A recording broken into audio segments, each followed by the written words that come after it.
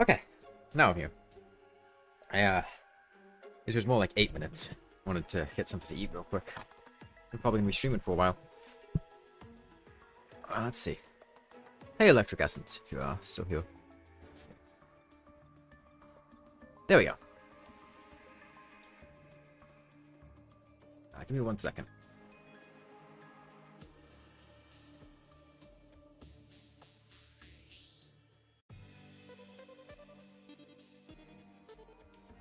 Okay, well. I should be in a good position to finish the game now. Let's see. This one here. I'd spent a little bit of time. Oh, well, that's fantastic. I'd spent a bit of time off stream, mostly just getting the stuff prepared so I wouldn't have to spend time grinding today. I caught a bunch of truffle worms. I caught a lacewing. I had done fishing for some more prismite, armored cavefish. I had gotten some damselfish, ebenkoi, hemopiranha, and I had also started to get this area ready to fight Duke Fishron. I think I might work on this a little bit to make it a bit better. But I got the dimensions high enough so that wyverns and harpies don't spawn, and enough space here so that he won't get enraged. I do have some mac and cheese that I'm eating, though, so it's going to take a sec before I'm ready to go over there.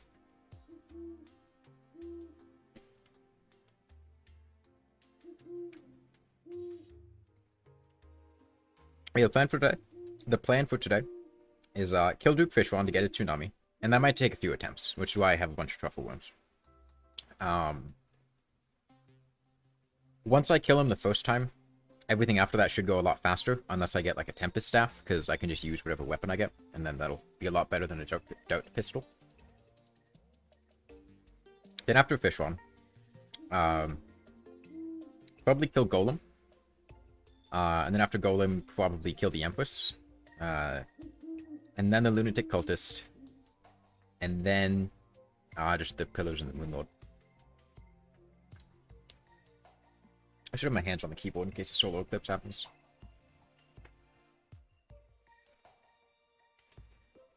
Okay, no, it's fine. But yeah, I just grabbed like an Easy Mac from the cabinet and made it. Mac and cheese is pretty good.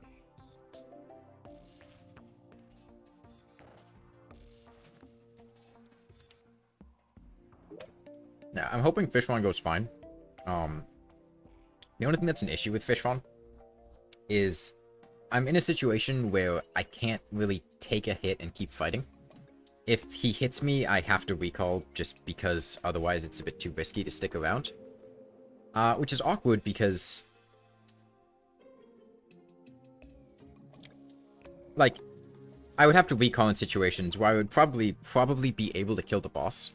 It's just I can't really risk making 2 mistakes in somewhat short succession.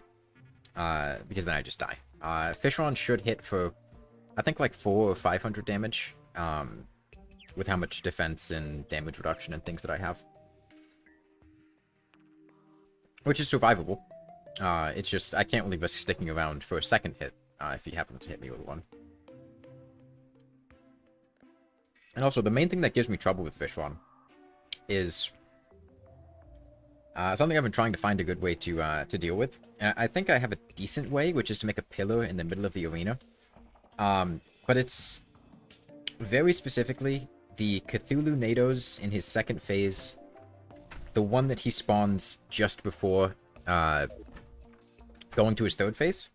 Like the one that sticks around, so like the transitioning from his second phase to his third phase.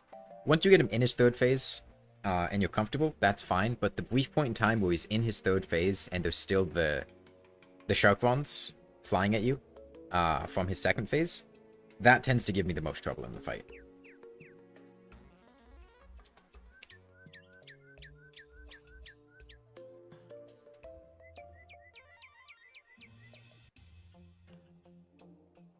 Yeah, I think I might go downward a little more.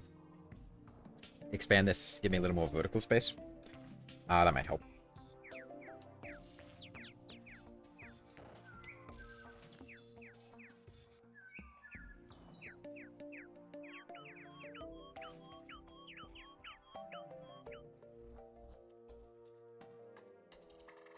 This place was corrupted, but I had used a contaminator to follow it.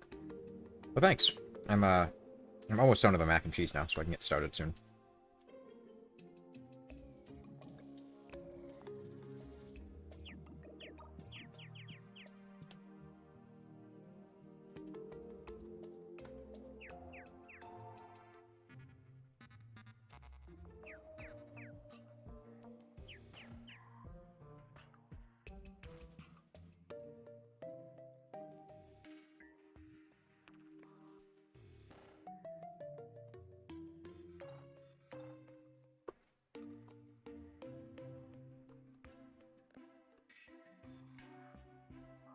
Two more noodles.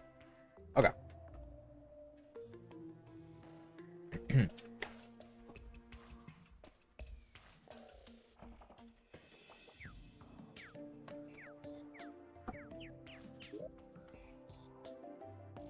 Okay, I'll contour over to this ocean. Make a platform so I can get down here.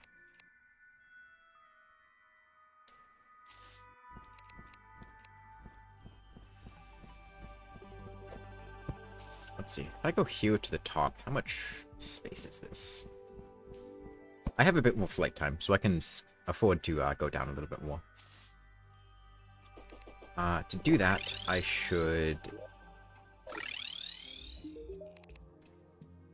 get some dry rockets.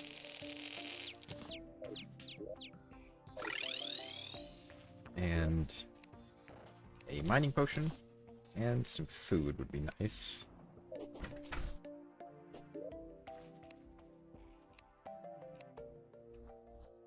I don't want to hold on to those. I have plenty of armored cavefish. I can do that comfortably. Your laptop went dead again? Oh, that sucks. Where is my proximity mine launcher? There it is.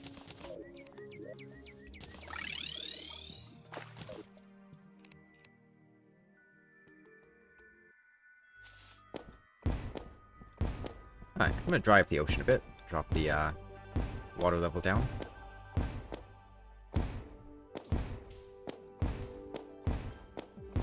Ideally, I'd like to be in a situation where flying from the bottom of the arena to the top of the arena is roughly all of my flight time. That way I can utilize all the space comfortably.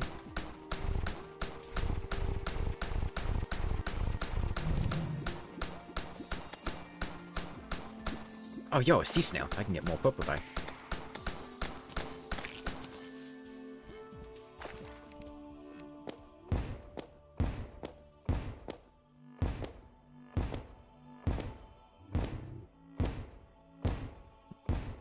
How's this?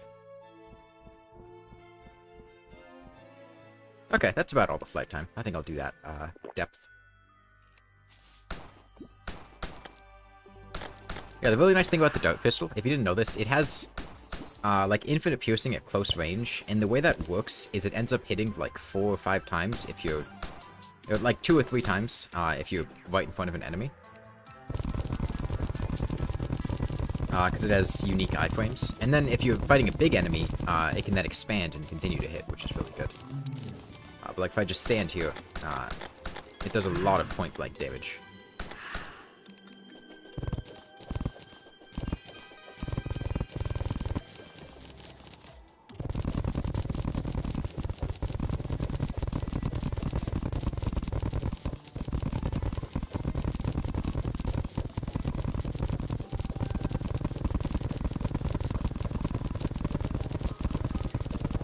Yeah, it's really cool. I like the dart pistol a lot.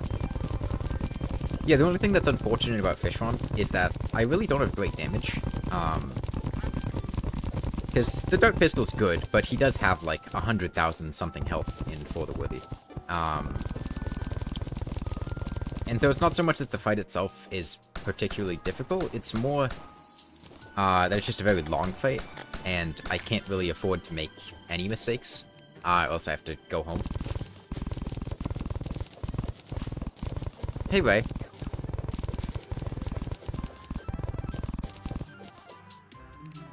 I'm familiar with ranger weapons. Yeah, a lot of them are very straightforward, but there are some cool ones. One of the things you can get that's really cool, this is a more recent edition, but any rocket launcher, the proximity mine launcher is just the one that the Cyborg sells. You can get dry rockets, wet rockets, and all that. Lava rockets, honey rockets. It's like the bombs, but you can use them with rockets. And then, like, dry rockets will help dry up the ocean. The proximity mine launcher is actually a really bad version of it because it only blows up when things get near or when it's got contact with a liquid. But if you just get like a regular rocket launcher or a grenade launcher or like a celebration, you can spread liquids very easily with the rockets that you get from the Cyborg. Like if you get a celebration Mark II and fill that up with different types of rockets, you can get very large amounts of liquids very quickly.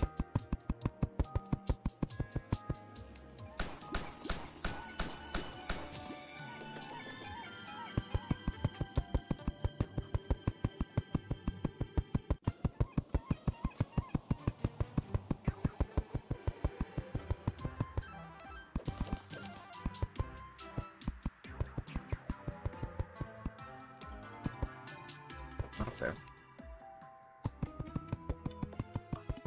I think, realistically, this fight is probably going to take, like...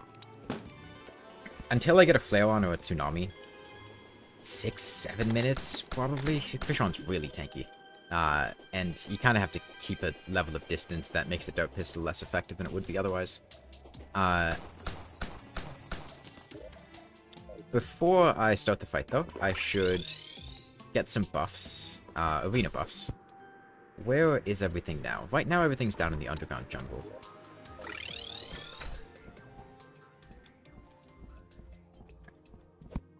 So we'll grab this Heart Lantern, this Bast statue. Oh, there's another Plantero bulb.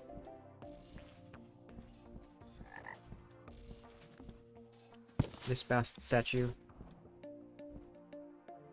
This Heart Lantern. Is that 2? I don't really want to stick around down here too long. Grab these as well. Yeah, yeah.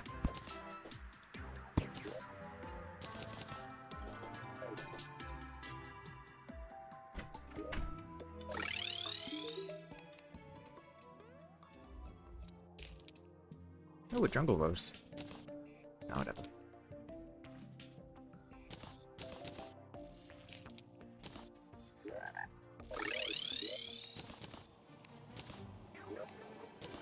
Okay. So say 4 Heart Lanterns, maybe 2 on each side. And then maybe 4 peace candles. And I want to build the pillar in the middle.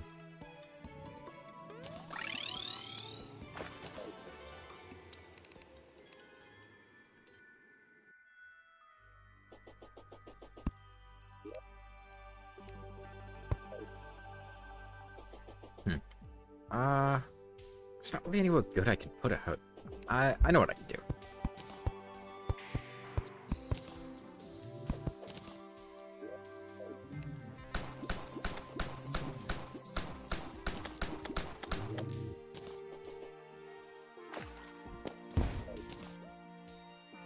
Oh, it needs to be 1 deeper.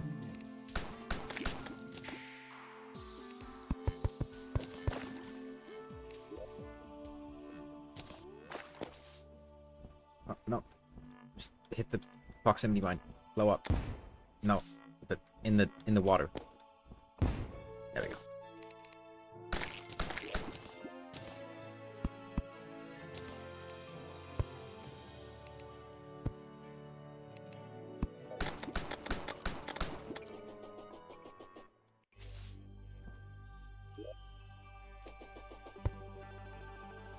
Put down the other Bast statue.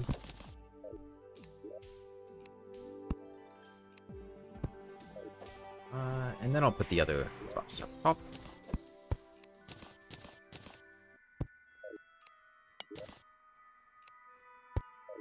Yeah, I forgot the peace candle down there. That's fine, though.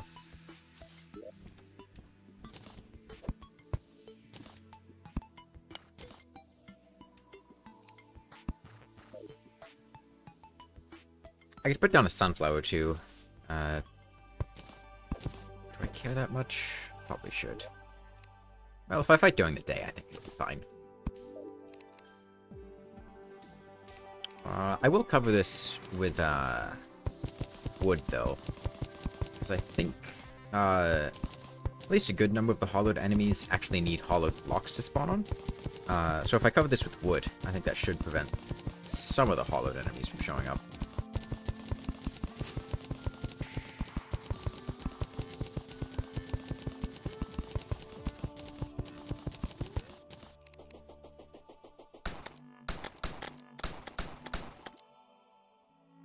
How did that mummy spawn?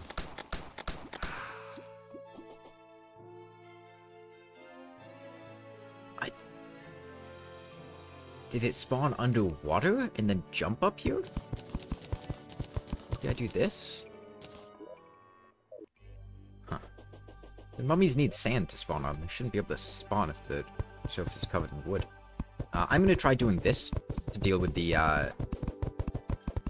Cthulhu Nado and the Sharpon stuff.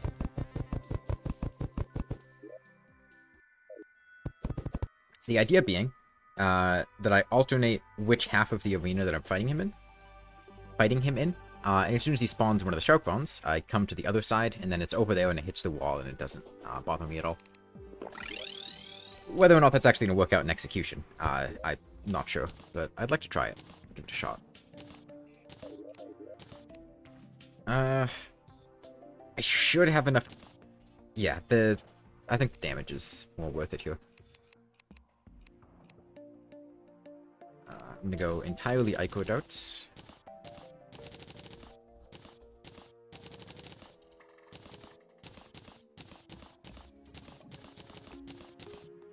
Okay, and now I need to get my buffs in order. Get the sonar potion out of here. Let me just clear out my inventory a bit.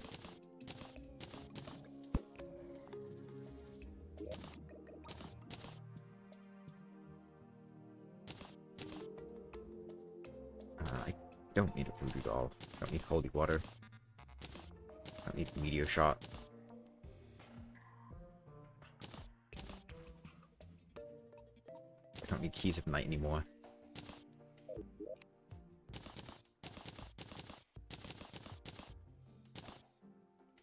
I have one more bastard statue I have to put down. Yeah.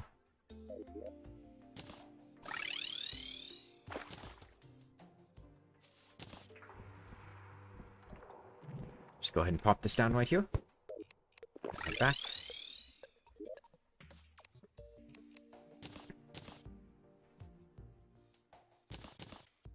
Okay, I'm gonna keep this next to my Dart Pistol. And I want Hunter Potions, Night Owl Potions, Shine Potions, Swiftness. I have plenty of Greater Healing Potions, don't need to worry about that. I'll take Gravitation Potions just in case, but I don't suspect I'll need them. I want to get some Wrath Potions, some Rage Potions, plenty of Endurance Potions, plenty of Life Force Potions. I'll take a couple Ammo Reservation Potions. Calming Potions, definitely. Take some more Hunters. Night Owls. Just top up on Shines. Iron Skins. Regenerations, and I also want well-fed buffs. Checking to make sure there aren't any exploding bunnies nearby as I go outside. What do I have plenty of? Specular fish, that's why I got them.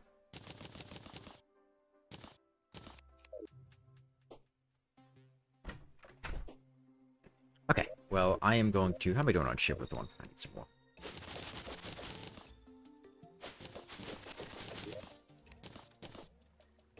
Okay, I will plant... I think... plenty of Moonglow. Actually need some Daybloom. Alright, I'll plant some Daybloom. I'm not going to fight Fishron at night, because gastropods exist in the Hollow, and there's also a chance, it's not a high chance, but there is a chance that I could accidentally spawn, like, the Empress of Light or something. At least if I was fighting before midnight. And I don't want her showing up in the middle of a fight with Fishron. Hopefully this works how I want it to work.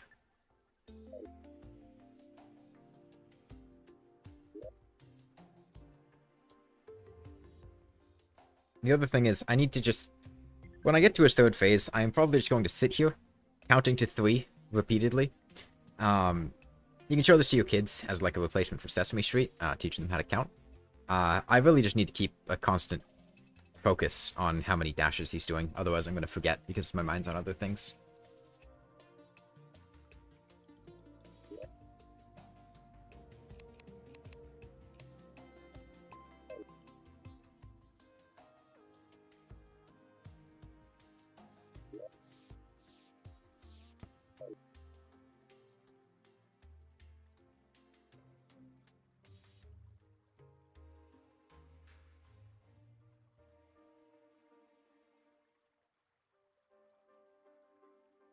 Guess I could move my gnome over there, too?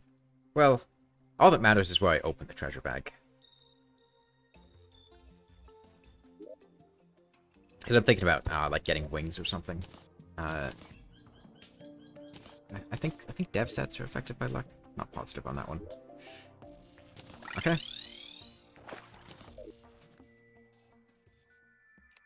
I guess there'd be a very small damage increase, but it's fine.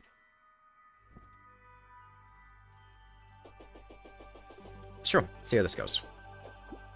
Worst case scenario, I could always just recall.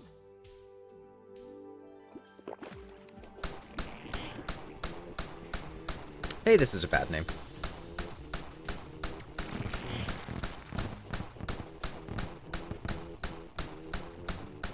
Yeah, the idea is to do this. Because now the Sharknadoes are spawning on the other side, and I can sit over here and not have to worry about them hitting me.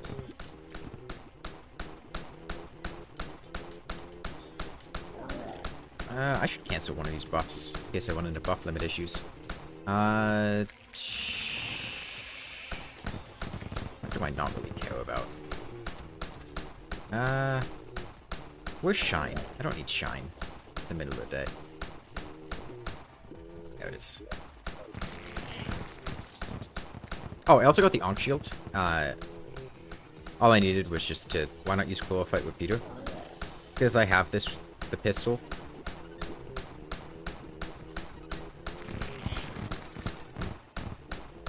I can't really be bothered to get more weapons. It works fine.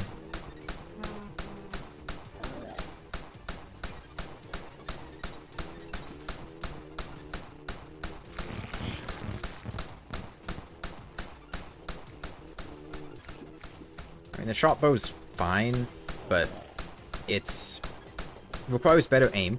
And I'm not even sure it's, like, better. I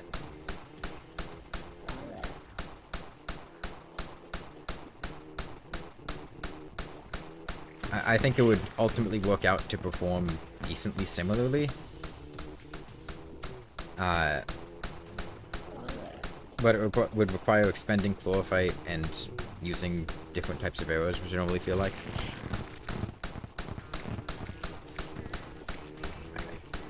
Oh, let's see. Paused in the middle of his dash cycle to go phase 2. This is the part I'm a little less certain on. Is whether this will work the way I want it to. I need to go up very quickly here. See, if I can get that consistently, that's what I want to have happen. I got hit by that Jargon, but it's fine. I want to try to... It spawns on the ground, is the thing.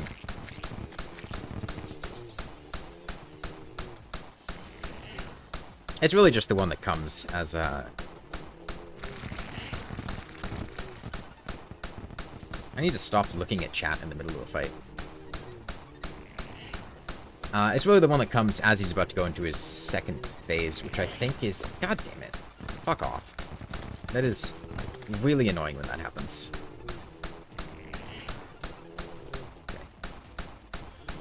Because the the thing spawns on top of you.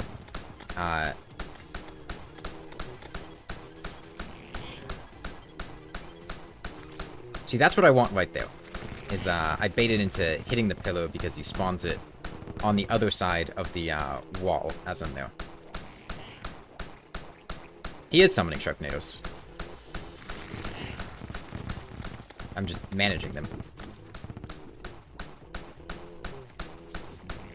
Okay.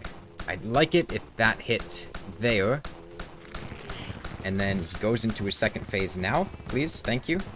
The third phase. Okay, now I need to count. I am not paying attention. 1, 2. 1, 2, 3. 1.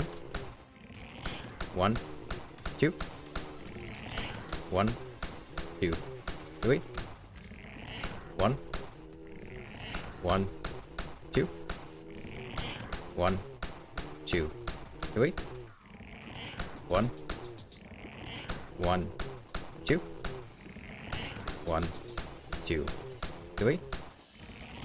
1. 1, 2. 1, 2, 3. 1.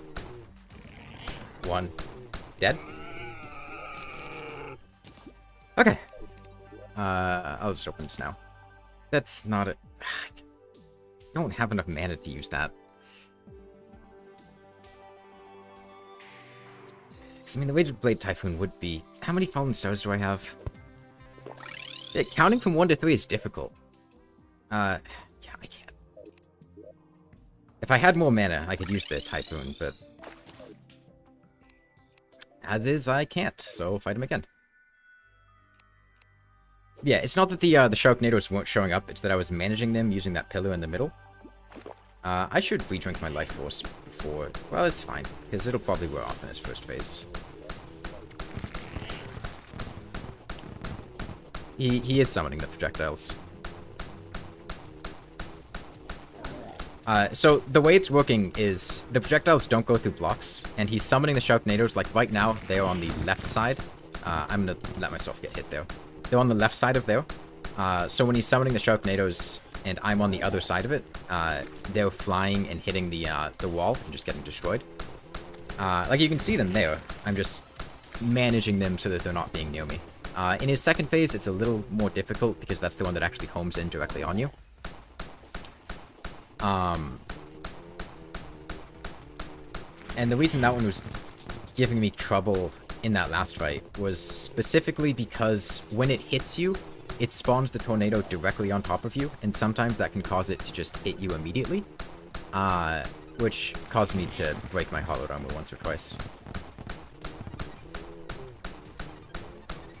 I want to make sure I drink the life force potion before the buff wears out. I don't think he's... I got hit by a Sharkron. I think it was only for like 200 something. Yeah, and the other thing is, if the projectile hits a block, it spawns on the block. So you can bait him. It's a little bit difficult to do because you have to be really fast about it, especially not with Great Wings. Without Great Wings. But if in his second phase you can get him to shoot the, I should have shot that bubble. Okay, I'm gonna drink this now.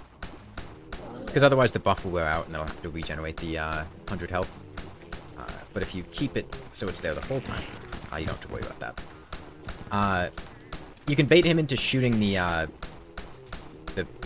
bubble, whatever, directly at you, and then go on the other side of a solid block, and then it'll hit the block and spawn on there instead of chasing you all the way. Like right there, I think he summoned it outside of the world, and it hit that Pillar of Hellstone. Here, I'll try to do it here, but it's a little tough. I would have had to do it, I think, a bit differently, though. It might hit this. Yeah. It also sometimes... It's a little inconsistent. Sometimes it goes to the ground when it hits you, and sometimes it spawns directly on top of you. There, I think it should hit that. Yeah. If you saw, it hit the wood, and it spawned on the right side of the pillar, instead of coming over to where I was. It's not the easiest thing to do, and it's not the most consistent, but it generally kind of works.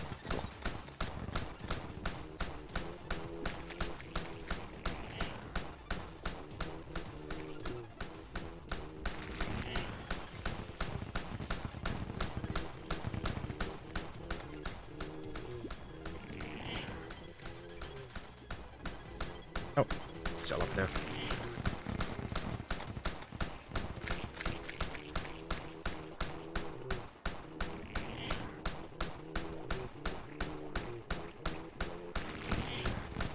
Yeah, the problem is I do have an issue with forgetting where in his dash cycle is in his third phase.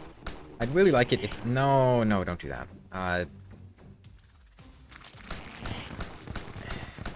This is gonna be awkward, but... Hopefully I can get... Okay. 1. 1, 2. 1, 2, 3. Nah, he hit me though. 1.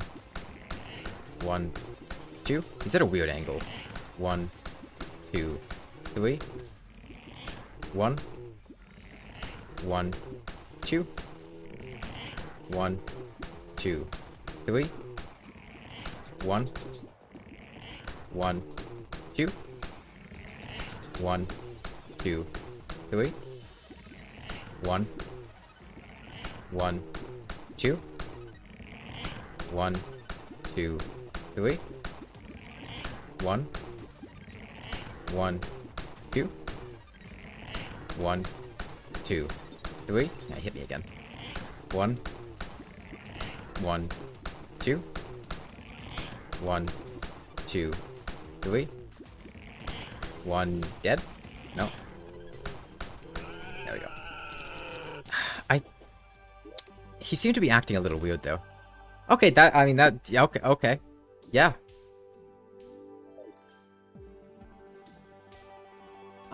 You don't need the frog leg. There are a couple different ways you can do it.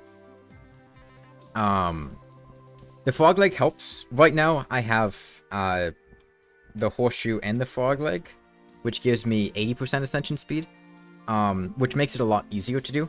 The bundle of balloons, if you have that, that's a very good way to do it, because the speed you get from the sandstorm and the blizzard can help you dodge them. You don't even need wings for that. You can get the gelatinous pillion, the alright, see ya. The mount from Queen Slime, that goes up and down pretty quickly. The King Slime one can do it too, it's just a bit more difficult, because you have a lot less control because you can't do any flight. But the gelatinous pillion can do it. If you're very quick with a grappling hook, you can grapple up, grapple down, to dodge them. You can do the dashes side to side.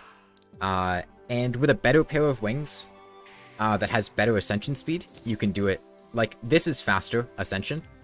So even without the amphibian boots, this one's fast enough that you can usually pull it off fairly consistently. I think I just got a message on something.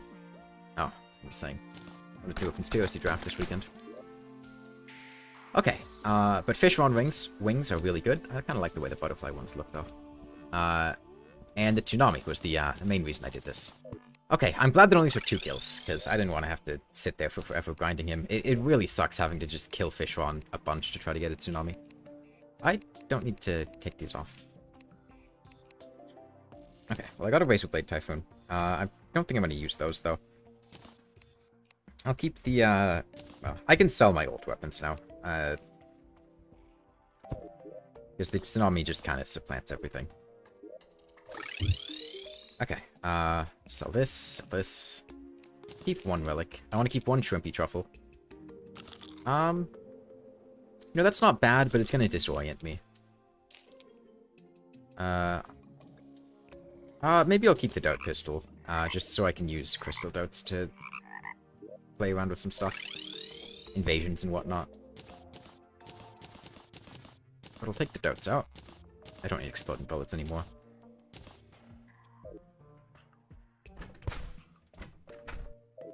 Okay, I will try to get a better reforge on my tsunami. Have a good amount of money. Unreal would be best. There we go. I can also, finally, I have a bow, so I can use my magic quiver. I'll swap magic luminescence for that.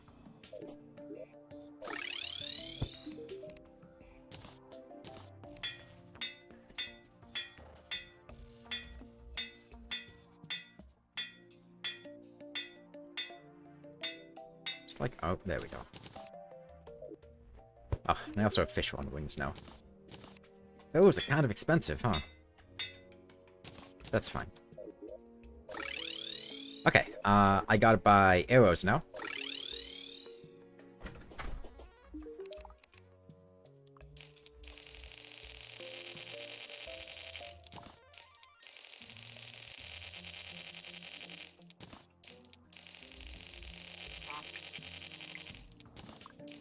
Okay, you make 150 at a time, 300, 600, 1200, 4800. So that's a stack of 804.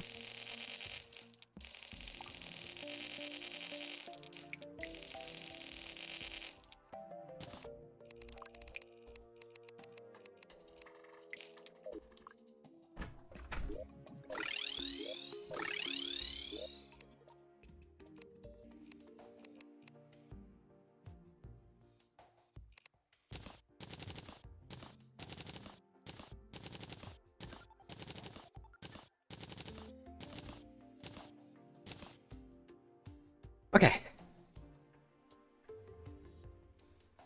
Golem is next. I want to go move my stuff back from Fishron's arena to Golem. I don't really want to do that at night, just because it's... it doesn't really matter, but I feel slightly safer doing it in the daytime. So I'll wait till day. And then go pick up my Basset statues, the Hout Lanterns, all those, and then put them back in the jungle. And then I'll get ready to kill Golem.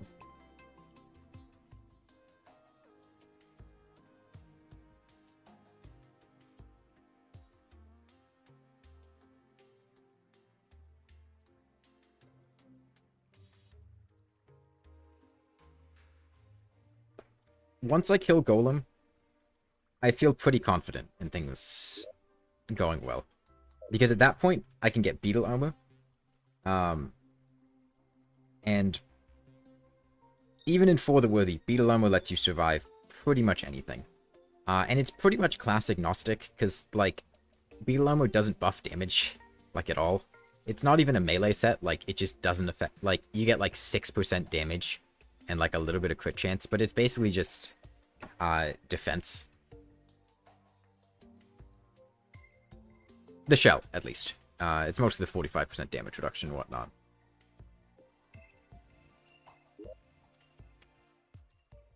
I'm glad I got the quiver, though. The quiver's really cool. Makes the, tsunami a lot better. Makes aiming a lot easier, too. I think the best thing I could get from Golem is... if I could get an Eye of the Golem to drop, I could upgrade my Ranger emblem to a Destroyer emblem. And that would be pretty sweet. I have to get used to not having Magiluminescence. I want a Soaring Insignia so I can get that, acceleration back. Okay, so now that I'm using a bow, I can use Archery Potions for even more damage. And I think that's everything. As far as, potions go. It's still the same as what I had before. Alright, let me pick up my stuff. I can leave the campfires, those are fine. But I want the Basset statues and the Hout Lanterns, those are the big ones.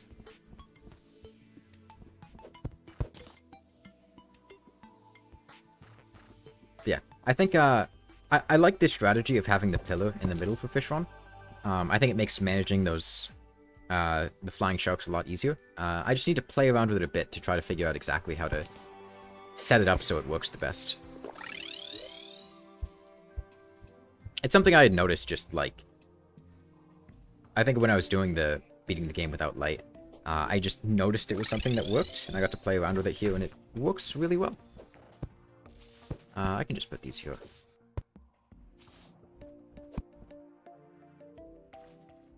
Okay.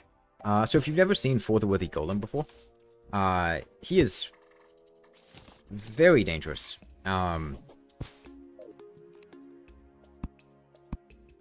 And as a result, I am not going to be taking many risks with fighting him. I am going to be bringing him out here into the arena that I fought Plantera in, and killing him there.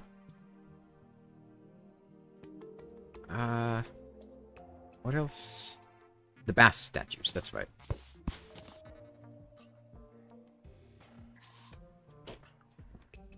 He's very fast in For the Worthy, is the main thing. Very fast and very small. Thankfully, the tsunami does enough damage that shouldn't really be an issue. That's, kind of the point behind getting it. You can do that. The problem is, it isn't always consistent, because Fishron isn't always... Well, it is kind of consistent, in the sense that if you're there, only the bottom of it will be there, and then it'll spawn to the top. And that's part of what I was doing when I was doing it blindfolded, is I was using gravitation potions and sitting on the ceiling a lot to get them on top. But it's not completely consistent. Because Fishron isn't always... So they're completely eliminated if, like, you're on the ceiling and he is above the ceiling, and then he shoots it from there, and then he shoots downward.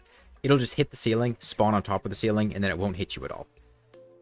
If he's underneath the ceiling, it can hit you, and then sometimes it spawns on the floor, is the thing. I don't really know why it does this sometimes, but sometimes it'll spawn directly on you, and sometimes it'll spawn on the floor underneath you. And so if he's underneath the ceiling and shoots at you, sometimes it'll spawn on the floor. But it is a generally decent way. Let's see how much damage this is. Okay, and that was only 2 shots hitting. Okay. So, another neat trick. Let's see, where's the traveling merchant? He's gonna drown in the pool of water again. Oh, I have Fishron wings, that's right. I have Fishron wings, that's right. No. Move fast in water now. Forgot about that one. So, neat trick for Golem. It depends on your distance from the floor. That would make sense. Yeah, that sounds right. I can sell this meteorite now. So yeah, if you set it up correctly, so that the ceiling was low enough, it would probably work then. If that's the case. Okay. I need to figure out.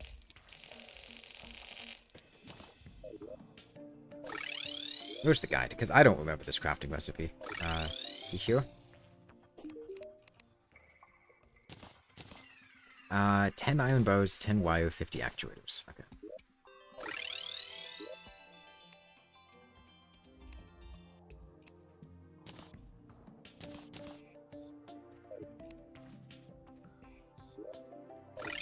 Okay.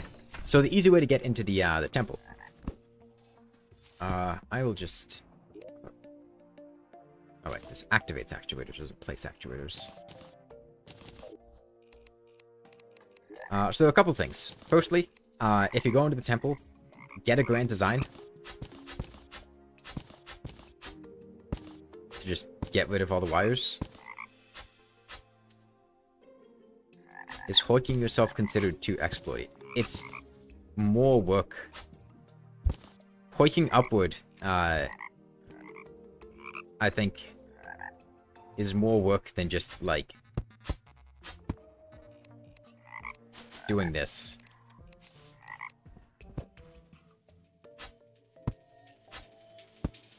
I'm gonna pop these.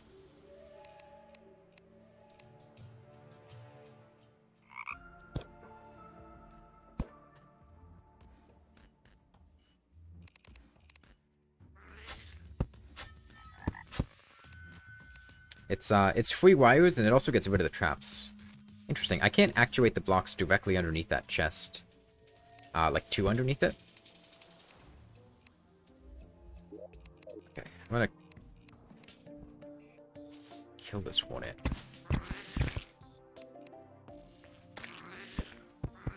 And then I'll recall home.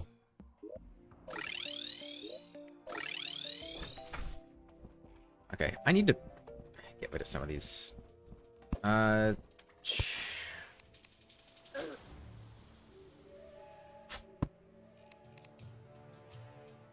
should fix it.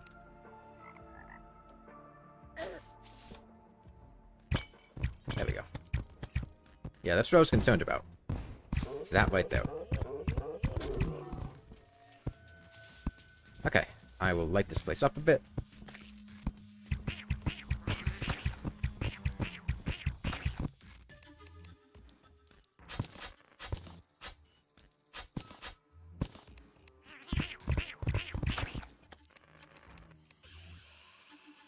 Oh, okay. But yeah, the reason I don't want to hoik in here is because the hoik gets me in, but it doesn't get me out. Although I might just use a teleporter. Well, the hoik can get you out too. It's just, I think it's more work setting up the hoik than it is just using the grand design and actuator rod.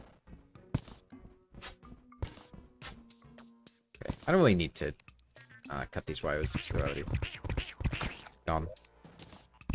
So I can get my power cells. Oh, I got a Yellets.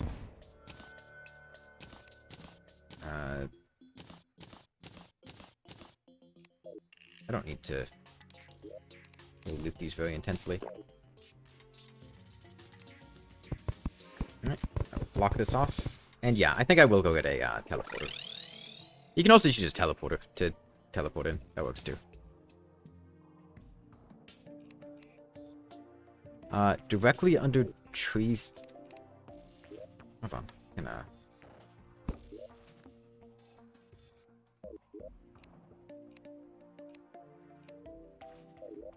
I quick stacked my wire somewhere. I wasn't paying attention.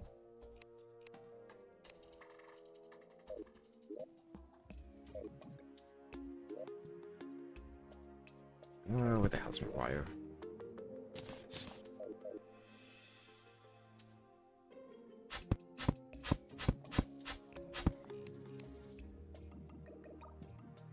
That is strange. That is very strange. I guess chests are the same way, yeah. Okay, which potion was here? God damn it.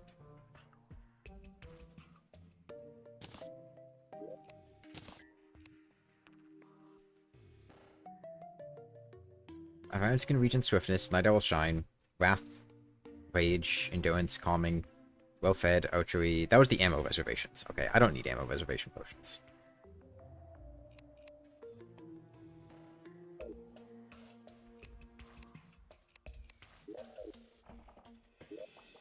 That'd be pretty cool, yeah. Okay, I want 2 teleporters. Just, sell, I don't need a pygmy staff.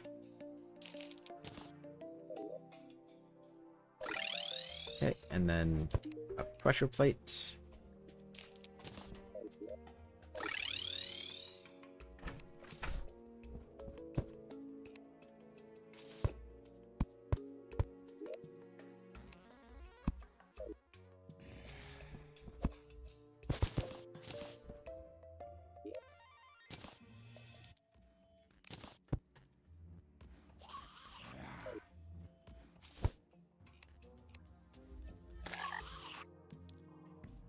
Close these back off.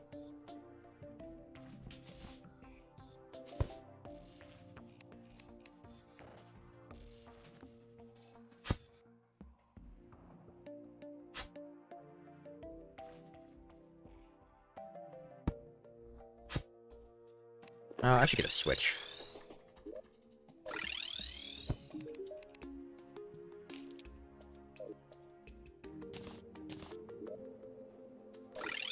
God, my door is a mess right now.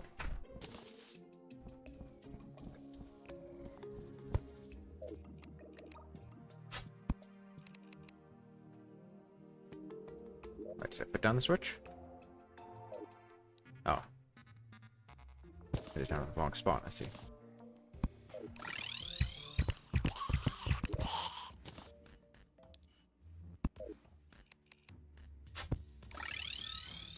Okay. This should be fine for Golem now. I'm gonna go clear out my inventory and then I'll prepare to fight him.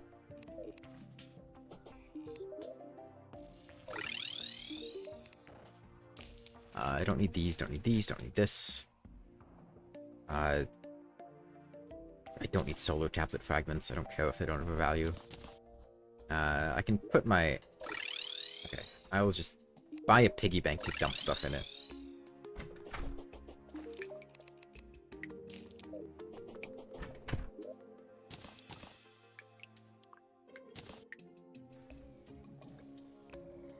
Don't need a guide to critical companionship anymore. I don't need my truffle worms on my rod.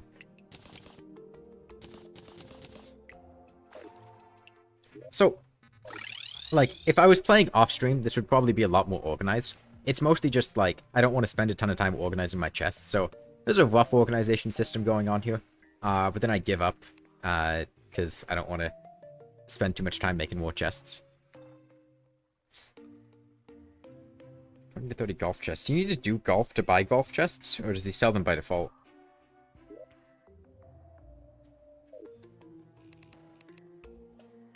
There's no golf chests are a thing, but I don't remember ever seeing them. And I don't know if that's because I just never look at what the golfer sells, or because you have to do golfing to get enough golf points to buy them.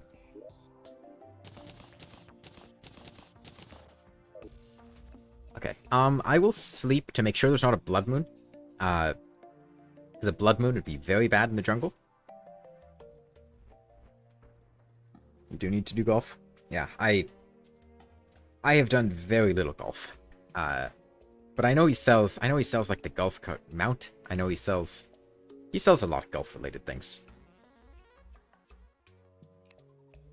Okay. So to do this effectively, I think I want to pop buffs. Let's see how well this works. Oh, he hit me. Come on, there we go.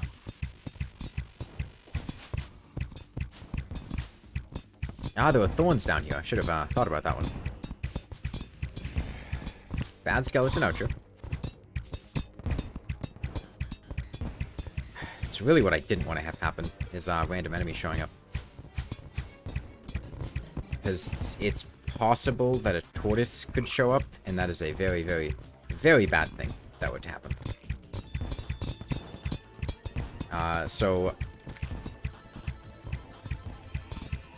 I'm paying more attention to the ground underneath me than I am the boss. Mostly just keeping an eye out to make sure there's not any tortoises. It's pretty important to get his hands down before his second phase, especially in For the Worthy, because they go light speed if you don't.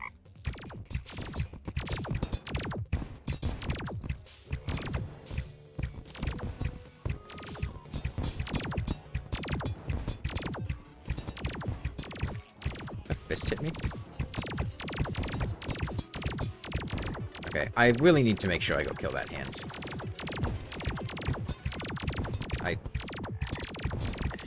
Okay, it's dead.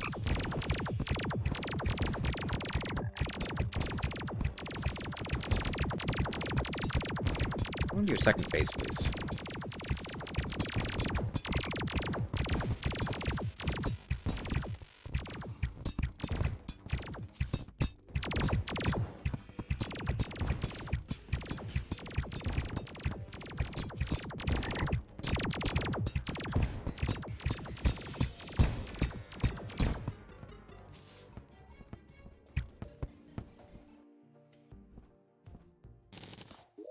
Okay. Get me out of here. 20 beetle husks. Is that enough?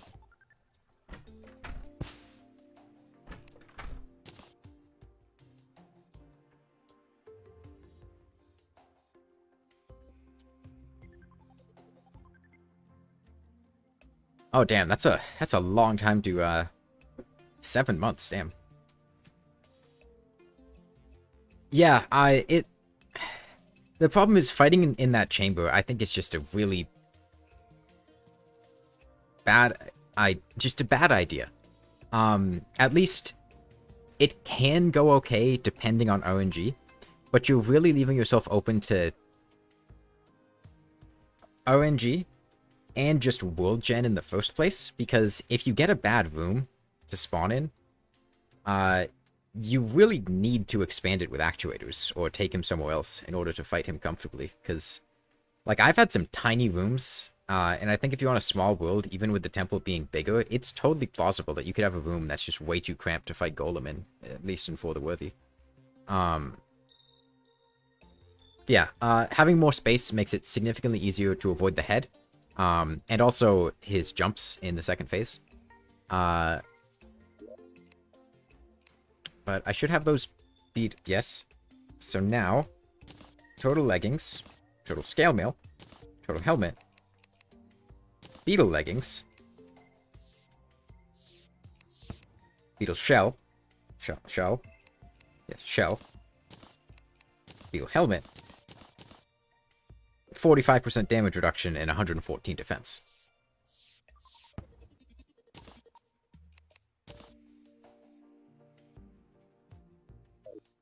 I could fight the Empress tonight, but 5 minutes might be cutting it close. Beetling is amazing. I love beetle armor. Can you dye the beetles? Can you dye the beetles? Does Critter Shampoo dye? Oh, hold on. But this is... I don't know if it's not getting dyed or if it's just, like...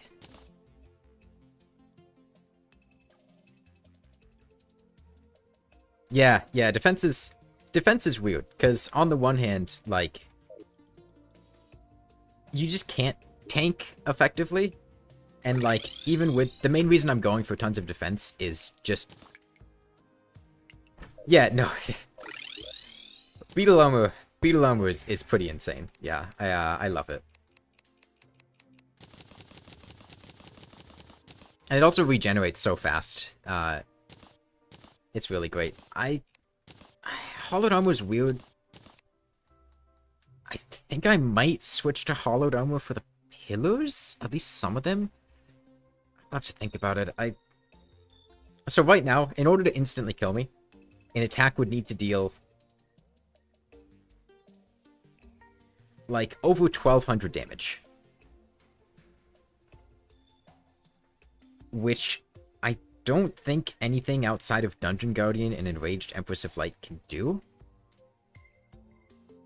Unless you get, like, a really bad damage roll with, like, a turtle or something. And especially, like, with an Endurance Potion, I should be very safe. Which is great, because, you know, not dying is kind of the intention. I'm gonna keep my potion supplies stocked up.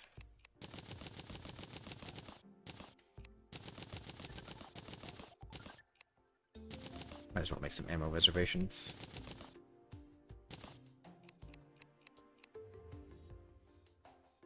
No, totals do a lot more than 600.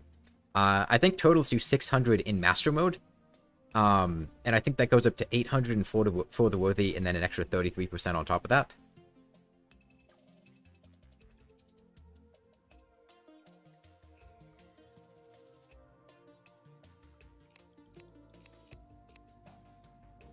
Totals and Clowns are the two... Clowns are another one. Chattering Teeth Bombs and their projectiles just do insane damage. I'm running low on Blink Root.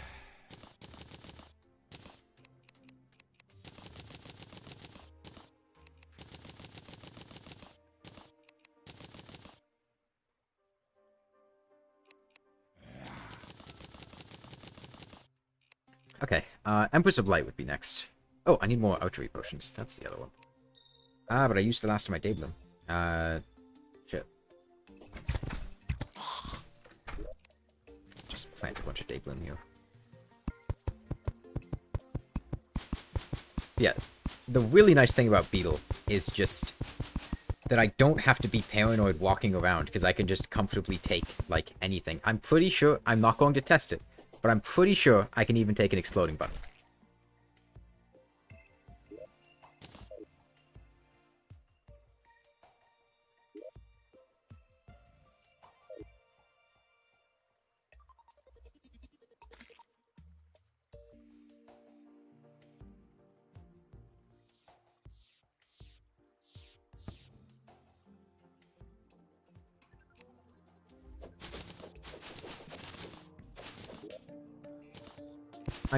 From what I've seen from the times I've died to exploding bunnies, I'm pretty sure they hit for like just over 1,000. So I'm pretty sure with the fall beetle thing in the explosions to ignore defense. I don't think so. Unless that's specific to the exploding bunny. Normal explosives don't.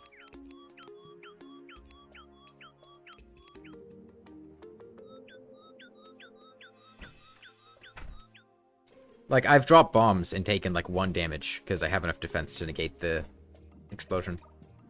What was I doing? Oh, tree potions, that's right.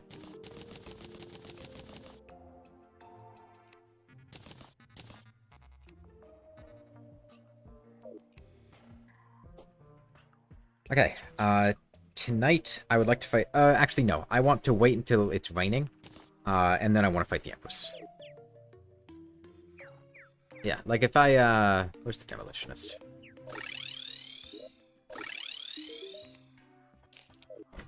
If I do this...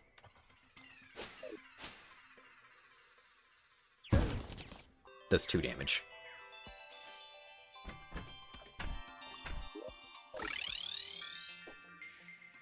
Miss Holy Hand Grenades. Those were on the 3DS. Was it console or just 3DS?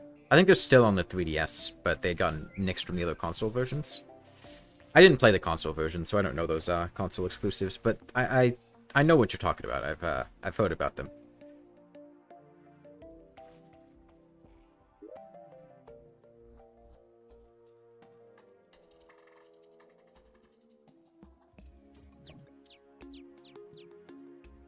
Once I get the insignia, I can drop my balloon too.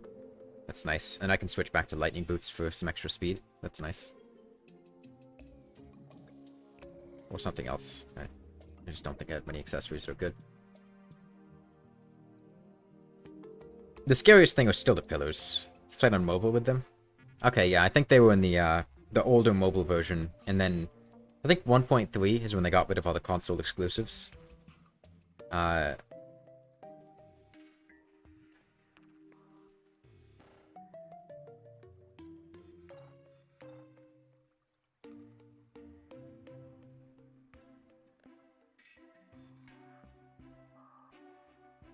Yeah, didn't someone mention this the other day, and like, I don't always build things that just look extremely plain and boring. It's just, like when I'm playing a hardcore character, I'm not gonna sit here for a long time trying to build something that looks cool.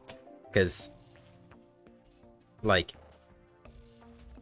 I'm pretty sure they took them out of your inventory and replaced them with something else. I think Golden Bunny, if I'm not mistaken, is what a lot of the stuff got replaced with. They got, like, completely removed. They're no longer in the game. You can't get them. If you want them, I think they're still in the 3DS version and the old-gen console version, like the Xbox 360 and the PS3, which I guess is old-gen now. Yeah, they're completely gone. This is... So right now I want to fight the Empress. And the way that I want to do that is with the Shrimpy Truffle, because then I don't have to worry about arena building or anything. I can just fly, and it's fine. Because I got plenty of space here. The problem is I need to wait for it to rain. I could make a setup with bubble blocks, but that's more work than I want to put in. I just really hope it rains.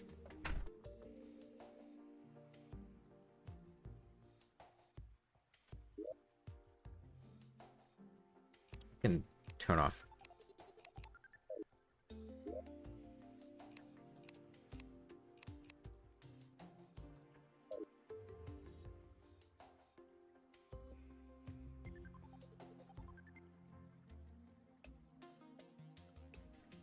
Rain is good. Speaking of rain, I'm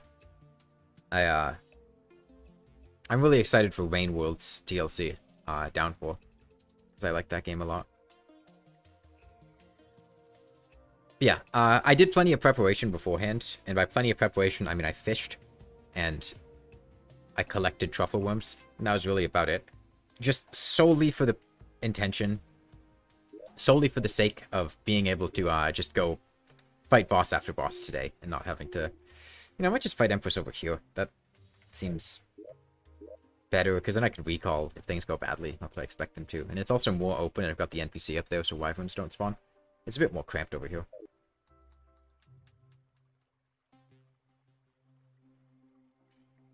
This is just the annoying part, though. If you want to use the shrimpy truffle, you need to wait for it to rain.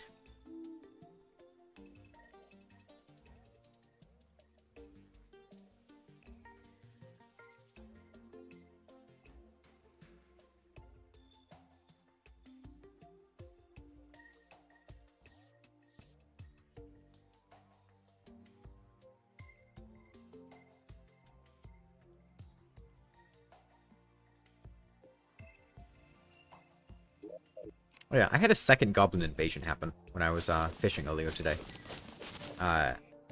Still haven't had pirates or blood moon, and only the one solar eclipse, but 2 hard mode goblins so far.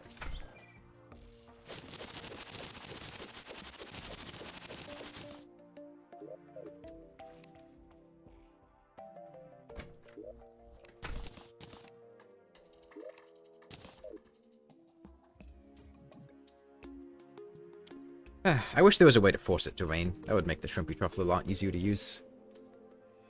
Aggressively, at least.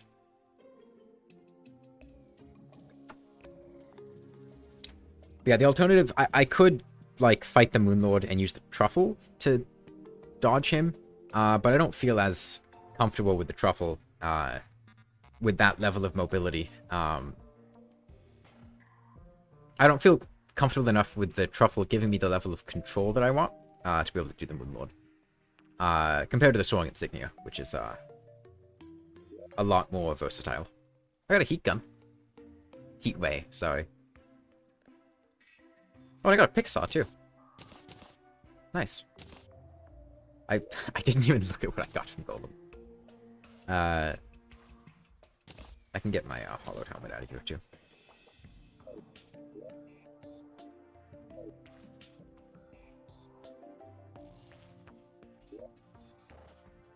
Yeah, Beetle's usually my go-to armor set for doing, like, low damage stuff.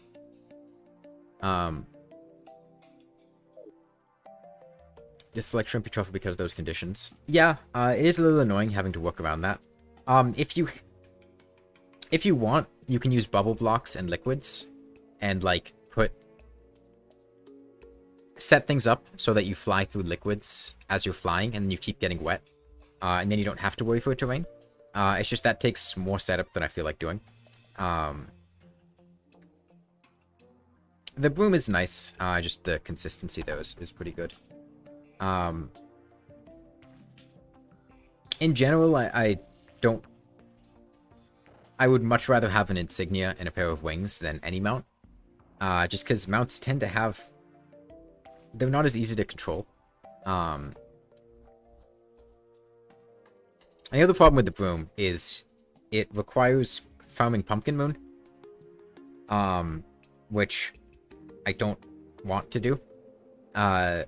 Getting Pumpkin Moon in the first place requires going to the dungeon and getting Ectoplasm, and then after that you need to do Pumpkin Moon, which, with how much health things have in For the Worthy, makes it kind of annoying, along with the fact that it's a pretty dangerous event if things go poorly, because it's difficult to get away. Like, you can't just recall home like a boss fight. If things don't go well, you kind of just need to leave. And if you do plenty of setup, you can take it pretty comfortably and pretty safely. But that's not the type of setup that I have here to get ready. So I don't usually get the Witch's Broom that often. Jesus Christ, would you rain?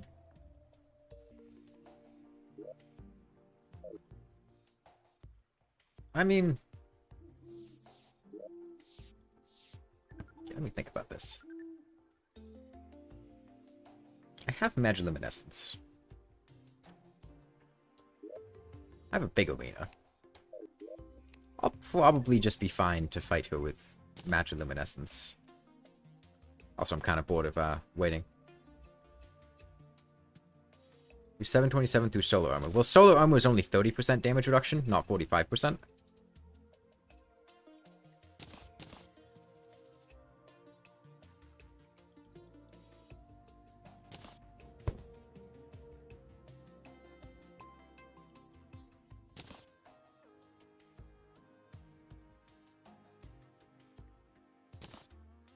Yeah, if you're playing as a summoner, you definitely want to do Pumpkin Moon.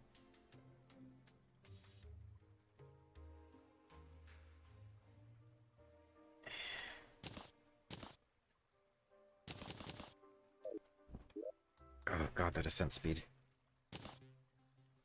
Problem is if I don't... Maybe I do this.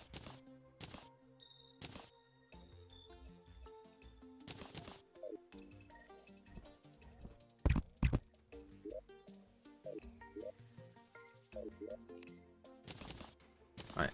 Mostly because I'm lazy and Nighttime Empress isn't that dangerous. I'll just give this a shot here and see how it goes.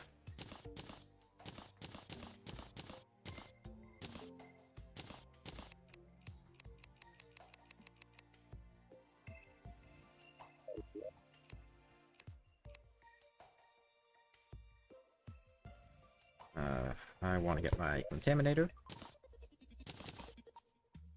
New solution. And my Lace Ring.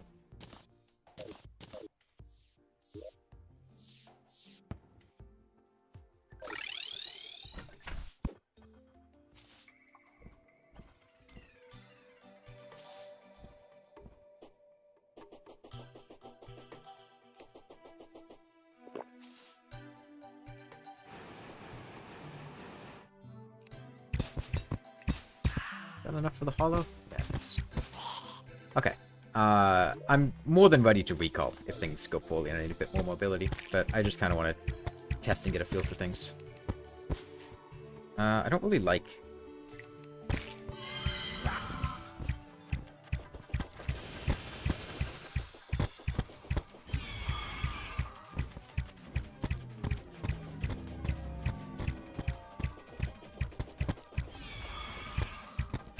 I think Magiluminescence might help, because the last time I did this, I remembered having just a little bit less horizontal speed than I wanted, but I didn't have Magiluminescence back then, because it wasn't in the game. So I'm hoping that that'll give me the little extra bit of horizontal speed I want. Also, if she does hit me, she does like 29 damage, so it's not like it matters.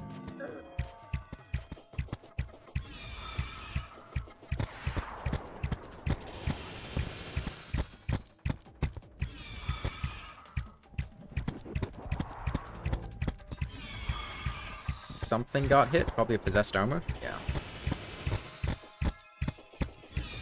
Well, I hope I have enough time. I might need to recall on time. I didn't realize how late it was. If it gets past 3:30, I'm just gonna head home.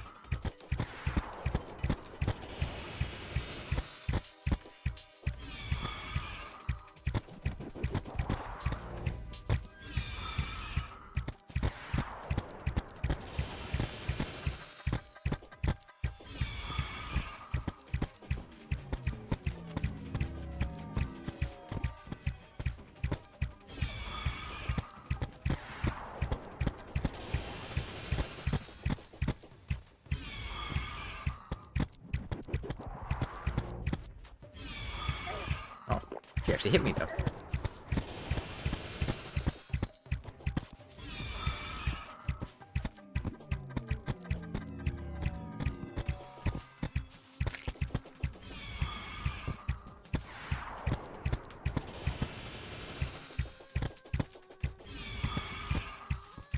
Okay.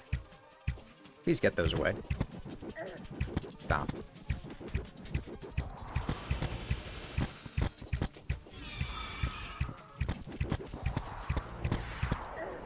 I'll have to leave. I don't really like that vertical mobility much. Oh shit, she's still here. I thought she'd leave. There we go. Yeah, the same thing had happened last time.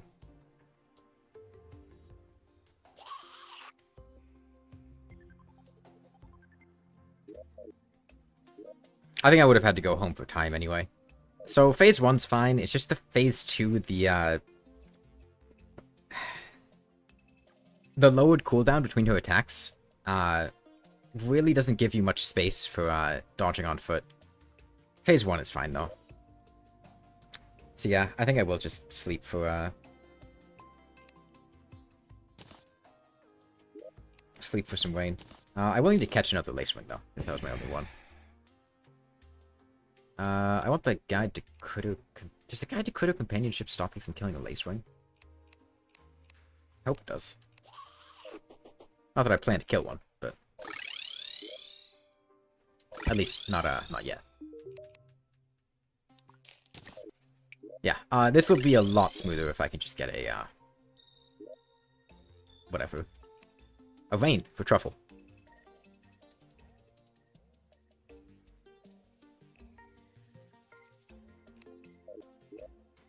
Yeah, that's the difference between the melee hit, because she hit me with melee for like 350, something like that. Because I had accidentally gotten clipped by one of her dashes at one point. But then her projectiles deal like 20 damage.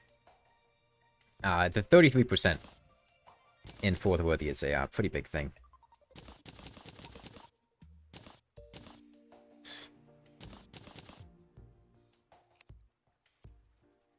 Okay, well, next day I'll go to the Hollow and try to catch a Lacewing.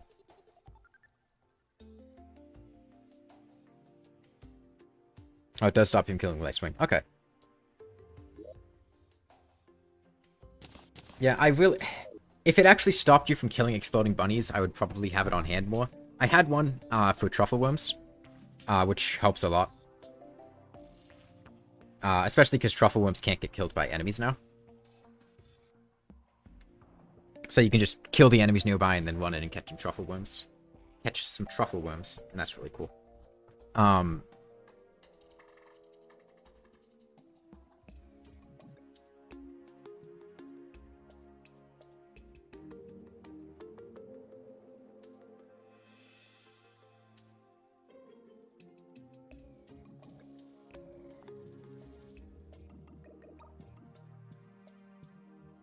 What are the odds? I'm gonna look up online the odds of rain at any given point in time. Because I've gotten plenty of rainstorms, it's just not. I don't want here. Let's see. Terraria rain. That's for 24 minutes. It's good. It's good. It's a blizzard and a snow biome.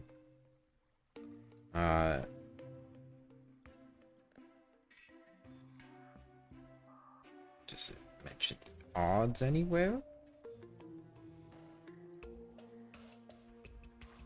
The chance of rain occurring is permanently 18.2% and does not fluctuate for between 2 minutes and 24 seconds. Oh wait, no, that's as the world is being created.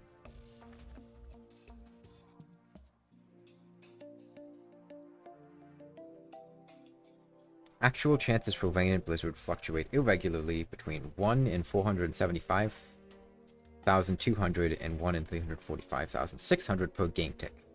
For a full in-game day, the chance of rain can be anywhere between 18.2 and 25%. This is equivalent to rain occurring every 45.5 in-game days, or every hour and 36 minutes to 2 hours and 12 minutes of in-game time. I've heard that. I don't know if that's true, Electric Essence. But the problem is I don't have any ladybugs, I don't think.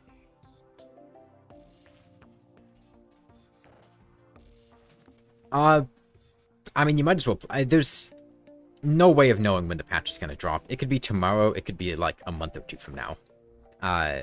It depends how much they want to add and how much they want to refine.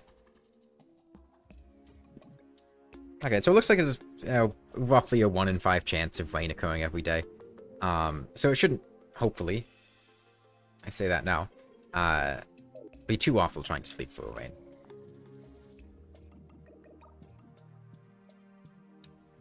Send me a message on Discord. Oh.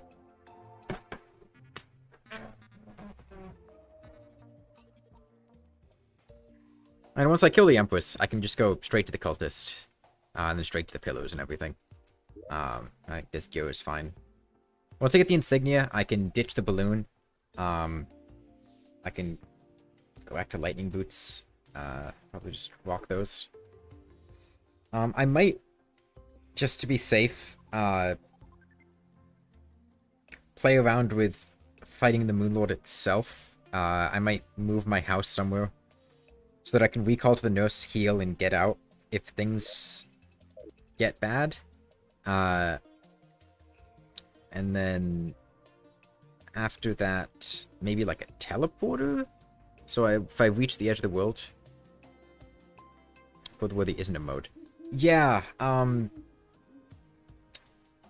they might be adding some kind of multi-seed thing. Like I know there's been a decent interest in it, and there are mods that let you apply multiple seeds to a world. And the new seed might include for the worthy changes. It might not. But I am interested to see whatever the seed is. And the problem is, the for the worthy changes, some of them are really cool, and some of them are just kind of meh. Like, I do think it's better than being an officially supported mode, because I don't think all of the changes are good or balanced enough to actually be things. Hello, Jero. Right now I'm sleeping for a rain to use the shrimpy truffle against the I completely forgot. The whole point I was doing this was I wanted to catch a lacewing. I just slept through the night though. I'll have to remember the next day.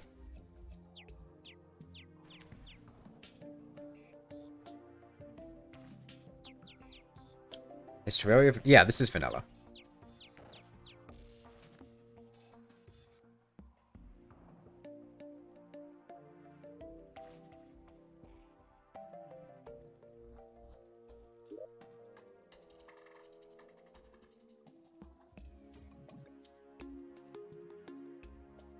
Maybe I do just fight the Empress here. There is actually, like... Well... I don't know. I kind of like being over there, because then I can recall the safety. Can I play Calamity someday? I might. Did Calamity just get updated to 1.4? That was the main thing that I was holding off on, is I didn't really want to go back to 1.3 to play Calamity. But did it just recently get updated to 1.4?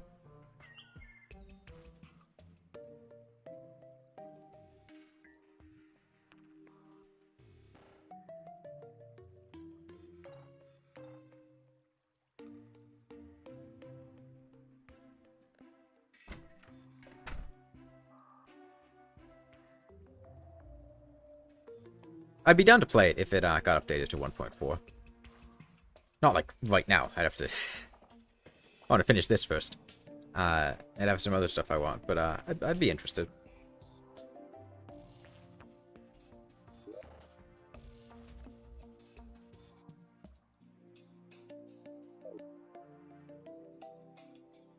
I have any battle potions? That would help with the finding the lacewing. I know I have a water candle over there. It was ported 2 weeks ago. Okay, yeah. I'd be interested to try it then. There's some balance changes needed in 1.4 Calamity. Okay, I might wait a bit longer until those are sorted out then. What boss do I need to kill? Well, I just killed Golem. I am waiting to kill the Empress of Light, and I want to use the Shrimpy Truffle from Duke Fishron. Which means I want it to rain. And I'm just waiting for it to rain so I can use that and kill the boss. And then after that, I just have the Cultist and the Pillars and the Moon Lord left. 2.0.0.001. Yeah.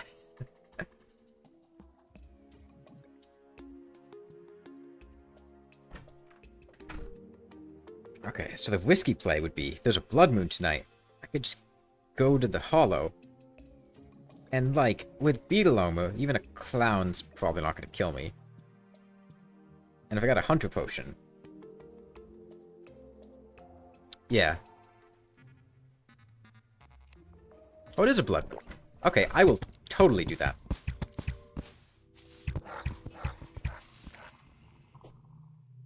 Okay.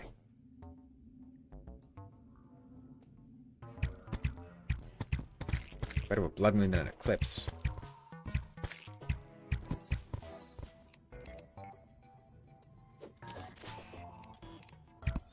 Okay, I'll catch a couple Lacewings, just to be on the safe side.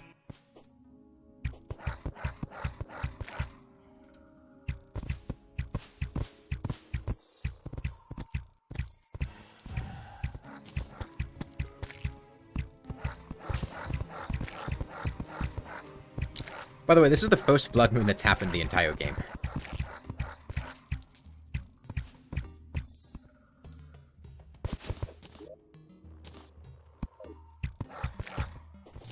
1.3 team mod loader. I haven't really done much with modded Terraria. So I can't really speak on it too much. But I did like 1.3 a lot.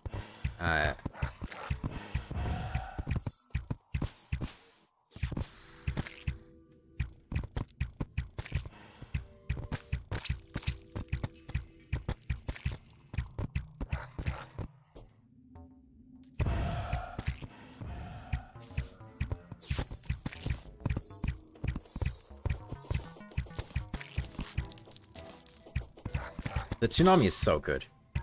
I'm expecting the devs are probably going to do some rebalancing, either Duke Fishron or Duke Fishron's weapons, in the next update. And I really hope they just make Duke Fishron more difficult and not his weapons bad. Because I really love the tsunami.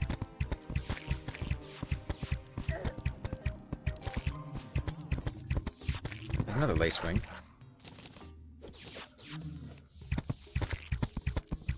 Kill the Empress in the morning? No. I'm not a summoner, and I am not equipped to do that comfortably. Maybe after the Moon Lord and I get the Starboard, I'd feel better doing it, but I don't have an arena setup, and that's really not something I want to just walk into with a shrimpy truffle. Okay, it's... yeah, but it's a blood moon. God damn it. It's fine. It's fine. I can do it. It's fine.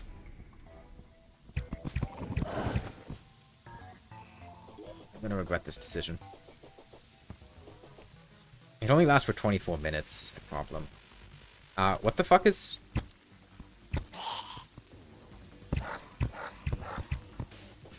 Oh, that's the cultist. Okay, it's because the cultist. I was really confused why there was boss music. Okay, fuck it.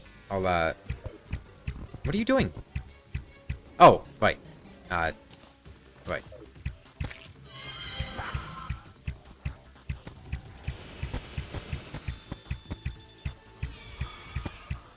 I'm in the air, so, like, it's not... I can do that. Yeah, I can fight her for daytime once I, beat the game. See how that goes.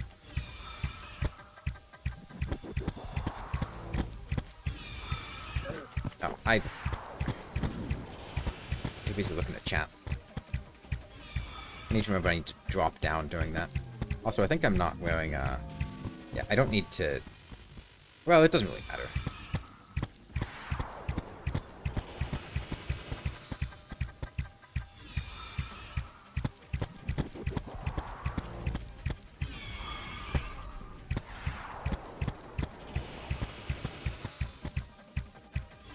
The only thing that I need to be careful about is going high, because wyverns could potentially spawn.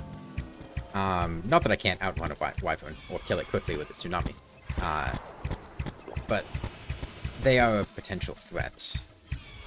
Gotta go back this way. Oh, but not. Come on. There we go.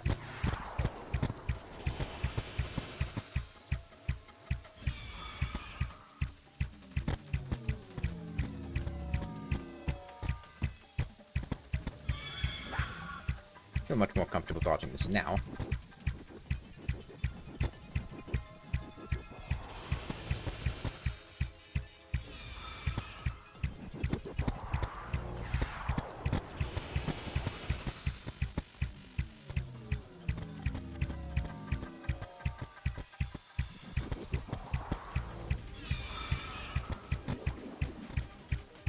Do it.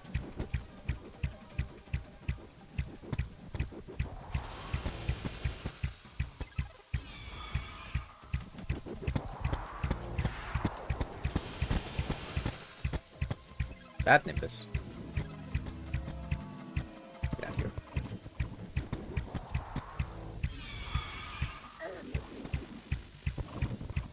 I don't want to have a Nimbus over there when this is happening. I also don't want werewolves jumping up and hitting me.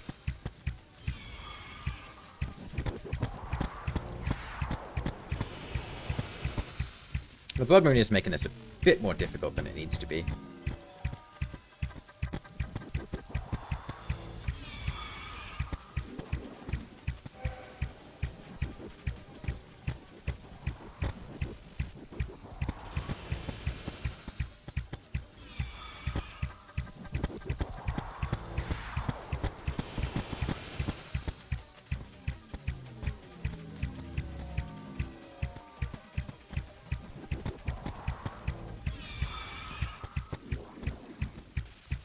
I love the sound design on this boss. The attacks just sound nice. Okay. Oh, yo, the light pet. I'm just gonna stick here for the rest of the night. Oh, yo, the prismatic die.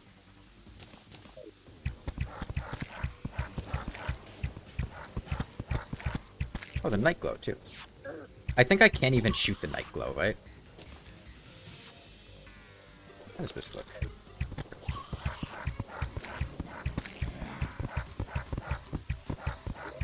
Because it takes... Yeah, it takes 23 mana. I only have 20. Now in the morning. After I kill the Moon Lord, I'll fight you in the morning.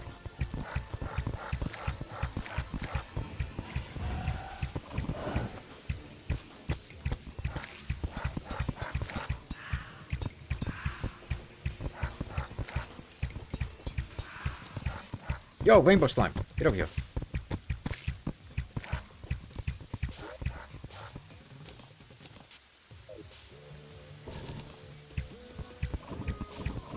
Ah, bad clown. Even with beetle armor, that's still not a hit I want to take. If you've never been on the receiving end of a clown bomb before, it's not a pretty sight.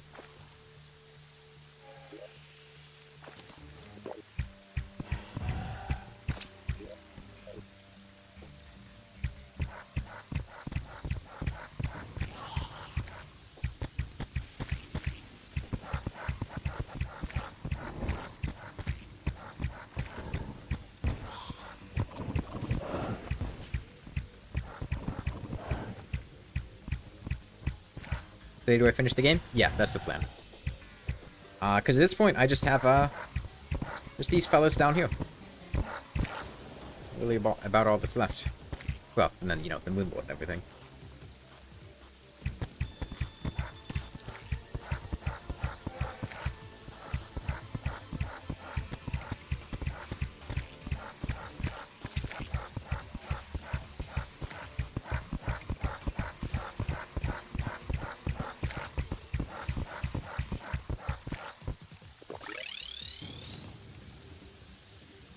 Okay, time to just sell some stuff.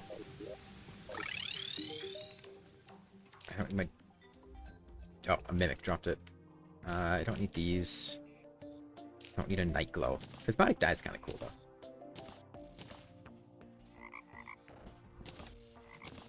Sure, I'll have, Rainbow Butterfly Wings.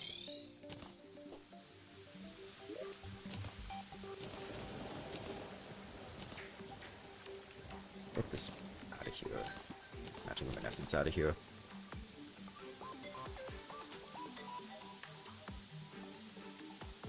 Yeah, more or less. It's aside from the one zombie that got through that block somehow. Yeah.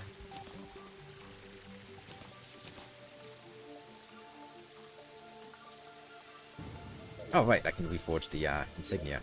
Insignia is expensive, though, isn't it? Yeah, that's rough. Armor is fine.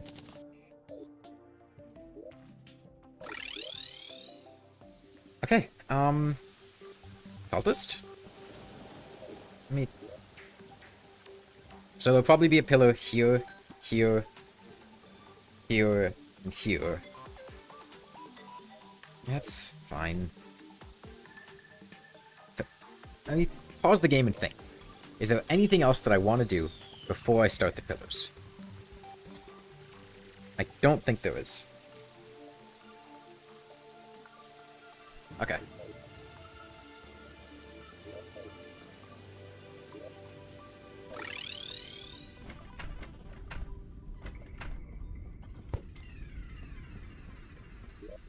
You know, I could probably just get rid of my boots altogether, but I'll keep them handy just for, no, fuck off. No. Absolutely not.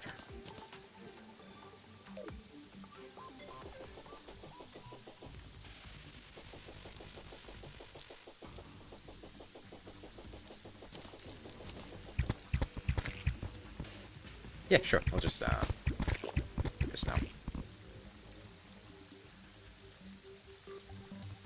Hello? You gonna... Oh, okay. No, I mean, if I'm in the pillars, it's not gonna... I can do that after I start the pillars.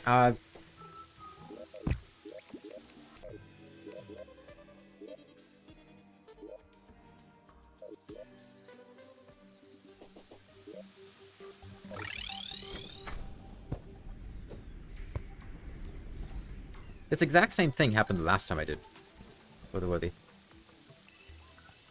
I don't speak Spanish. I saw the word cooperative something in there, maybe. I don't speak Spanish though. Okay, there we go.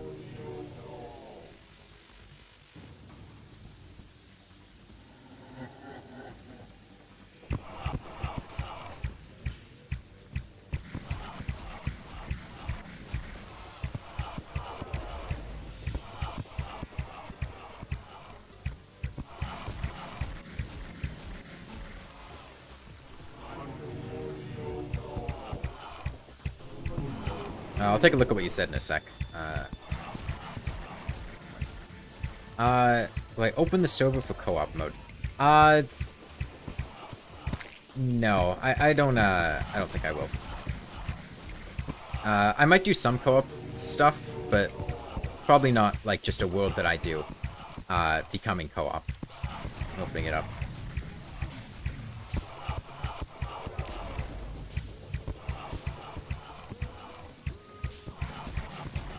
Partially because I don't have a setup to host a server that isn't based on my IP address, and I'm not keen on giving out my IP address.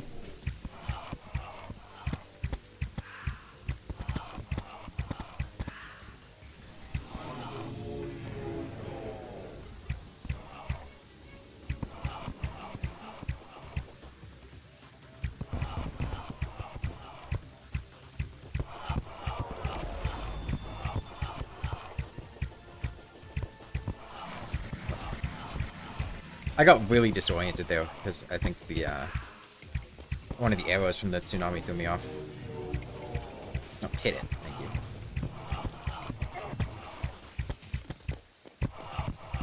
Okay, I do need to be careful about these, because the, those purple projectiles do an insane amount of damage. If I wasn't wearing Beetle, it would probably be a one-shot.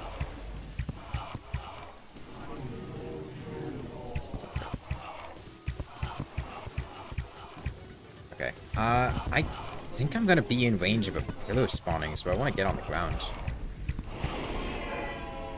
Oh, fuck no. Hell no. Yeah, no.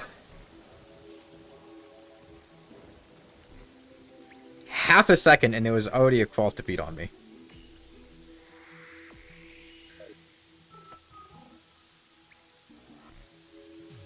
Okay, well, I'll just have to remember to pick up the ancient manipulator.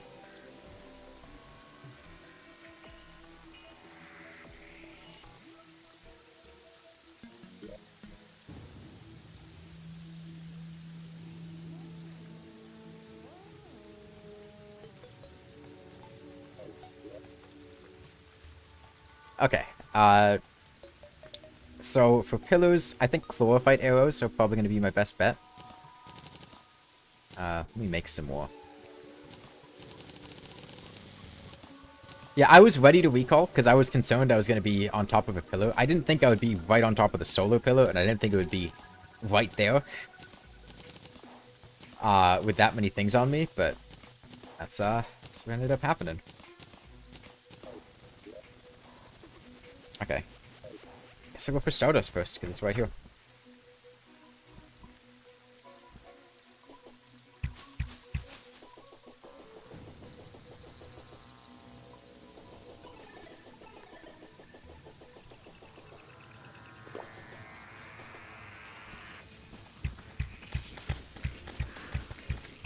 Oh, rip all those NPCs.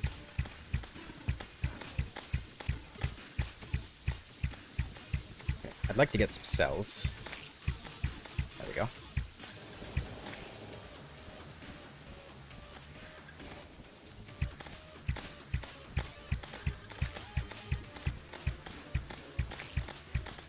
Okay, there were some flow invaders back there that need to die. Are they gone? Like they're gone. Don't want to be in the jungle.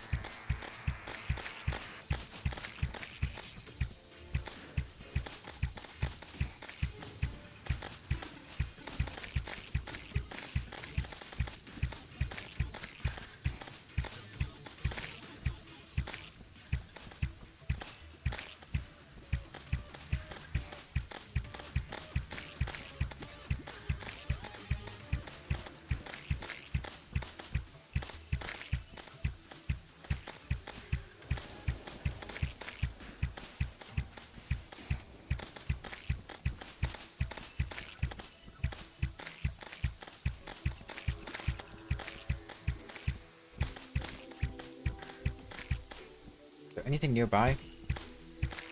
Doesn't really look like there is. To bring him down to the surface. That'd be a mistake. There's jungles there. I can just use them as the counter for how many things I've killed. It's 150? Yeah.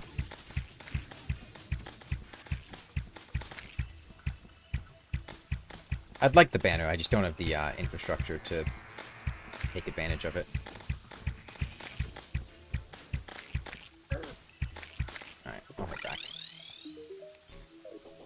I wasn't doing a very good job with managing those cells, but I'll move the banner over here and fight him here.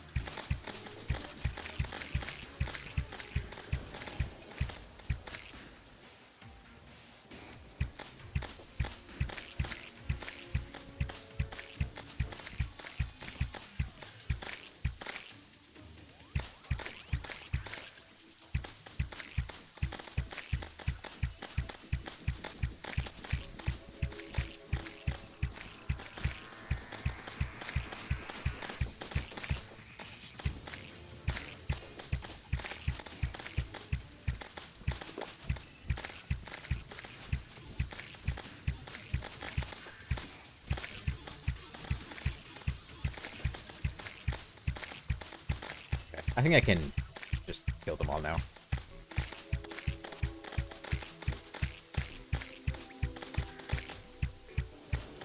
It's kind of tough to kill Stardust cells though. Like actually, you know, kill them.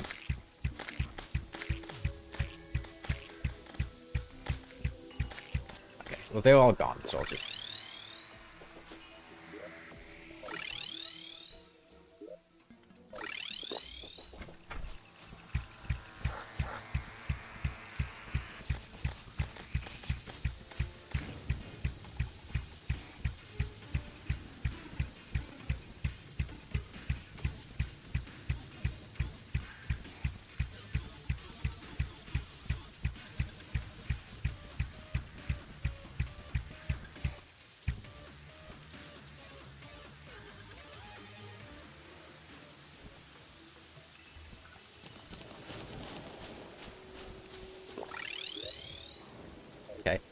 I don't actually have the Ancient Manipulator because it's right in the middle of the Solar Pillar.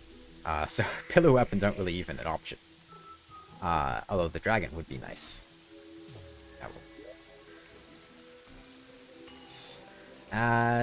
Vortex next, I suppose? It's the close one.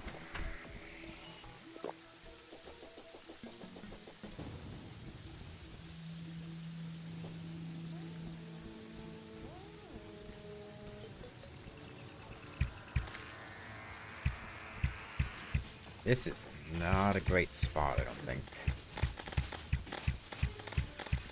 Although, the Soaring Insignia helps a lot for,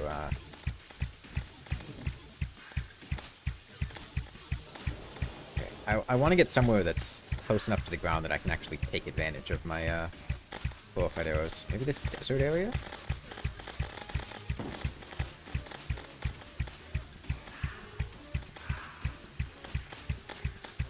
The problem is pillar enemies despawn really, what's the one I'm looking for? Liberally? Like if they just get a little bit off screen, they'll just despawn. And when you don't deal great damage, that can make it pretty annoying to try to, actually kill them.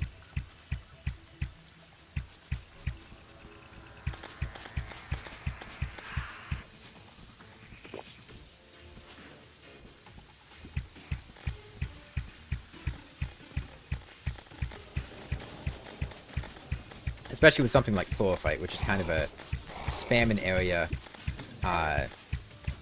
until something works. And there's just enough stuff bouncing around to kill stuff.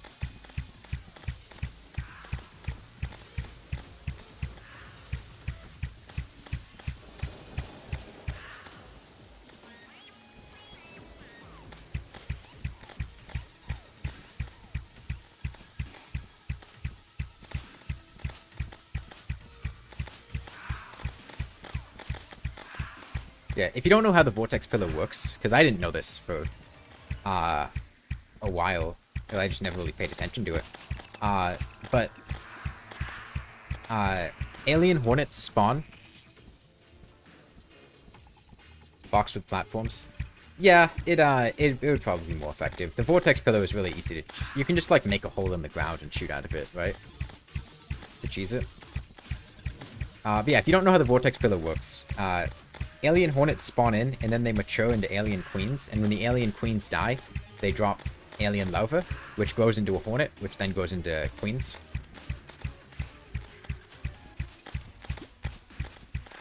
And you can kind of do a similar thing to the Stardust Pillar, where you just foam enemies.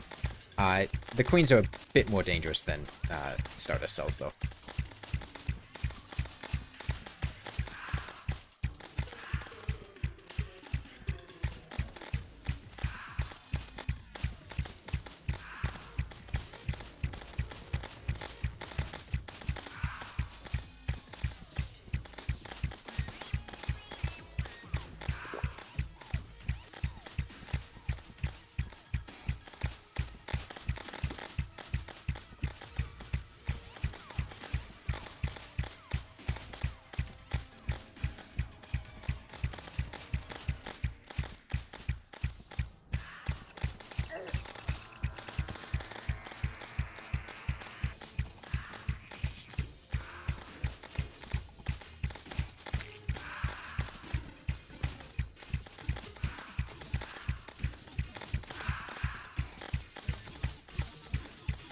You know, Unholy Arrows probably would have been, well, it's tough with piercing in the Tsunami.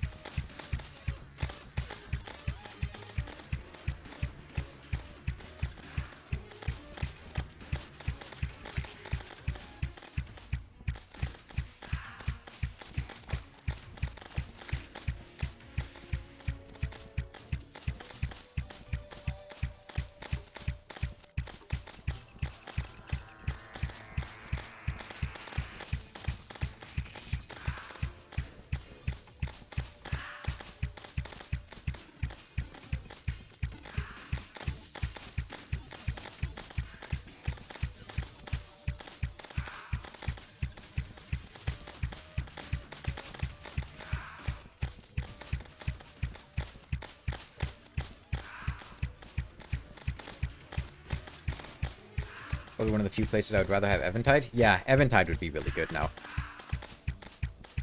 Or just like a snowman cannon or an electrosphere launcher or anything with crowd control. The Tsunami really is lacking in that. But yes, if you've never had it happen before, if you do this in the Vortex Pillar, you can get ungodly amounts of enemies. Just bunched up all on top of each other. You just fly in a semicircle, and then you have like 40 alien queens.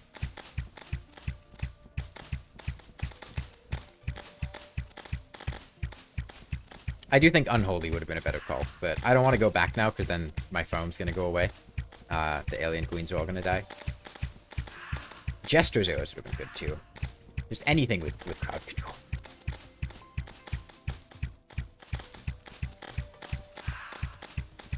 Yeah. If the Empress had dropped the Eventide, I 100% would be using it right now.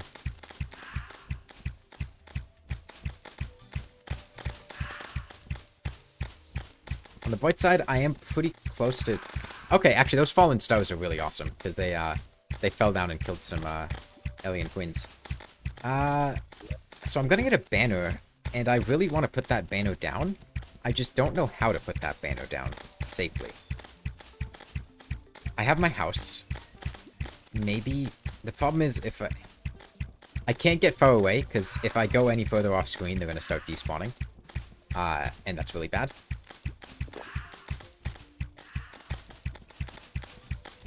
You want to kill them? I am killing them. That's why there were 67 of them.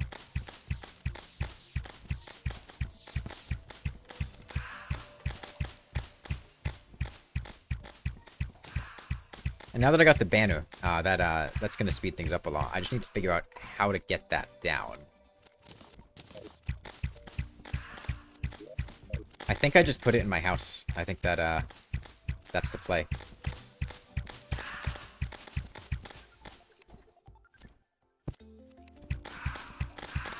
That should speed things up considerably.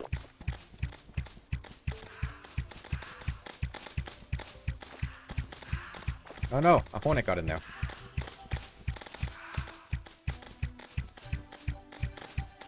If I was not killing them, there would not currently be 100 enemies near me. Oh, that is a sexy fallen... Jesus Christ, there's so many of them!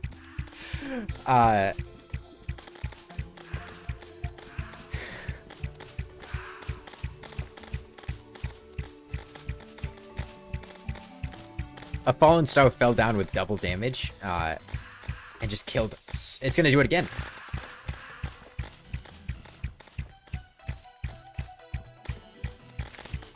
After you finish this, get the Phantasm. Okay, there's a problem with that. Small problem, and that's that the Lunatic Cultist died directly on top of the solar pillar. Like, directly on top of the solar pillar. And I don't really want to go to the solar pillar, especially not having to make my way to the center of it.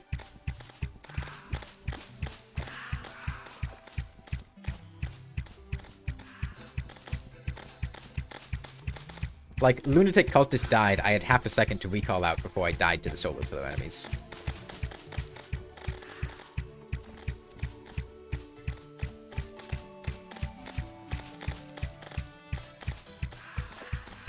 Yeah. You have any explosives? I have some dynamite, yeah. But the problem is, if I sit still, I won't be able to keep looping them like this. Like, if you haven't noticed, there are a lot of projectiles. That is true. However, I don't currently have any potions of return. Although, I do have a house that's directly next to it, so I could give it a shot. But it's gonna be close. Yeah. If I don't move, like, exactly how I'm moving, the hundreds of... Well, one of them hit me there. But the hundreds of projectiles that are flying across the screen are gonna hit me. And I kind of have to sit still in a certain way in order to get them to bunch up on explosives. Although I could, damn it. I could try doing this. The problem is it's gonna blow up the blocks.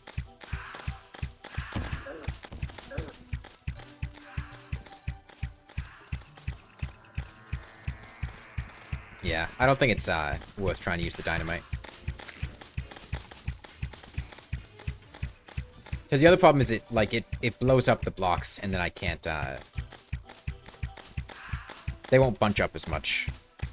You have a couple of stacks with you. They are really good, it's just, I didn't want to spend a bunch of time fishing in lava.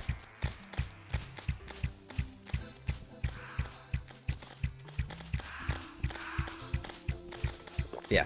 God, this is so... If you're ever doing this, just bring some crowd control, and then this will go so much more smoothly. If I use the Razor Blade Typhoon, that is true. However, I do have 20 mana.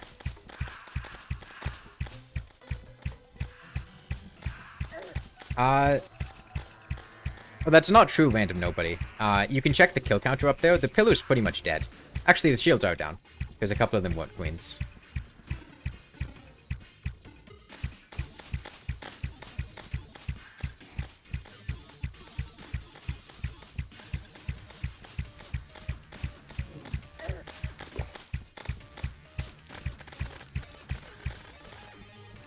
Okay, most effective way to do this would probably be to fly up here, bail, fly back down.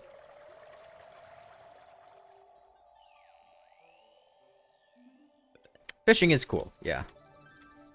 Okay, so the way you do... No hit is a bit more anxious. 0 damage taken isn't as bad. You just skirt the outside of the pillar, which, again, is probably what I'm gonna do. To do it safely. So the cultist died right here. I only have one shot at this, though. Because these NPCs are going to die. But I can try to get the Ancient Manipulator. I just have very little time. Where did he...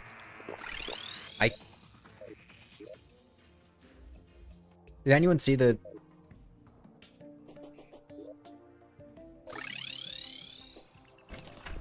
I don't know where, I don't know where it is. I think it might be down here. Yeah, there it is. I didn't pick it up because Shiverthorn took up my inventory space. I hate this pillar.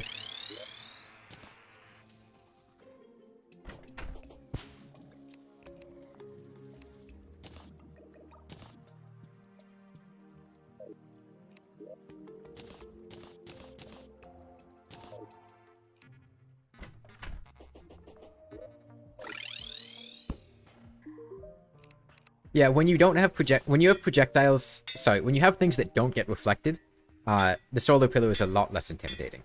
But when you're a ranger and everything you do gets reflected by the Selenians.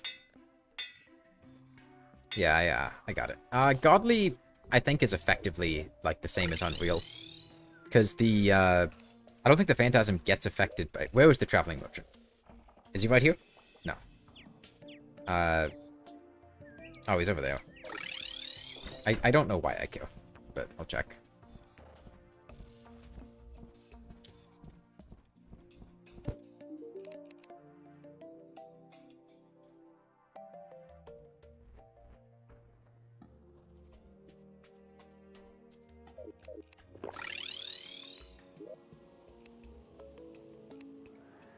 Okay, well, I'll get started. Well, I guess I can do the Nebula Pillar first. It's gonna be pretty disorienting, though. I ran out of some potions. Which ones were they? I have my Iron Skins. I can get a few more Hunters. Night Owls.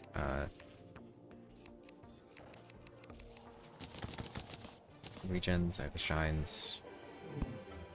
Oh no, did I run out of Wrath and Rage? I think I ran out of Wrath and Rage.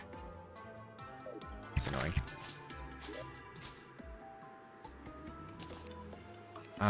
Okay, I'll just save the rest of it for the Midlord.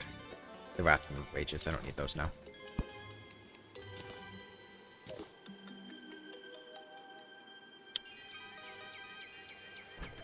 Yeah, the problem with the Pulse Bow... Like, it's not a bad weapon at all. The problem with it is that it's a post-Plantera weapon. And, like, by the time you can kill Plantera, like, after you kill Plantera, you also have the Eventide. You have the Tsunami. You have the Aerial Bane if you want to do the Old One's Army. Which you shouldn't ever want to do, but it's also there. There are a lot of other really good bows, and the Pulse Bow is such a rare sell from the Merchant that unless you get it, like, immediately after Plantera, like, you've probably got a better weapon by the time you see it, but it is really cool. Okay, Nebula Pillar time. How do I go about this? Because I don't have any... Guess I do this.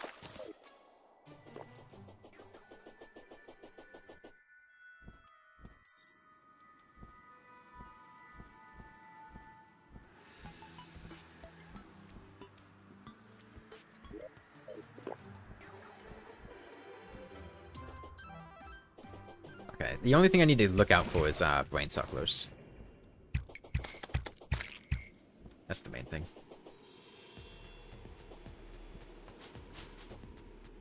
And I should, before...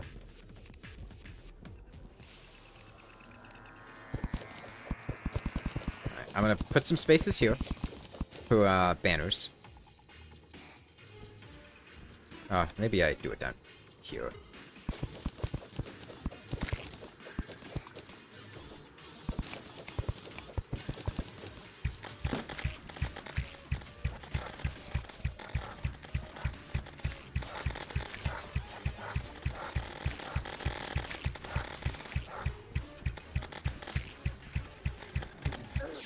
Stop predicting.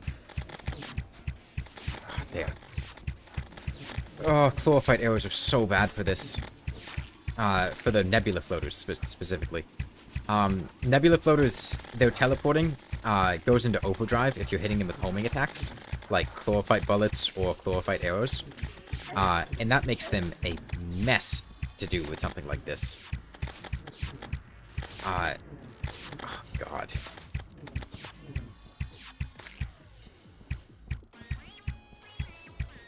Again, the way you do that is you skirt the edge of the pillar, and you only take things one at a time. And honestly, you probably just recall if you get a Nebula Floater.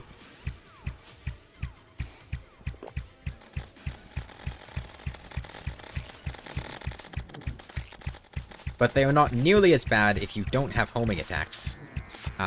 Because they don't teleport nearly as much if you don't.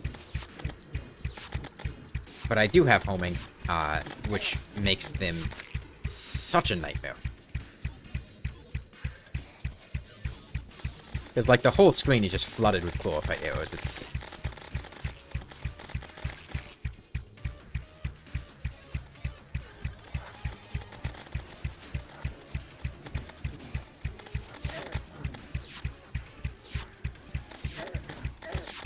I gotta go. I fucking died. Okay. Well, I guess that's the end of this one.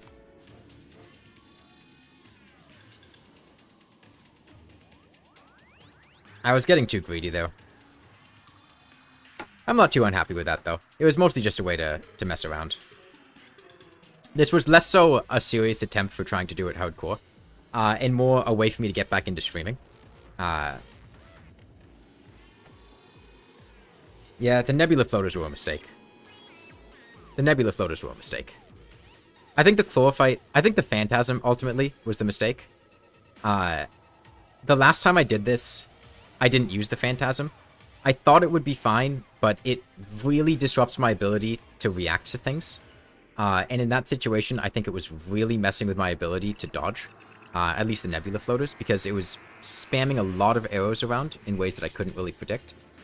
And I think that led to them, rather than just shooting arrows normally, which is how I think I would normally do it, it led to them just flying everywhere around the screen. And that led to me dying. So that was a little unfortunate. Yeah, the pillars are just a mess, though. Like, regardless of how much you do, they're still just very, oh, you, like, make a mistake for half a second, and then you just die. which is really annoying on a difficulty like this.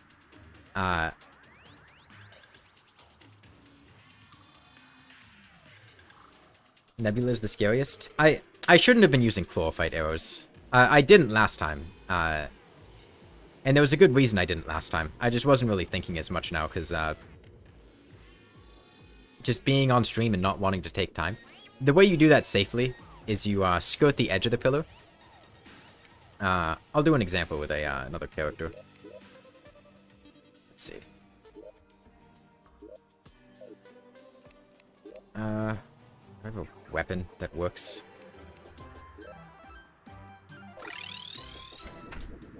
Yeah, F. The way you do it safely, which I wasn't doing, is...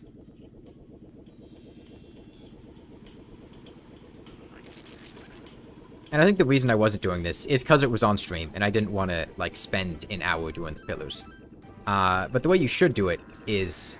You stay here, you get a couple enemies, you walk away, they stop spawning, you kill what you have, I haven't seen it, but, you know, it functionally... Do I have armor on? I don't have armor on. But yeah, if you don't have homing shots, nebula floaters, I say as I died them again, they're a little annoying. But yeah, the way I should have been doing that is skirting the outside and then going back in.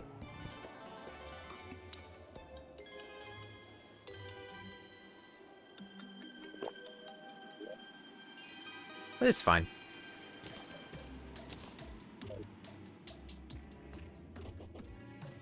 Alright, that's the actuator thing. The actuator thing was pretty weird.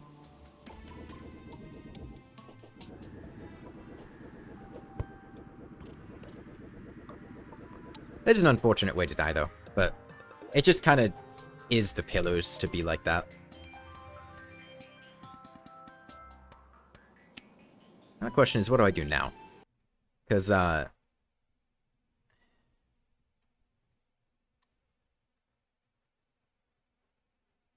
I've only been doing this... I've only been streaming for, like, 2 hours at this point.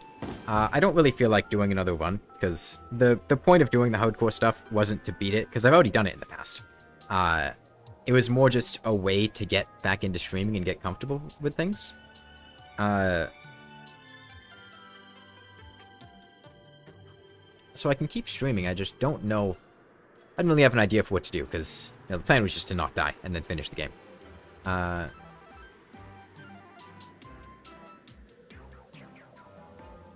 I could just go eat, like, food or something, though. One thing that I wanted to do, that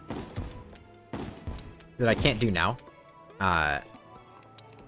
like, right now, it's completely unrelated to what was going on. But I wanted to, try just beating the whole game blindfolded.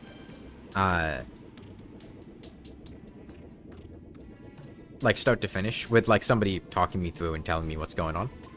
But I need to, you know, get somebody to help out with that. To be able to do it. And I don't have that set up right now, so I wouldn't be able to do it right now. But that is something I think I want to do next, is just trying to play the game blindfolded. And then... I like the way that... Well, I mean,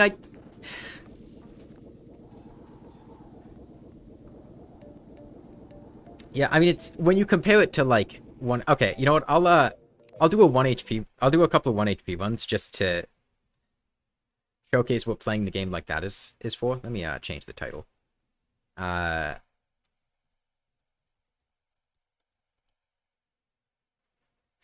what I can do. I can do a couple of 1 HP things. Do I still have the character saved? Or do I need to edit another one? I do still have the character. Okay.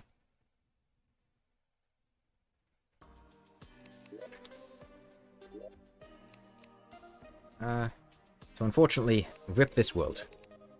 Ohio, unfortunately, died to the Nebula Pillar. Just do Master. Expert, Medium. I don't... Crimson. It's fine. 1 HP. This is, well, this is what I've been doing beforehand. And this, what I'm about to do is so much less comfortable. I don't expect this run to actually get anywhere. Just kind of like to showcase what playing the game like this is like.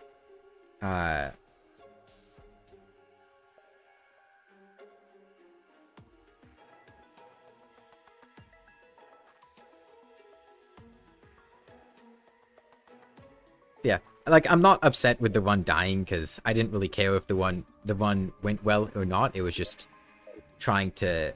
I don't have demolitionist. That's a little unfortunate. I can break trees or smack trees with the intention of getting food because getting food is pretty important. There's some big trees over here. I can cut those down. I'm gonna eat the grapefruit. Getting platforms is a very important way to avoid enemies in the very early game. As they were planned for when you eventually get to pillars here. Well, I would assume this actually works, and I survive. But, yeah, what I was doing before, like, when I did 1 HP... I mean, sorry, when I did For the Worthy Master mode the first time, I don't think I got hit by the pillars, like, at all. Because I was just taking it slow and skirting the outsides. I just didn't expect the ranged attacks of the nebula floaters to be hitting quite that hard. But as long as you take it slow, and especially if you use like hollowed armor, it's not bad at all. So one thing you will notice, try classic with no restrictions. I mean, for the worthy, I mean that was comfortable. Oh wait, to feel really uncomfortable. Yeah, it feels weird being on classic. Yeah, no, I mean, if you have hollowed armor and you're skirting the edge of the pillars and being very liberal with recalls, you're gonna do it. It's not that bad. It's just that wasn't what I was doing because I was trying to do it quickly on stream. You can go watch, like, the raw footage of the first time I did it. You'll notice my UI is broken with 1 HP. Like, I can't see my health. Oh, sorry, my breath meter underwater. I also can't see my health, not that I have health. This is the left side of the world, so more than likely this is gonna be the jungle. Oh, sorry, not the left side of the world. The desert's there, and this is a medium-sized world, so the odds of multiple deserts aren't very high. It didn't look like the underground desert, but it is possible. Radar is pretty cool, but recall potions are nice. Hi, Kuba.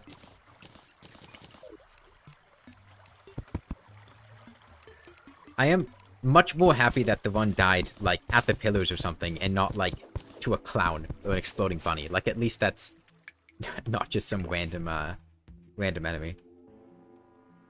Hey, Colin. I am doing pretty well. How about you? Okay, Crimson's fun. Unless I just completely blow this, which I might do. But it's really fun avoiding enemies in the Crimson with 1 HP. Especially with, like, no mobility or weapons or anything. The problem is there's nothing I can really do in the Crimson. Because I don't have bombs yet. Although the way this is going so far, just nothing's shown up. Okay, so like a blood crawler, I want to build that way, build this way. It'll jump up, miss. And I can do that to get around the other blood crawler, and that's pretty cool. Chimeras are pretty nice too.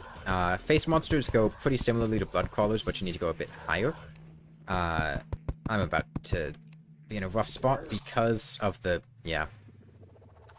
That was an awkward situation where there was a thorn right here, and I could not jump the way that I wanted to, because if I jumped, I would have landed on the thorn. So I had to try to pause to destroy the thorn, and that ended up giving the face monster enough time to hit me.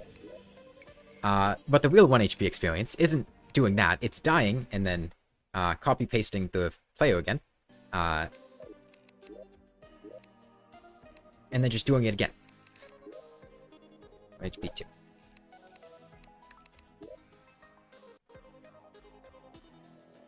But that's basically how this goes. Is most of the runs die to things like that, where just like right at the very beginning, you don't have anything. You're trying to avoid stuff to get stuff, and if you get unlucky with world gen or enemy spawns, or you just play poorly, you die and then you start again, and then eventually you get a good one, and then you keep going with that. I think this would be much easier on classic instead of expert as well, but that's not as much fun. I'll do a couple more, just mostly just because the last one had died early, and I want to do something.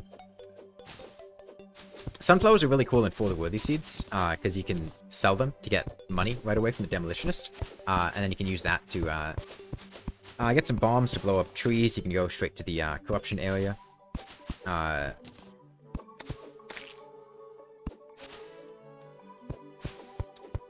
Get a undertaker or a musket.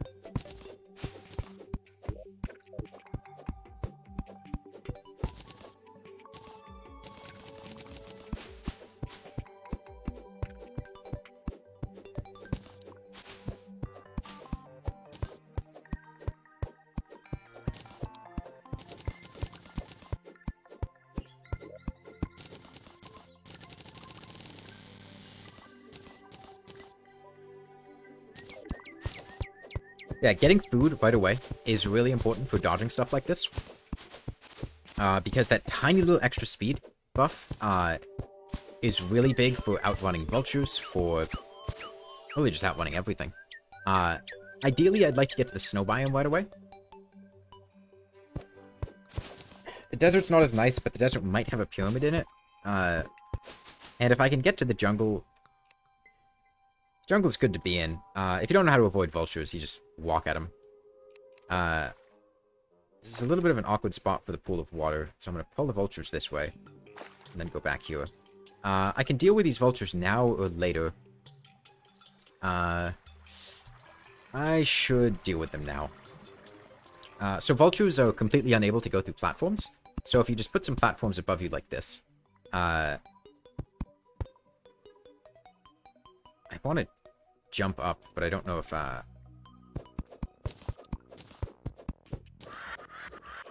you can just do this, and it's really easy to kill them.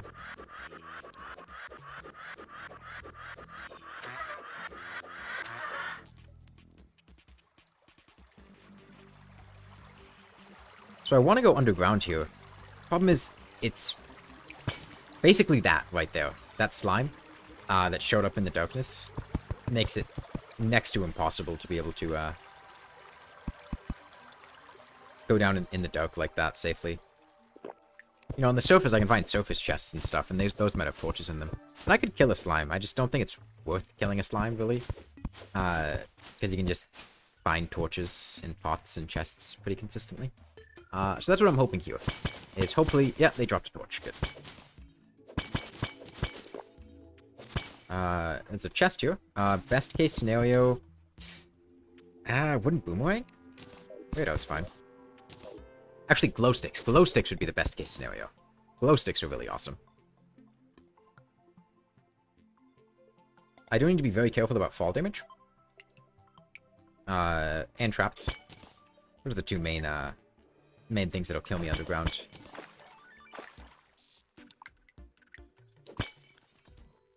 It would be really nice if I could find, like, a glowing mushroom biome or something early on to get some treasure out of. I could kill that jellyfish for a glow stick. Oh, cobwebs are really great, because you can use cobwebs to negate fall damage.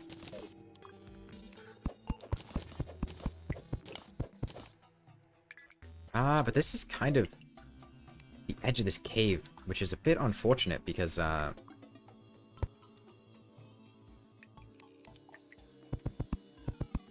don't have any recall potions, so I have to walk back on foot. So that kind of sucks.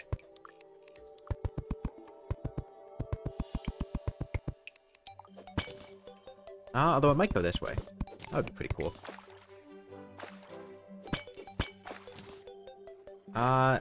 This is where that minecart track goes. Okay. Actually, no, this might be a different minecart track. Flipper's pretty cool. Hunter potion, though, is incredible. That is probably going to make it plausible to go straight to the underground desert here. I think with a hunter potion, I can do this. The main thing is just that, I don't have any recalls. So this is very much so an all or nothing deal.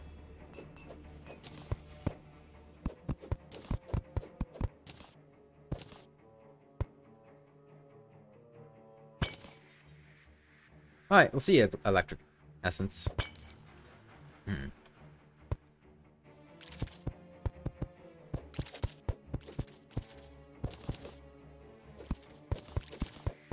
You Get. What are you insulting me in British?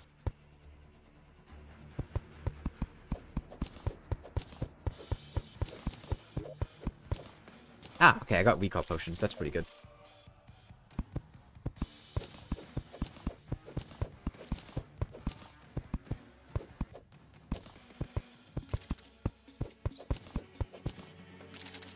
Come on, move. I can, go here.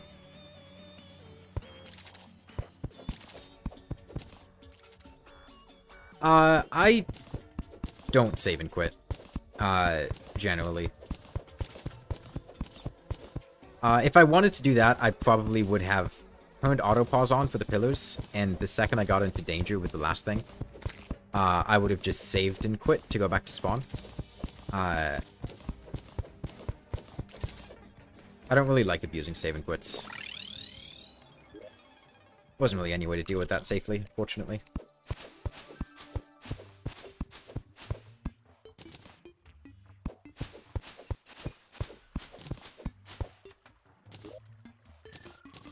I got some bombs, though. That's pretty cool.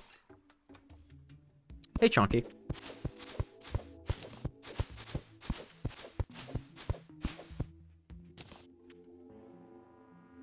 But yeah, the way I've been playing 1 HP stuff is mostly... kind of... How do I put this? I guess kind of cheesy. Where, like, for a lot of the bosses, I'm not really keen on fighting them. It's more just trying to get past them, by any means necessary.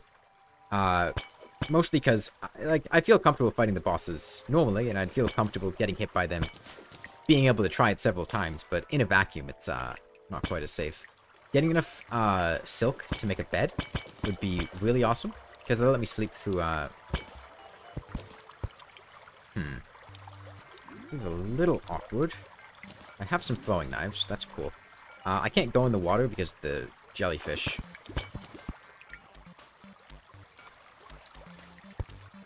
Oh, there's a chest down there. So the best thing I could possibly find underground would be a shark statue. If I find a shark statue, then, like, any run is immediately, like, a legitimate, good attempt. No, it's just, some shoe spikes. Because the shark statue gives access to infinite hunter potions very easily.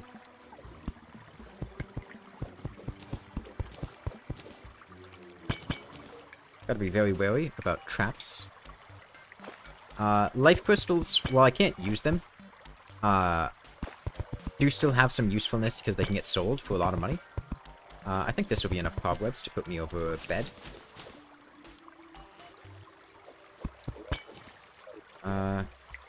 Let's see.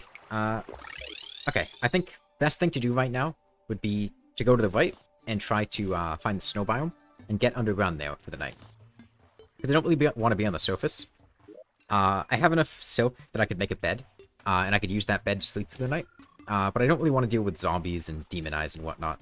I'll play it safe with this slime. I was planning to just walk up to him, but decided against it. The way slimes work is if you're standing directly in front of them on a level surface, they'll just jump right over your head. And that's a really easy way to avoid them. My food buff wear off? So part of the issue is I can't see my buffs. I can check them if I go here. And I have 3 minutes left of well-fed. But for the most part, I'm kind of in the dark as far as the exact time left on my buffs. And oh, I have a flipper. That's right. I forgot about that.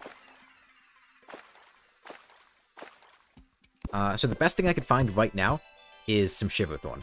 Shiverthorn in bloom specifically, but even just regular Shiverthorn. I'm going to fill up these bottles with water, keeping one left over. And that's going to let me, if I find some Shiverthorn, I have the stuff on hand to make a Danger Sense potion. And Danger Sense potions are really helpful. I'm going to explore the surface a bit before I go underground, in the hopes of trying to find some Shiverthorn. Doesn't look like it's happening, though. So I'll head down here.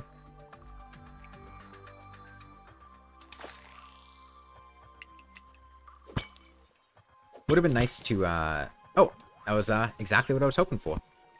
Shine Potion means I don't have to hold out a torch, so I can keep a weapon handy.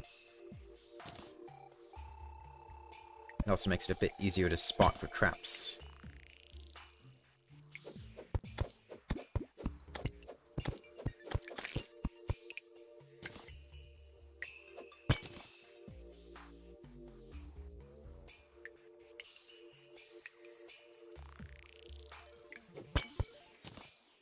Okay, I think this is a safe fall, but just to be safe, I'm gonna fall in the water.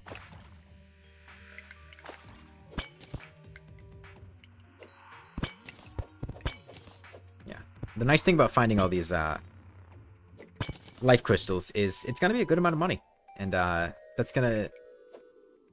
You know, I think Mini Choke is the, ultimate goal. And getting a few life crystals is gonna help a lot with, affording that.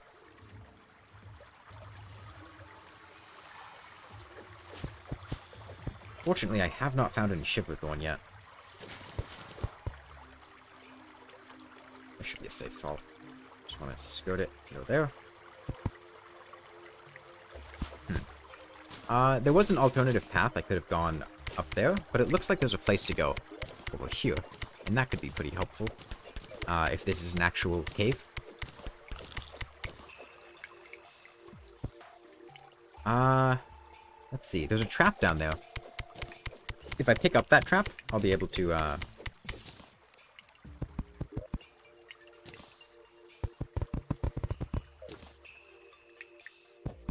hold it out to see wires, and that'll be pretty helpful. So I will put this up here.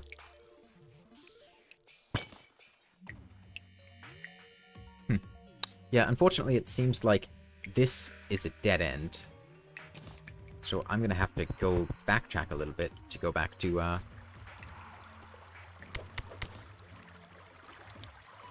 somewhere that I can actually explore. There is a spider cave beneath me. I could go there, but, I think I'd rather... Well, honestly, spider cave might be my best bet. But there is a wall creeper in the water now, which is a little annoying.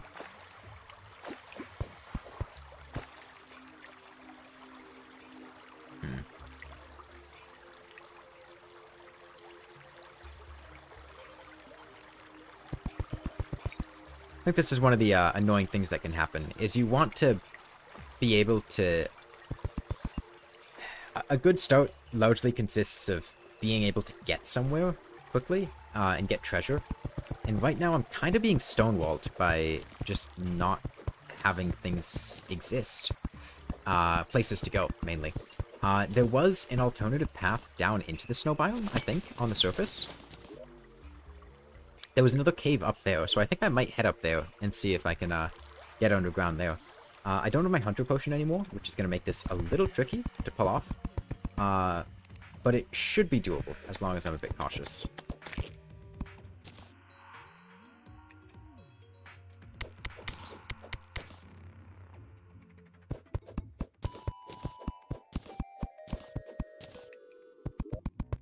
Okay, 12 out of 15 for a sapphire hook, so that's pretty cool.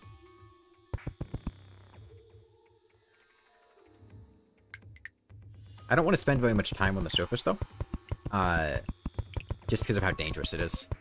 At night, not being able to see things with Hunter Potions. It gets pretty messy.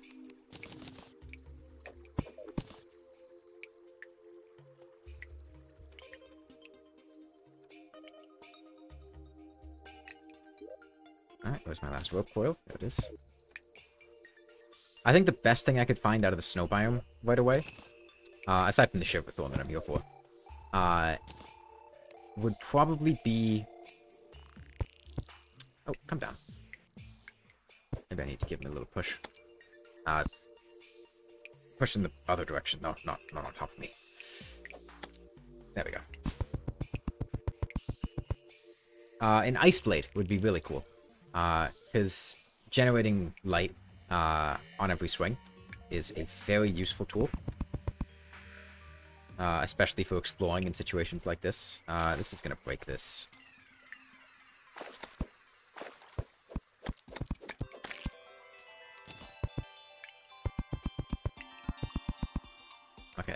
zombie Eskimos, or frozen zombies now, might be spawning, so I gotta make sure I'm quick about this. Ah, there's some Shiverthorn. I'm gonna take the one that's out of bloom. Just because I think getting a Danger Sense potion as soon as possible is really important.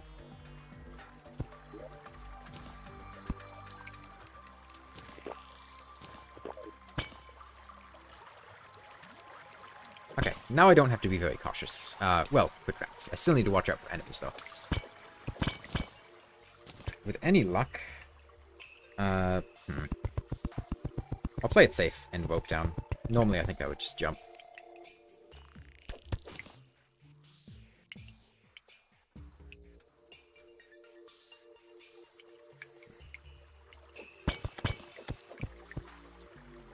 I'm keeping an eye out for Sapphire, because I'm pretty close to a Sapphire hook. Is that a...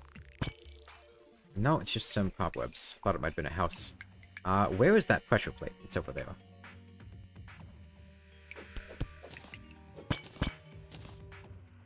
Okay. Well, I will toss down some rope coils.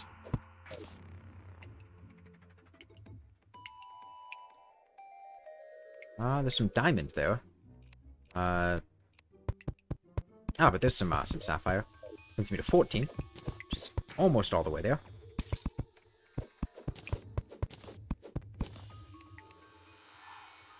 Alright. I'm running low on throwing knives.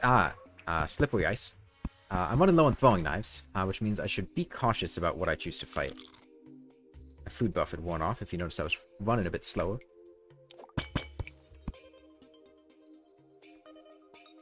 Some more diamonds. That's pretty cool. There's a life crystal down here. Oh, and there's a chest, finally.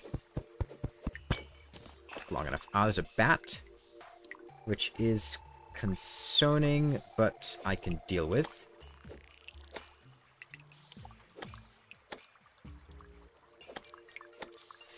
Slime might be an issue, unless it gets caught.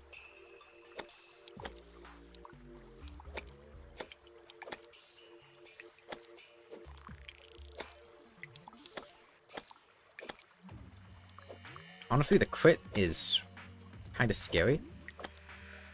Because that extra knockback is a little concerning. I want to make sure I kill this bat by the time the second one shows up. Okay, Ice Skates isn't great, but the Danger Sense potions are really good. The Glow Sticks are also pretty awesome. Dynamite's fine, I guess. Okay, let's get this angel statue out of here. And this pressure plate out of here. Okay, there's another chest down there. Oh, but there's a spiked ice slime. I'm gonna have to watch out for that. Gotta make sure to kill that with priority, because if it gets on land and shoots me, that's gonna be pretty tough.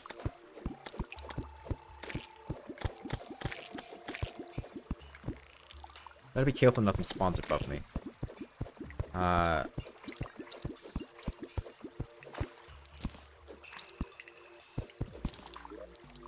Okay, I was hoping for a trident.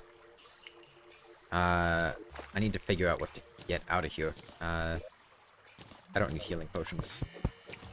Those are useless.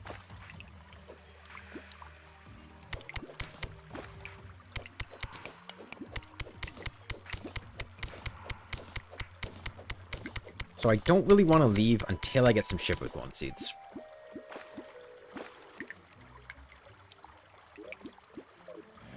Because those are big.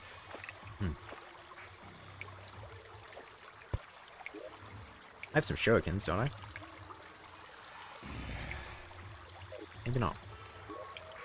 Okay, well this is fine. I can just bridge my way down.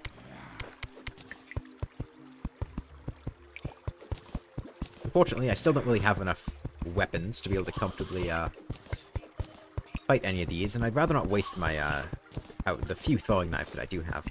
I do have the trident, which is cool, but its knockback can be a little inconsistent at times. Unfortunately, my shine potion wore off.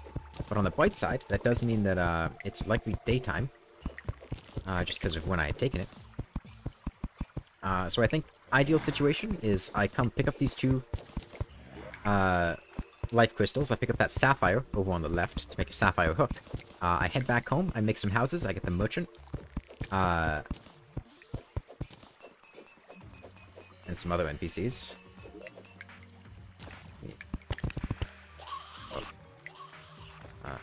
That Viking could have clipped through that block, huh? That would have been bad. Come up here. Thank you.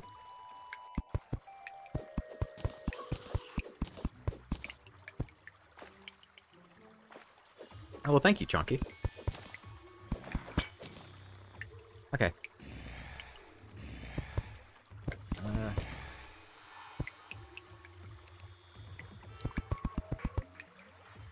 Okay, let's get this sapphire. And sure, I'll call it there. Bombs, if you didn't know, are a really great way of getting wood quickly. I don't have a builder potion, which is a little unfortunate. But with the danger sense potions that I do have, I feel pretty comfortable taking on the jungle. Because of the thorns, and the danger sense potions let you see the thorns. I have more things to talk about with 1 HP than I did with... I'm going to build the exact same house that I had in Hardcore. I'm cutting myself off. And it's kind of the inverse, where it's not the same house that I was building in Hardcore. It's the house that I built in Hardcore. Happens to be the same house that I was building in 1 HP stuff, and I just kind of defaulted to it. And the idea is just it's a place that has everything that I need accessible, and that's important.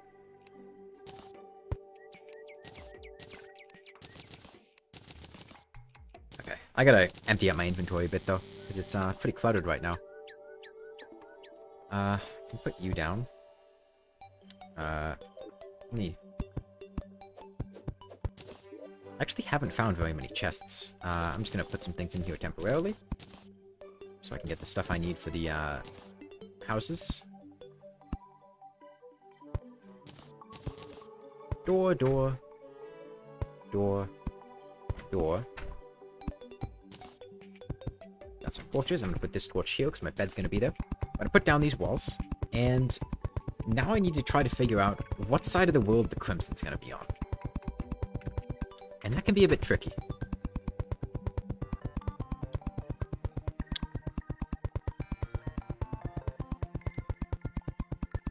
I haven't seen any signs of it yet, so there's nothing that's leading me to suspect it's more or less likely.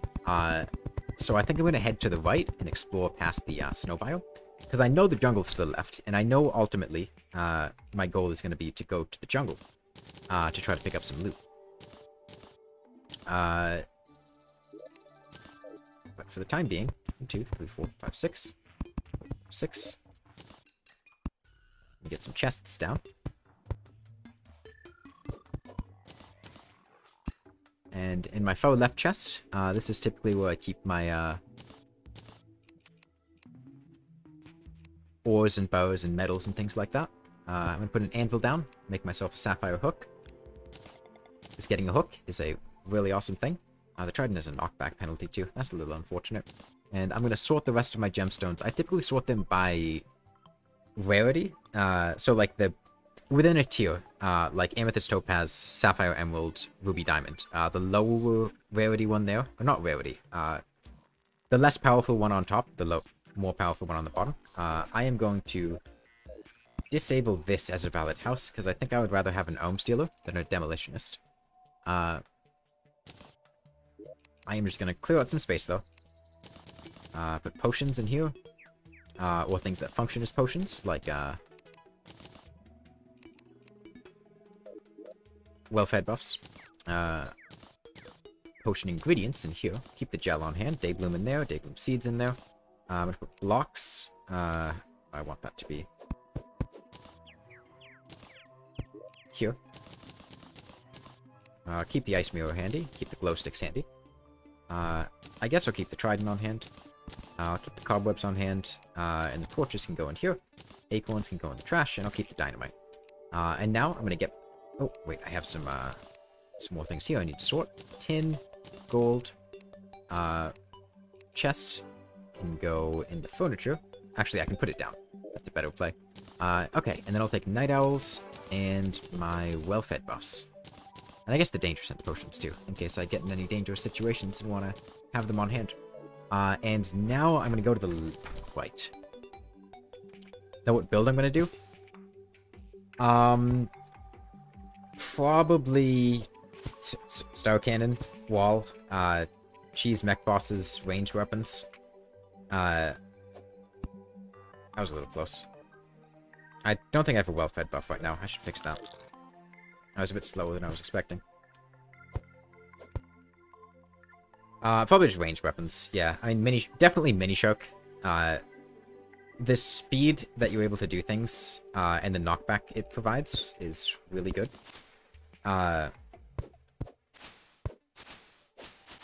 Yeah, some of the more interesting things about 1 HP that aren't immediately obvious, but are actually kind of big deals. The first is that you cannot get the goblins, because you need to have more than 200 HP in order for a goblin invasion to occur. So with 1 HP, you can never get a goblin invasion, and that means you can also never get the goblin tinkerer, which means you can't combine any accessories, you can't reforge anything, and that severely limits your options with being able to do things. You also can't get a blood moon, which means in pre-hard mode at least, you can't get like shark tooth necklaces. You can't get a money trough. It's fairly restrictive in ways that aren't immediately obvious. Aside from, you know, not being able to get hit. That's a big one. Ooh, a plum. That's nice. I'm getting plenty of fruit, which is really nice. But it's not going to help me out much if I can't find a crimson, because I would really like to get a gun.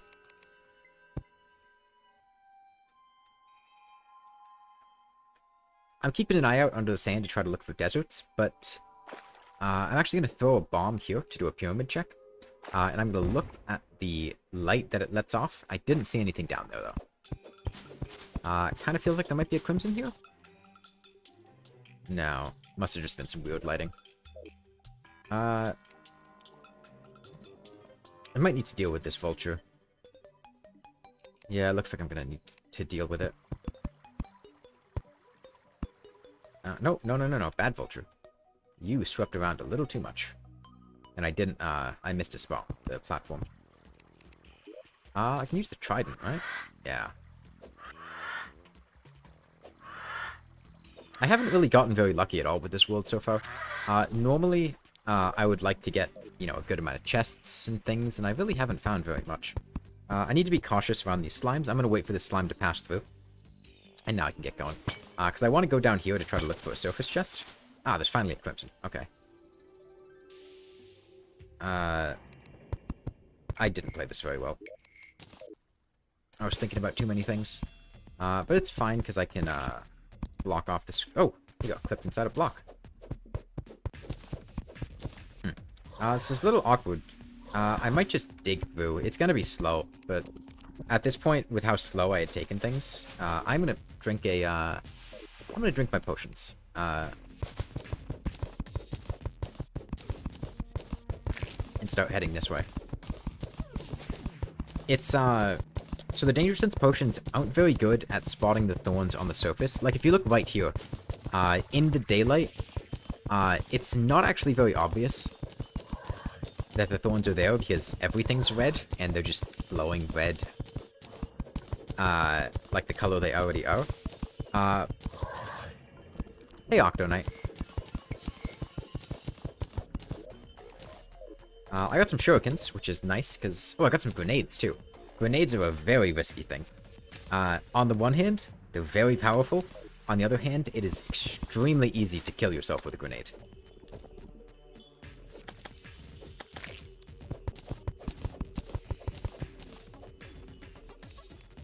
I did? Oh, it took long enough.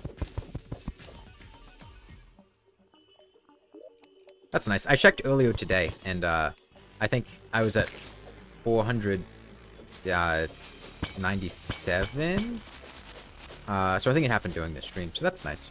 I really don't... Yeah, see, right there was a thorn on the grass.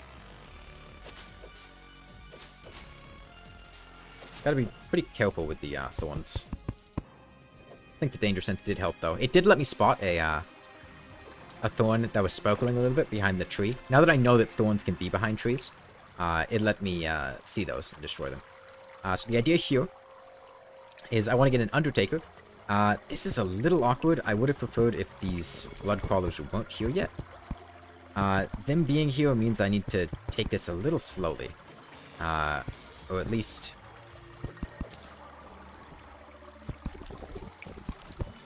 Spiders... I've had bad experiences with spiders clipping through blocks, so I don't really want to take too many risks with that.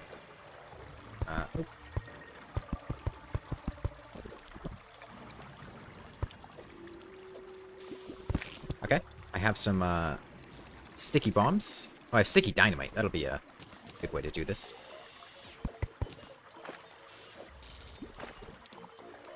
Okay, I'd like to destroy a second Crimson Heart, but it's not too important. I will just take my Undertaker and get out. And then I'm going to make this a valid house again. And I'm going to get my bombs out of my inventory, and the grenades, to ensure that the arms dealer shows up. Because I want ammo for my Undertaker. And I think I'm probably going to make a bed. And... Excuse me? I don't have an explosive. What? What?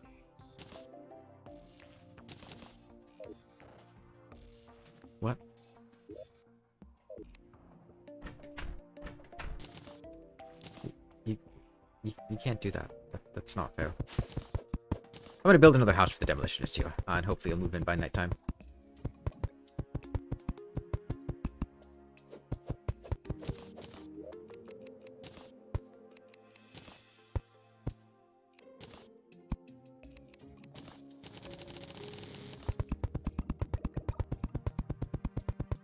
I don't have any explosives on me, right? I don't see any. Maybe it was just a delayed spawn, and it counted the ones that I just put in the chest. Any explosives? Well, I don't have any, is the thing. I had taken them out of my inventory before he spawned.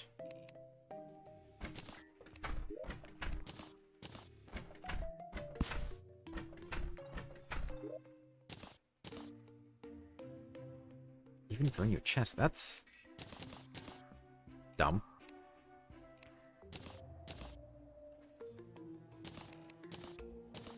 Okay, well, I will put my accessories here, along with the extra weapons.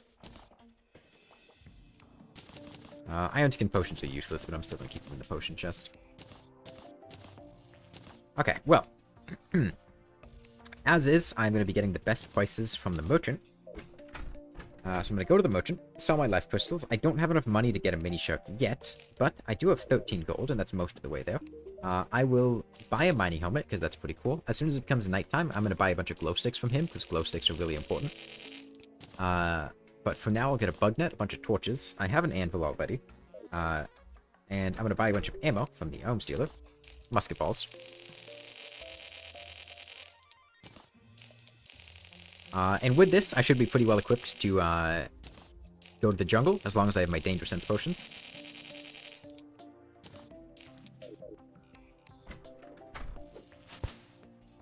I'm being a bit cautious with using my grappling hook to move over the surface, because it's very easy to have, like, a... Oh, do I have any seeds?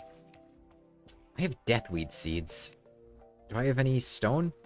I should get some stone. I have some clay. I could make some clay pots. And I could start farming deathweed, at the very least, which I guess is some hemo piranha. But it'll give me a solid foundation. To start farming herbs later, because I'm going to need a lot of blink root and shiverthorn to be able to do this comfortably. Okay, it's 20. Get a furnace. I'll make some pots. I'll just make 2 pots. It's fine. I'll get this deathweed.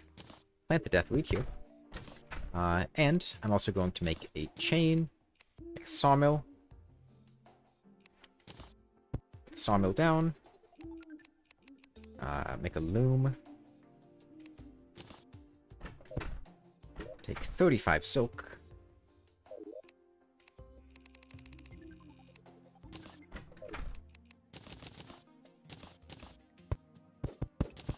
Get these crimson torches out of here.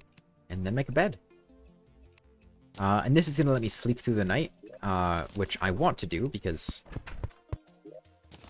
it's much more safe traveling the surface during the day compared to at night.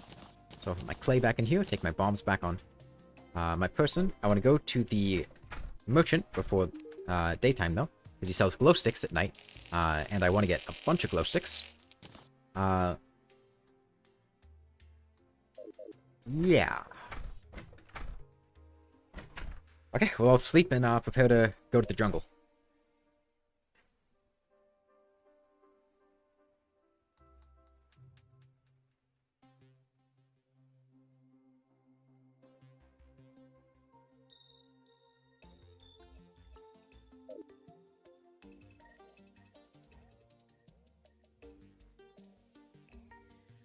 Generally, in my experience, if the attempt makes it past, like, the first day or two, it's a pretty good attempt that usually goes on for a while.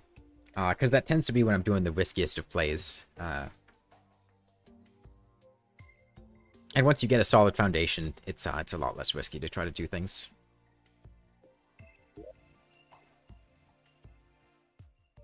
I didn't get any Shiverthorn seeds, though, which is very unfortunate, because that means I'm not actually able to start farming Shiverthorn at home, and that's going to make it a bit slower to get Danger Sense potions.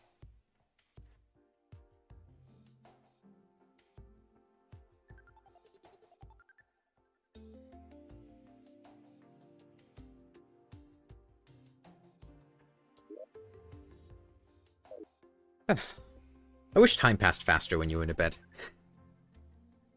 I mean, it already passes really fast, and it's so much better than trying to pass time before they added the sleeping thing, but still. Go faster. I guess that's what journey mode's for. Okay.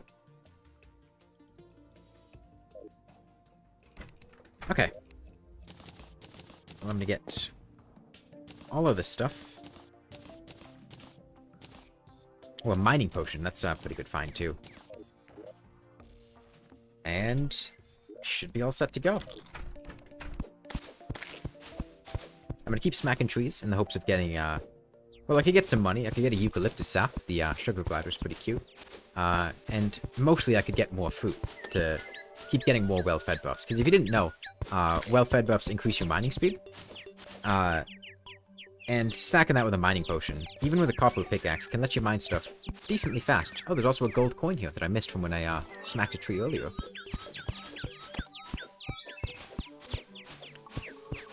Yeah, so the underground desert's in this direction, and the snow biome's in the other direction, which means I know for a fact that the jungle is going to be on this side of the world. The jungle pretty much always spawns with a way down, so I'm going to look for a cave to let me go downward. And then try to explore wherever it takes me. I need to be very cautious about thorns. That's the most dangerous thing. The enemies themselves, I can manage them. I might just have to play a bit cautiously. Also, my god, these birds are annoying.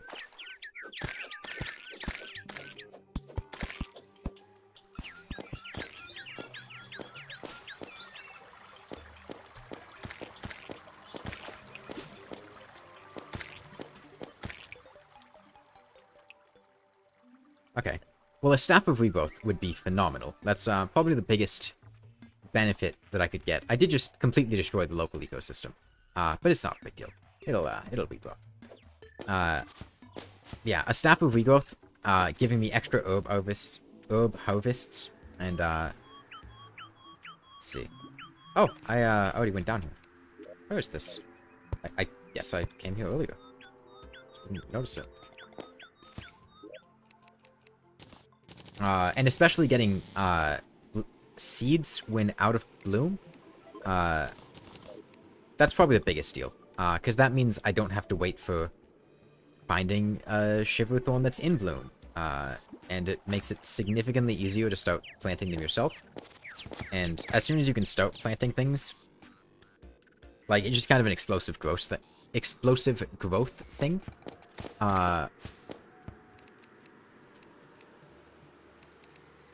Where, you know, you plant them, you get a bunch of seeds from them, and then you keep planting more, and then you keep getting more seeds. A Shine Potion is really awesome. Because, that, combined with my Night Owl Potion, means I don't really have to worry about providing light. It's a much stronger light than the Mining Helmet that I already have. So even if you have a Mining Helmet, Shine Potions are still pretty awesome. I'm hoping that I find the jungle soon, because I've gone pretty far across the world at this point.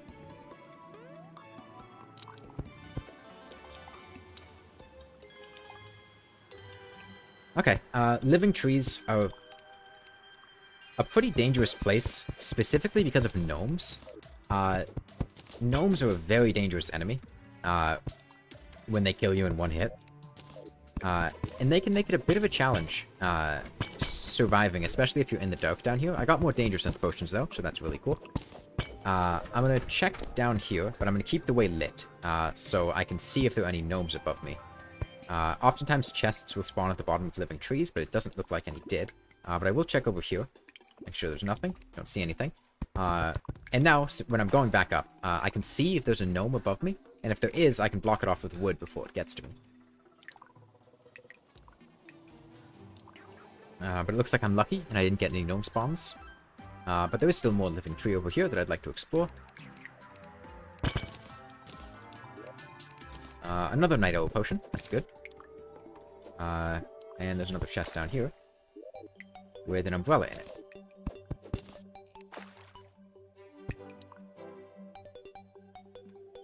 Okay, well I was fortunate and didn't have to deal with any gnomes. There's an aglet, that's pretty cool. I'll take the recall potion and the grenades.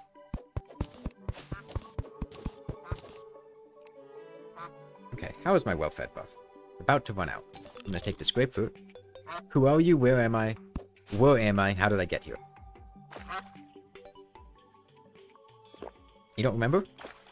You don't remember last night? I mean, you were drinking a lot. We met at the bar down 45th Street.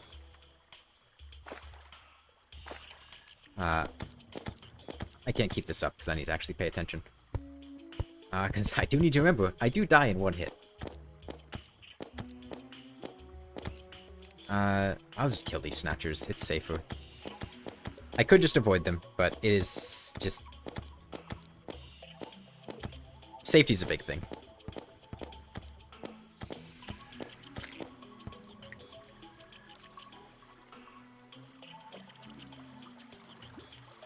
I don't know if this is the hole or not.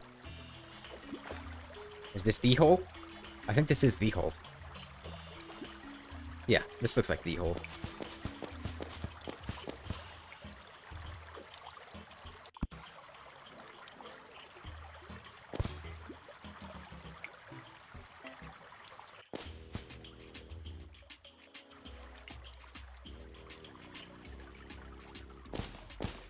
I see people saying things in chat. I can't really look over though, because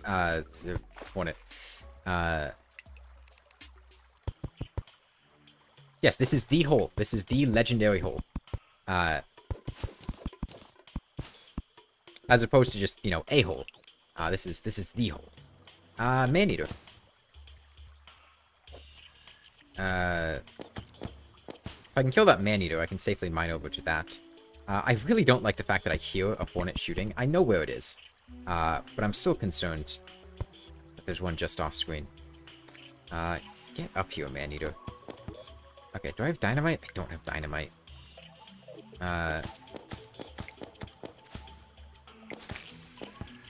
Come on.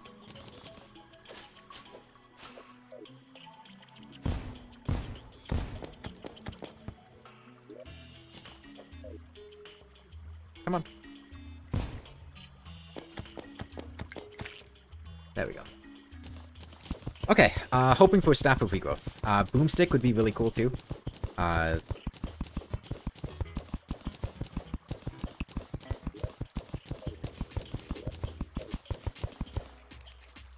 Ooh, a Traveling Merchant. He could have a revolver? That would be really awesome.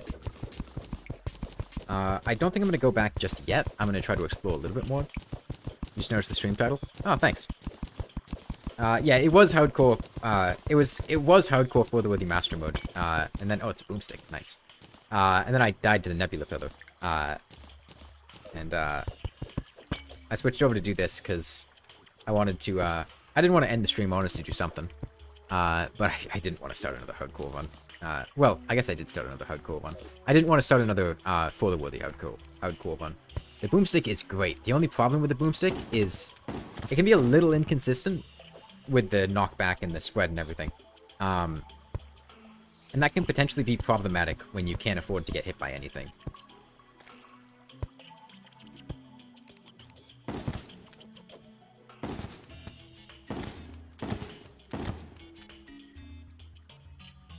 Oh, thanks, Dog.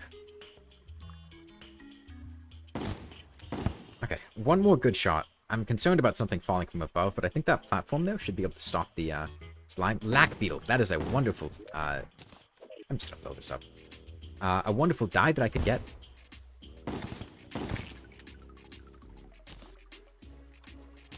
Alright, gotta make sure I destroy those vines with thorns.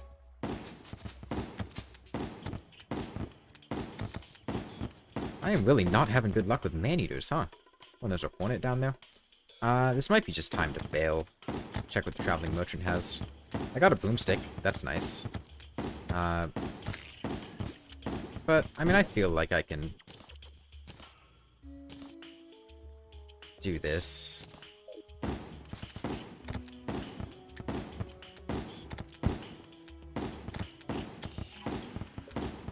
Oh, very nice to meet you, Dog.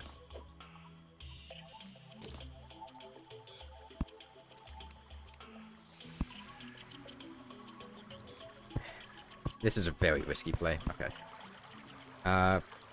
Boulder statue up there. It's fine. I can come down here.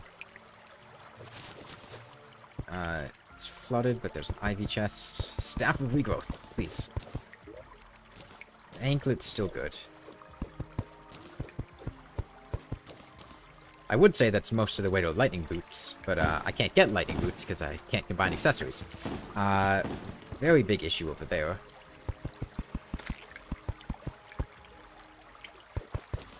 I did not know that.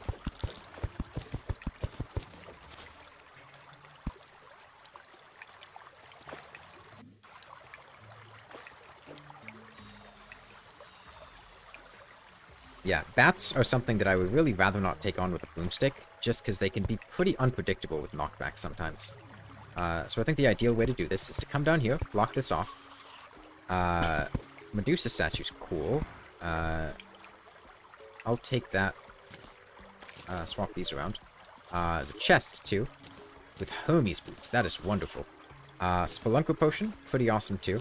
I'll ditch the Medusa statue now.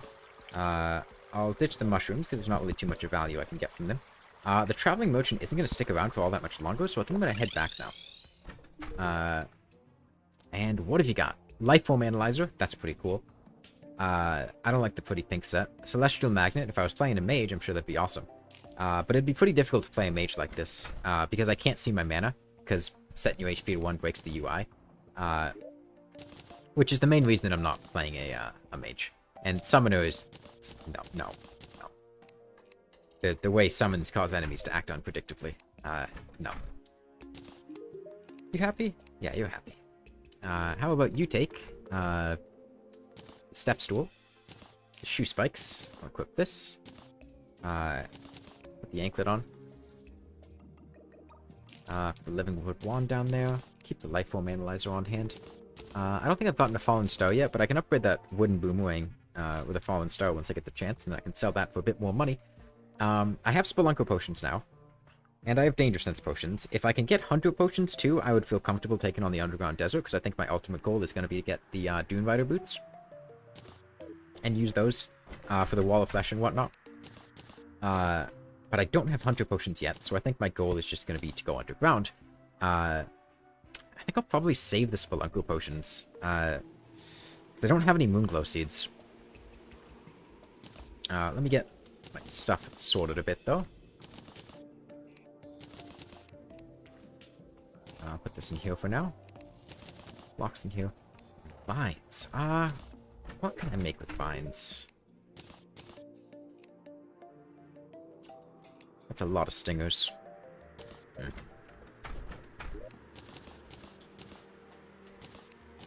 Okay, well. I would like a better pickaxe. So let me upgrade. Okay, and I still have mining potions. I'll take the danger senses and night owls. And well-fed buffs. What I could do, to make my well-fed buffs a bit more efficient, is I could make a cooking pot. Go ahead and put that cooking pot down here. And then take these bottles and cook some apple juice, cook some lemonade, cook some peach sangria. And that doubles the buff of the well-fed buff from the fruits. It's only useful in the early game, because once you get access to medium well-fed buffs, the not medium ones are a bit less useful. But for the time being, they're going to be pretty helpful. I think... Actually, I will take the Spelunker potions, and I think... Back to the underground snow biome.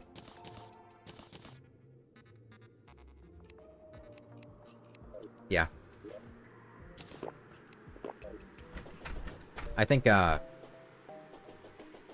getting those Shiverthorn seeds is a really big, big priority.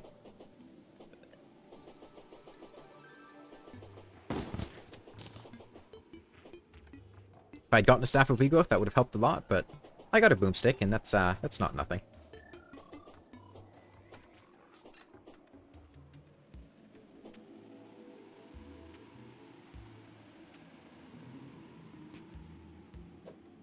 Okay, still have my Flipper, so that's nice.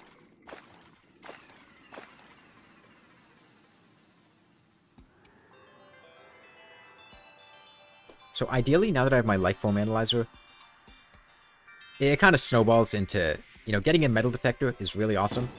Getting a Lifeform Analyzer lets you find nymphs more easily because you know when they're nearby. I'm going to pop all my potions now. I'll probably play until, oh, there's Shiverthorn right here. That is fantastic. Okay, now I can actually start farming Shiverthorn. And there's more right here. Did I miss this the first time, or did this all just grow? Let's see. So, Life Crystal over there. Life Crystal is a bit of money. Sure. Oh, there's a chest, though. You gonna get a snowball cannon? If I find one, sure. I'm not specifically looking out for it, though. I mean, the goal is to get a mini shark. The mini shark... There is not a better weapon that I can get at this point in the game that isn't the mini shark. Oh, there's not a weapon better than the mini shark that I can get. I guess that's a better way to put it. And it's not so much like even the damage it deals, but just the consistency of it. The fact that it shoots non-stop means that you don't have to worry about enemies approaching you. You can just stun lock them with the mini shark. You don't have to hit every shot.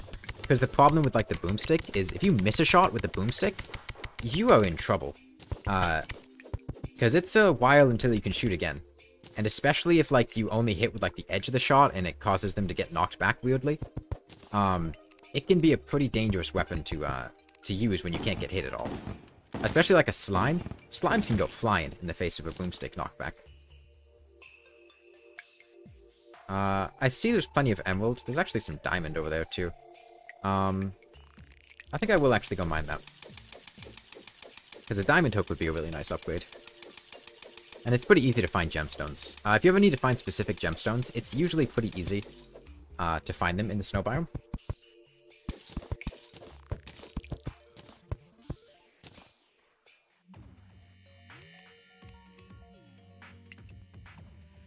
Yeah, I would, for a weapon that's available before bosses, the mini shark definitely. Once you've killed Skeletron, I would 100% take a Phoenix Blaster over a mini shark.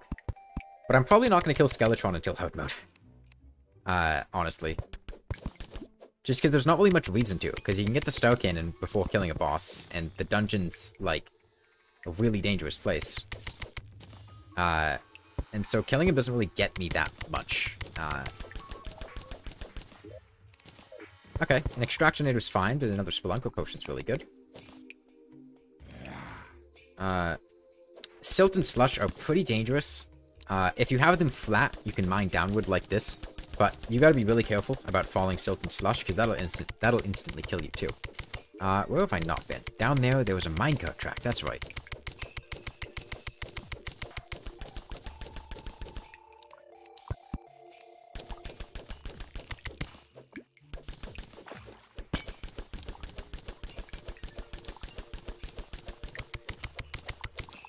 Yeah, the fact that I can't see my breath meter makes this a little dicey. I'm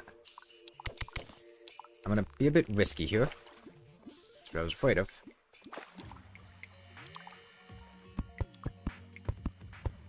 Okay, as long as he's floating in water, he can't shoot.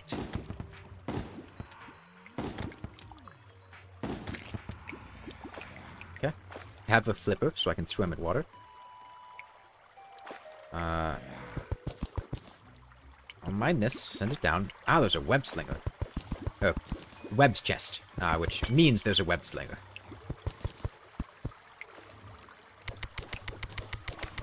Have you refound my courage? I guess. I'm comfortable streaming now, after having done all that hardcore stuff.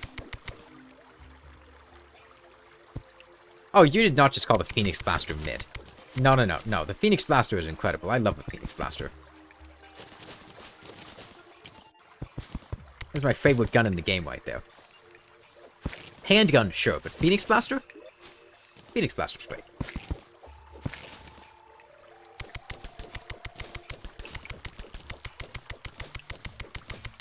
Yeah, I died to the Nebula Pillar.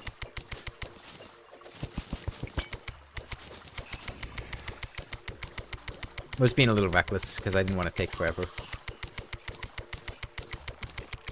Oh, there's a Night Owl potion up there that I missed.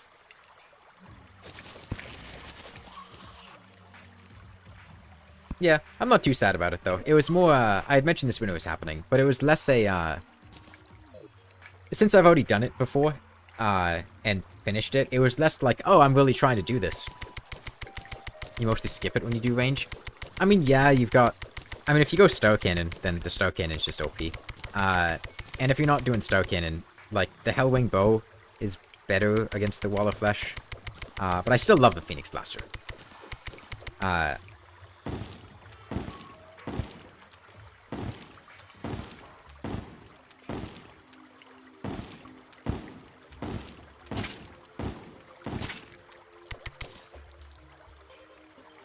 Is that a Dead Man's chest, or is that just too Dart Trap? I don't think Dead Man's chest can spawn in the snow biome. Nah, it's just a couple of those. Do you know any way to farm money except for glass? Well, glass is a bad way to farm money now. Because they nerfed stained glass. So that it doesn't have a very high selling price anymore. In pre-hard mode, kill the Brain of Cthulhu and sell all the drops. Once you get in hard mode, try to find a way to farm mimics.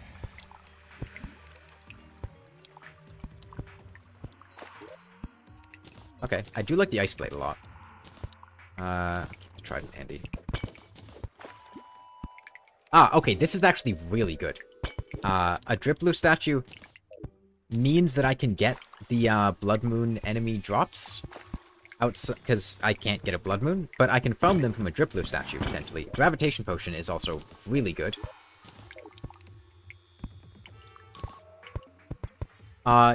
King Slime and the Eye are fine. The Brain of Cthulhu legitimately gets you like a platinum per kill. Oh yeah, in For the Worthy, it's a lot more difficult.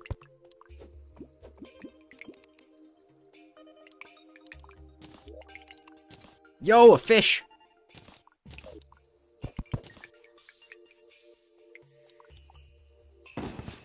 Skeleton Merchant, huh? Does the Skeleton Merchant have anything that I want? I'm not sure he does.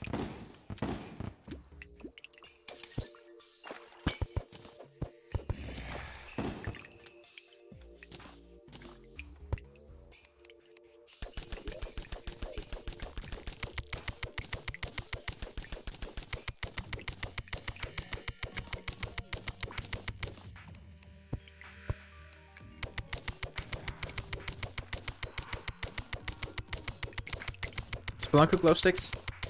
Yeah, I guess. I have normal glow sticks though, and I'd rather save my money.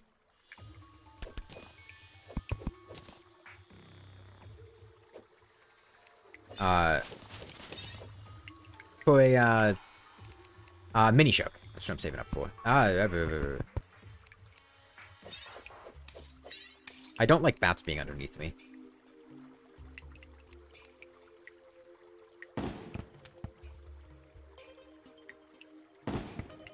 Because they behave very annoyingly. The problem is the longer I take, the more like... Are you... That right there is why the boomstick is annoying sometimes. The mini shark wouldn't have done that.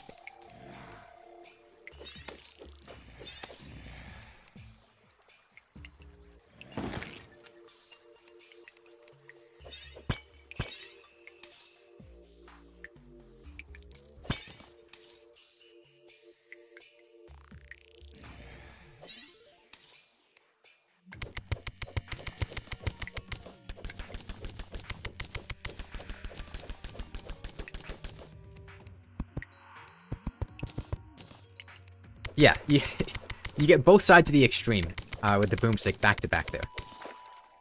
The one where it just instantly murders the spiked ice slime, and then the one where it completely misses the bat. And the problem is, for something like this, you know, 1 HP hardcore, that kind of inconsistency isn't something I want in a weapon.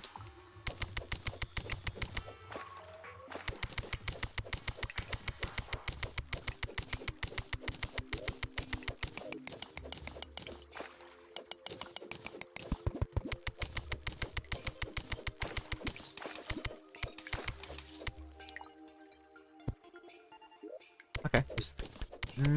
Okay, I'm gonna go get that life crystal, and then I'm gonna head back. I'm gonna avoid using any of my other buffs to save them, because I only have so many spelunker. Actually, I have so many spelunker. Never mind, I'll just keep going. Why don't you mine the gold? I don't care, I think is the main one. Because gold, what's gold gonna get me, right? It's gonna get me the stuff for a slime crown, for a royal gel, but I already have enough gold bows to make a slime crown. It could get me a better pickaxe, but ultimately I want a fossil pickaxe, not a gold pickaxe. And so I don't really care. I also already have some gold bows just that I picked up from chests. The armor is useless. The bow isn't gonna be something I use, because I'm gonna be using a mini shark. I guess like the axe is fine, but I have bombs to blow up trees. So there's not really too much that's useful that I could, use gold for. I mean, peace candles, I suppose. If I can get a pinky, that's not bad. But it's not really high on my list of priorities for, stuff to mine.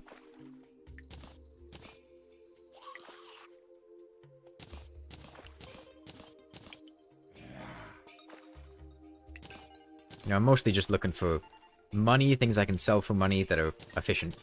And ultimately, now that I've come this far down, I think I'm probably gonna make a house near the underworld, just so I don't have to mine back down here again, and I can move the demolitionist there by a pylon. And then if I want to come back to the underworld, I don't have to worry about... when I want to come back to the underworld and bottom of the world, I don't have to worry about anything.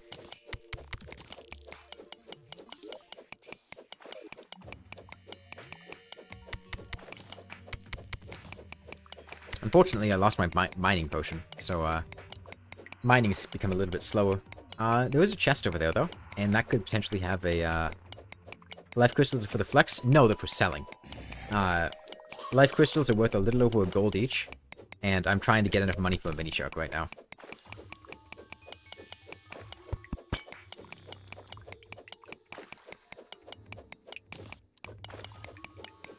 Okay, well I have a flipper, so if I can get down there, I can swim up to that chest. The extractinator being rare in some worlds, well, I have one right here. So that solves that problem. But yeah, it can be a little tough to find sometimes.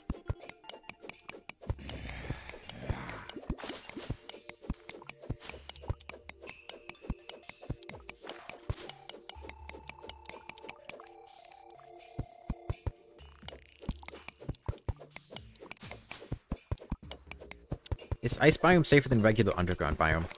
I mean, I guess in that sense, it's safer. Neither one's particularly safe, but on the other hand, the ice biome tends to be more prone to having traps than the regular underground biome.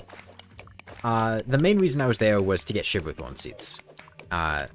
So I can plant them to get Danger Sense potions. Also, it's a very good way to get gemstones. I came out of that with quite a few diamonds. I'm hoping this Viking will just jump up here. Oh, come on. I believe in you.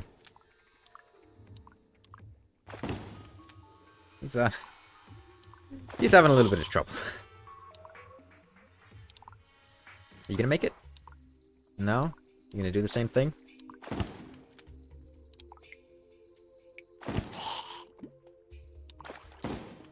Alright.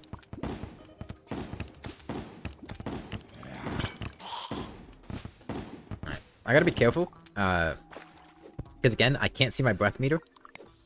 And there is the hunter potion I was looking for. Alright, I'm gonna ditch this Titan potion. There's a Outreach potion, which is completely meaningless.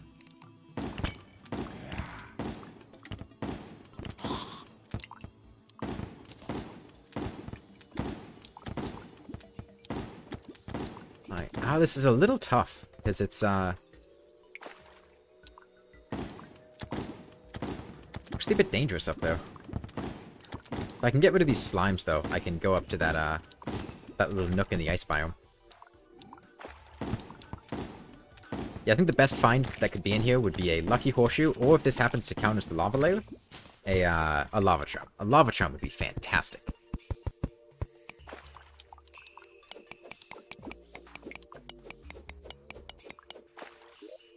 Aha! It is a horseshoe. Okay. Oh, but the aglet is menacing, so that actually gives it value, because I can't reforge accessories.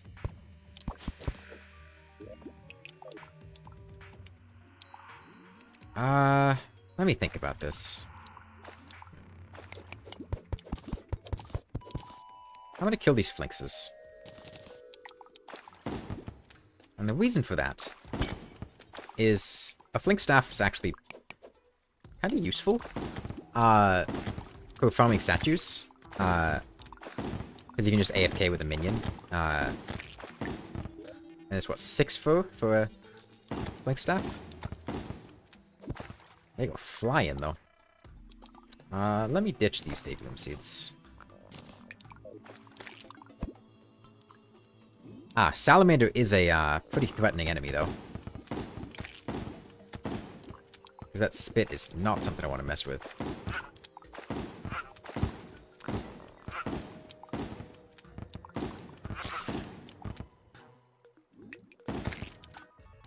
Oh, he didn't drop a flinx fur. Well, I can come back later if I need some. I guess I can take the compass. Sure. I really run into storage space issues, though. I can do this.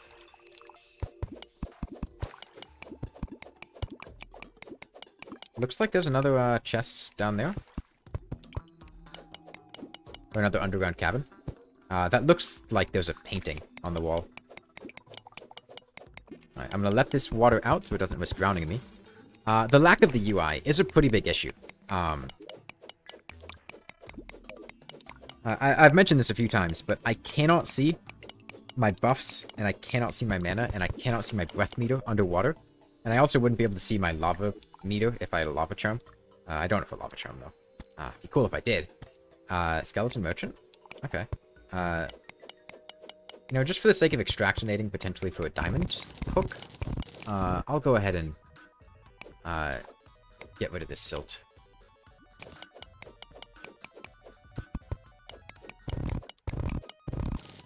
Okay, I'll take you. And... oh. Bad cave bat. Ideally, I want to get to the bottom of the world. I want to,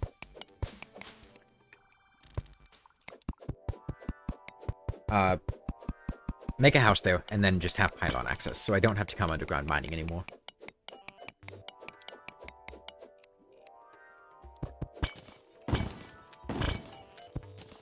Okay, oh, I used my gravitation potion. It's good that I found another one.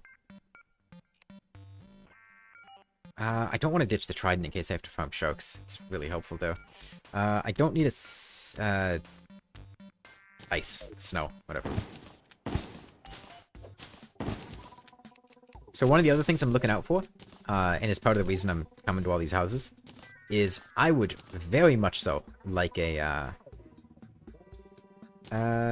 ditch the worms. I could be helpful. Don't need flares. A shark statue, like I've mentioned before. Shark statue would be a big find.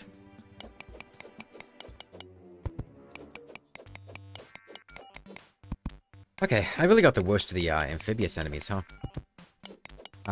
So it looks like this world has giant shellies and salamanders in it. If you don't know how the spawning for those things works, is any world will only have 2 of the given 3 enemies. Which means... gonna head out? Alright, see you, mid.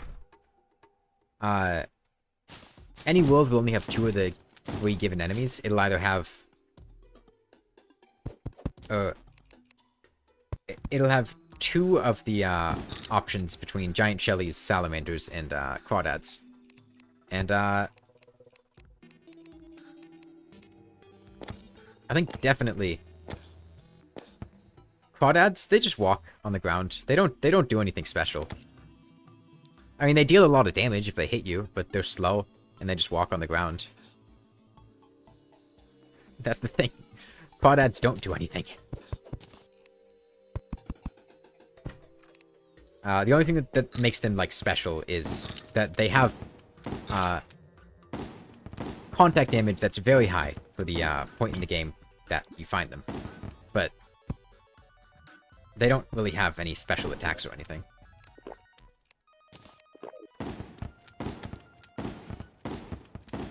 Black slimes are pretty terrifying. When you can see them, they're not bad, but it's the ones you can't see that are gonna get you.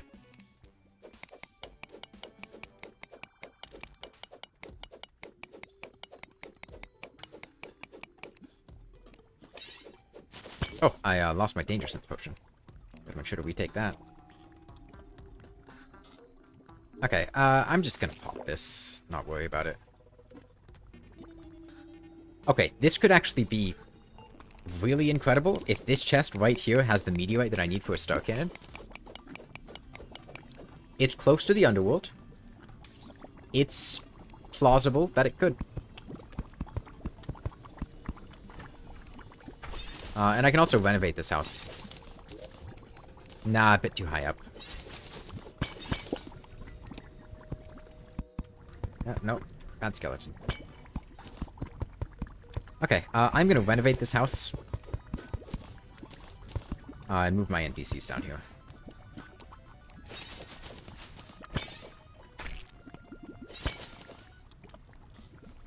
What? Oh, we clipped through the... yeah. Slimes do that. They clip through blocks. Oh, yo, gold mouse. Shit, where is that? Looks like it's over here somewhere. I heard it squeak. No!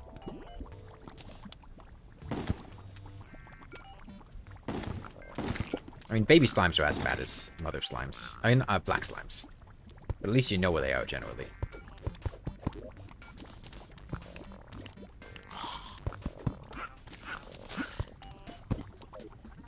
Like dead mouse? Yeah. It's unfortunate.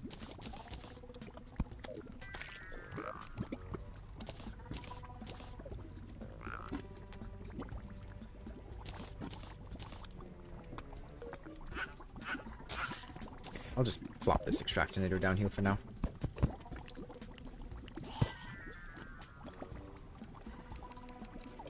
Okay, well, I'll make 1, 2, 3 chairs.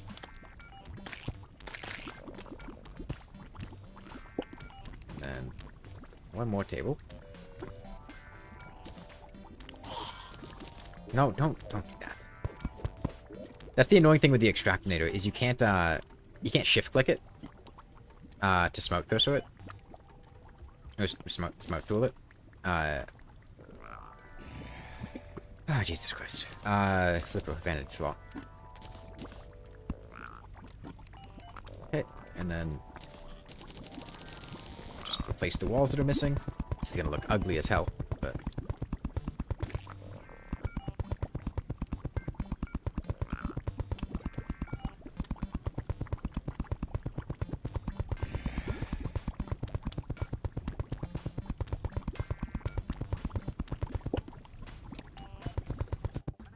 it's fine. Yeah, okay. Demolitionist guide. Is it nighttime? It is nighttime. Yes. Okay, I need to be very careful about this. Do I still have my water walking? I do.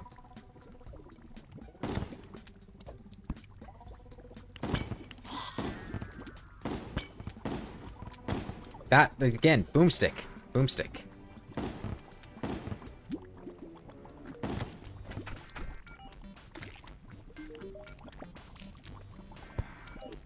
Okay, I'm out. I'm getting my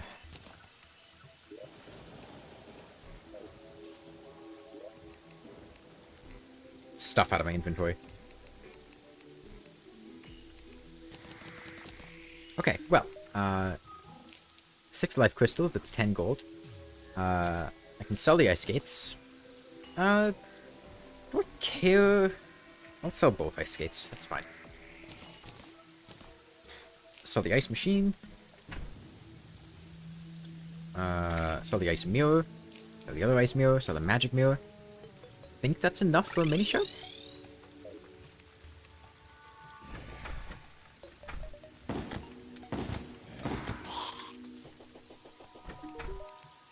Happy? Ah, it's 33 gold.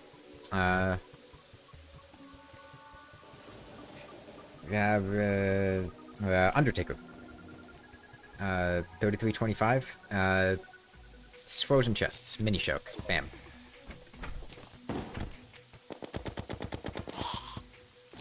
Oh, yo, a hat.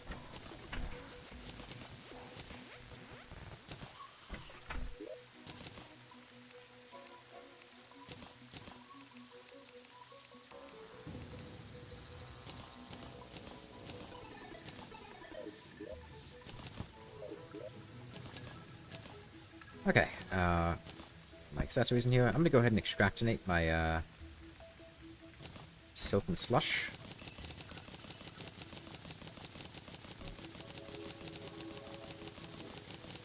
Okay, but now, I have enough things that I feel decently comfortable going to the underground desert and trying to survive there.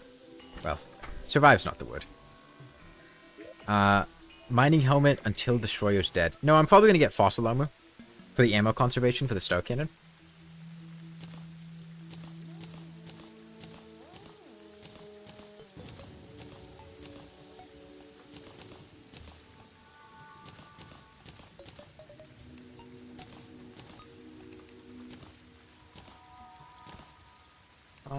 There's that boomerang.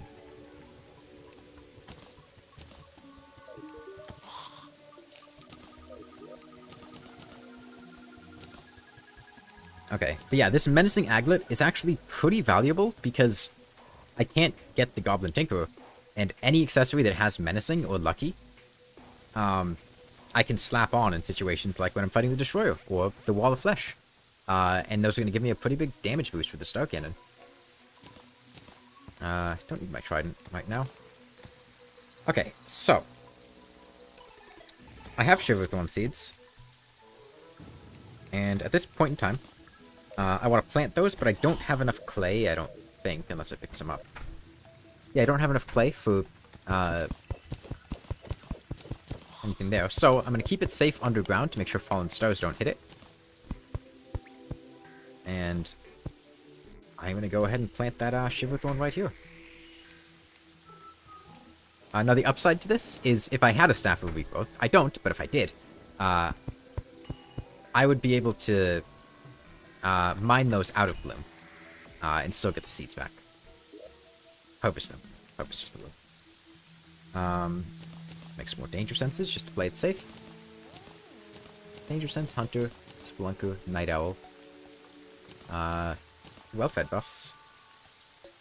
I should actually wait until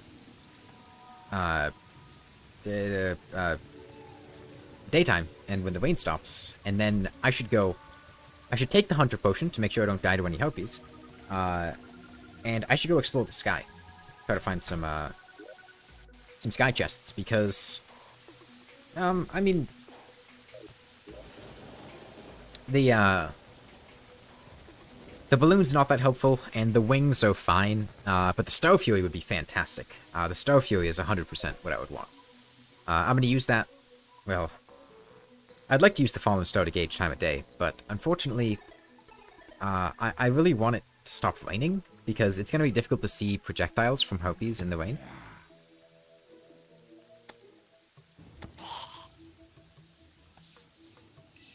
Should pick up these stars while I have the chance. Oh, I can make a watch. That would help.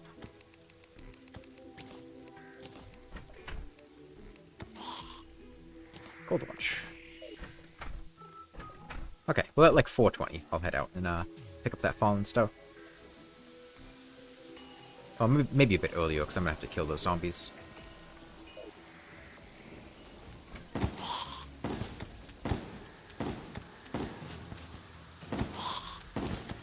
Yeah, I do think the boomstick is also better on lower difficulties, where it can actually, like, plausibly one-shot enemies, or like with one burst of fire, you hit all 4 shots and you kill them.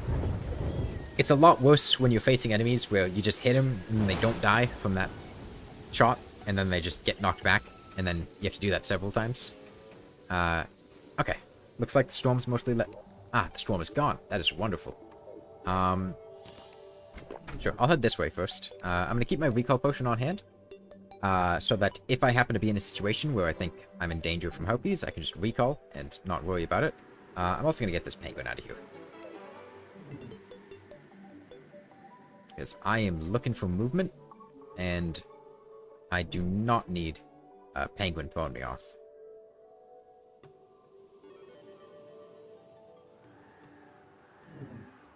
Yeah, really the only thing that I care about is the Star Fury. I mean, I guess wings, but wings are mostly just a, oh, okay, I guess that's fine thing. I could commandeer this as a house, for more NPC housing. Okay. Oh, there are the wings. They're warding. That's just fantastic. Really helps for 1 HP, you know, having that extra 4 defense.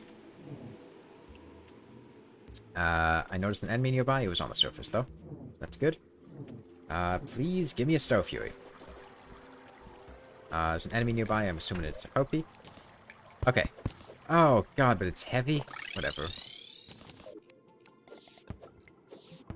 Even still, the Star Fury is on a cooldown for the star, so it being heavy isn't too big of a deal, because I don't think that affects that cooldown. Got a mining potion, too, which is wonderful. Oh, the lucky horseshoe is menacing, too. Oh, there's some good reforges. Okay, if this somehow gets to the point of actually, like, getting to hard mode, I might do the cheese for the Moonlord, with the flare gun. So I guess I'll keep the flare gun handy. It has been going pretty well, though, so far. I've got Hunter Potion, Spelunker, and Danger Sense, so I want to go to the desert. And I've got some dynamite, which is good, because I'm going to want to use that to mine large amounts of fossil, so I can get a fossil pickaxe, and also fossil armor. I should bring some grenades, though. They're dangerous, they're risky, But grenades are my best bet for killing tomb crawlers if they show up. And I'm in a situation where I can't kill them. You know, if I'm not in a situation where I can't kill them, I'm just going to recall. But, you know, with how fast and often tomb crawlers show up, you can't always just recall every time one shows up. And they're not too tough to kill as long as you have space and as long as you can get away from them and not risk blowing yourself up with a grenade. I do need to be kind of careful walking along the surface here, because it's a windy day, as you can tell by the music, and that means that angry dandelions can spawn in front of me. And they're decently dangerous, because they shoot a projectile that acts a little bit weird. I'm going to use the Star Fury right now to check for pyramids. At least in the part of the desert that I haven't been in yet. Doesn't look like there are any down there. So I'm going to throw some bombs here. And get to the underground desert this way.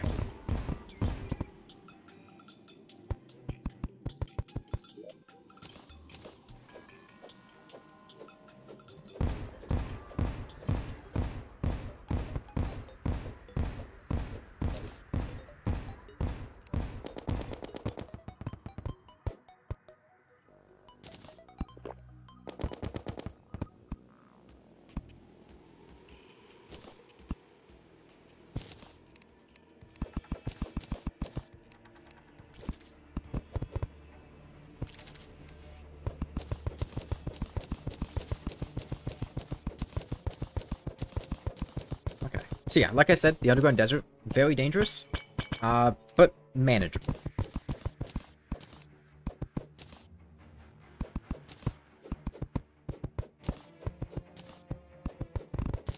I just don't want to spend too much time here, because the longer you spend here, the more likely you are to get killed.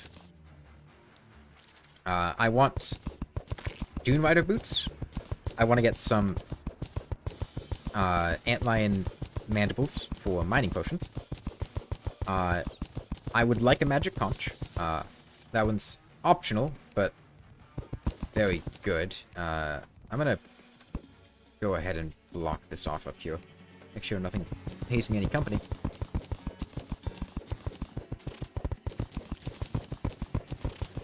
Okay, I want to deal with this antlion.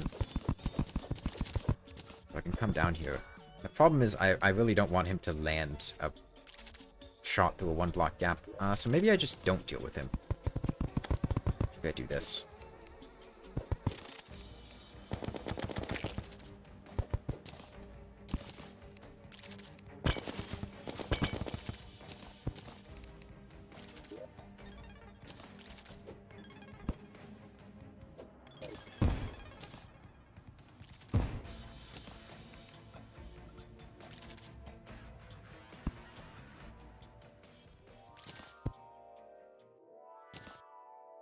Okay, well I will keep that in mind and avoid going too deep.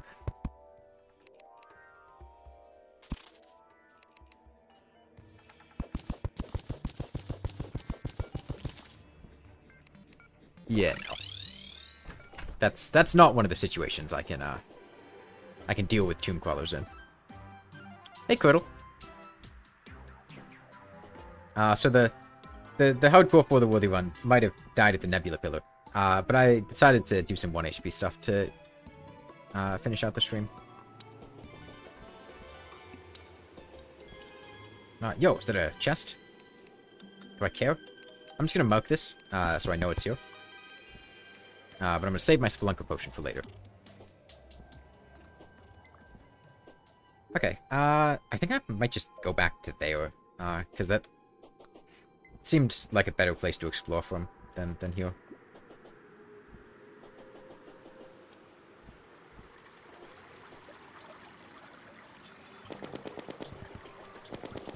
Yeah, it was a little unfortunate, but these things happen in hardcore.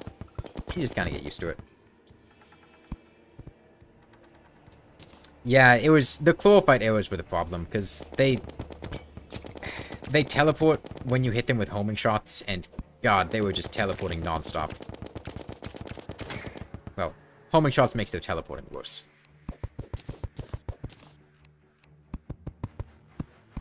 They'll teleport whenever they feel like it, though. I'll do this just to be safe. Now, the nice thing about the underground desert is as long as you're keeping an ear out for the audio cues, you don't have to worry too much about enemies sneaking up on you. Because, like, tomb crawlers are very loud and obvious when they show up. You just listen for the tunneling sound. And it's pretty easy to quickly decide, hey, am I in a position to deal with this, or am I not in a position to deal with this? And if I'm not, I can just recall. It's a pretty quick and easy decision.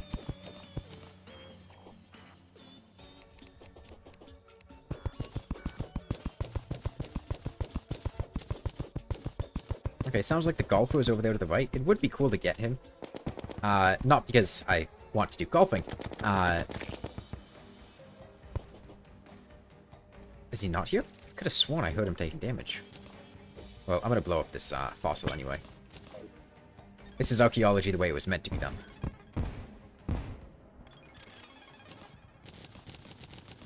I see some cobwebs down there, so that makes me suspect that there might be a...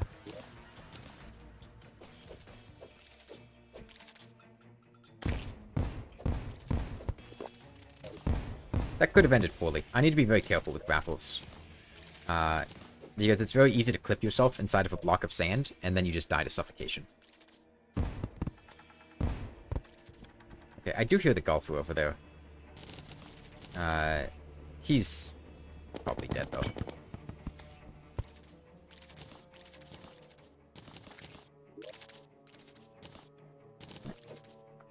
This...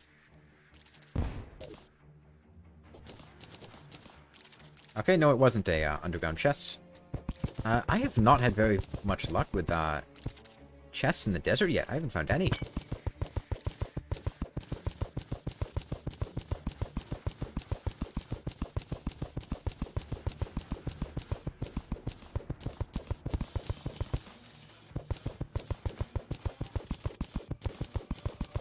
Honestly, I feel like I might be in the situation where if I hear a tomb crawler show up, I might just recall and leave. If I was playing by myself, I probably would just try to deal with it, but given how well the run is going, I'd rather not risk losing it over something like that. At least... yeah.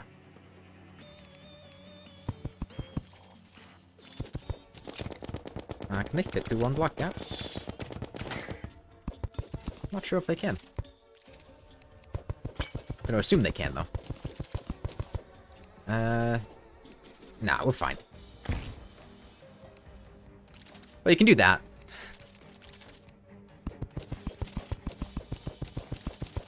That's what you can do.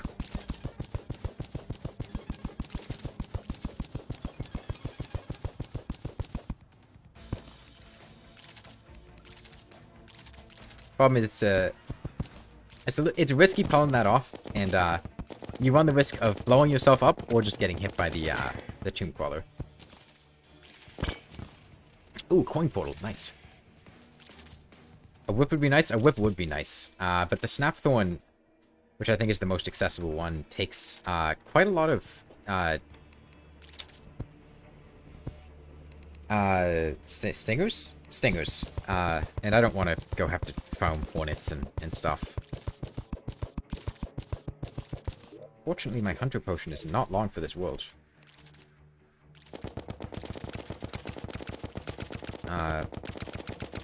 And unfortunately, once my hunter potion wears off, you are climbing. Good for you.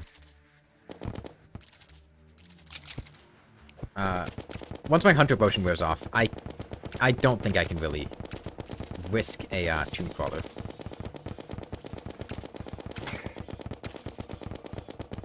Yeah. I can still be down here for other things, but as soon as the tomb crawler shows up, always check the slopes of blocks when you feel safe. To, like, make sure you can run away and you don't get caught on, like, a half block.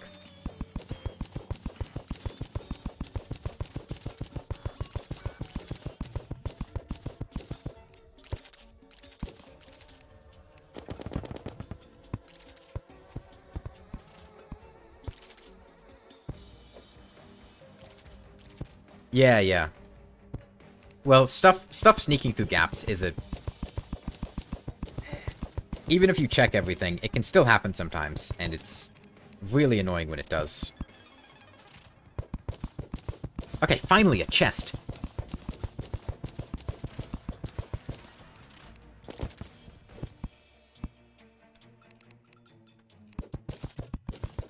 Okay, honestly, Ancient Chisel, probably the best find. Because the Chisel's gonna let me mine faster to get the other stuff. Although, if I get Dune Rider boots, I could just take the boots and leave.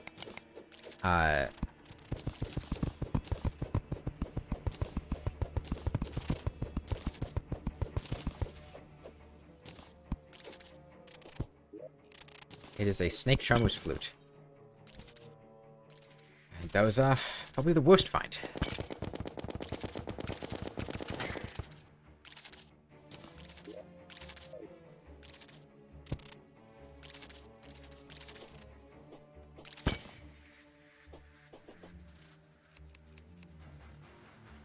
It does make a cool sound, that is true.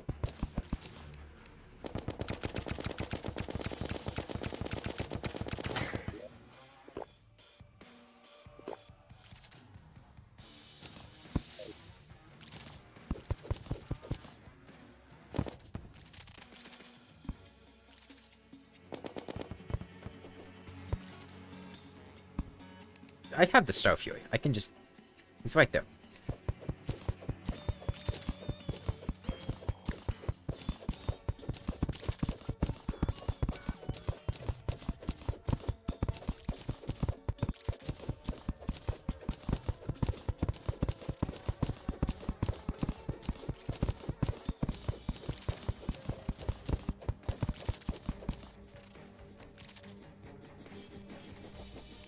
It's fine. It's not fine. Is it fine? It's fine. It's fine. Oh, not fine. Let me go. I missed the grenade. If I had landed that grenade, it would have been fine. But, I was a little slow with the throw.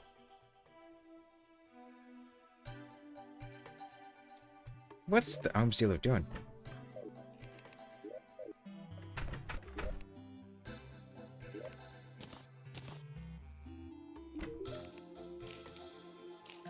Sell the flute. Sell the chest.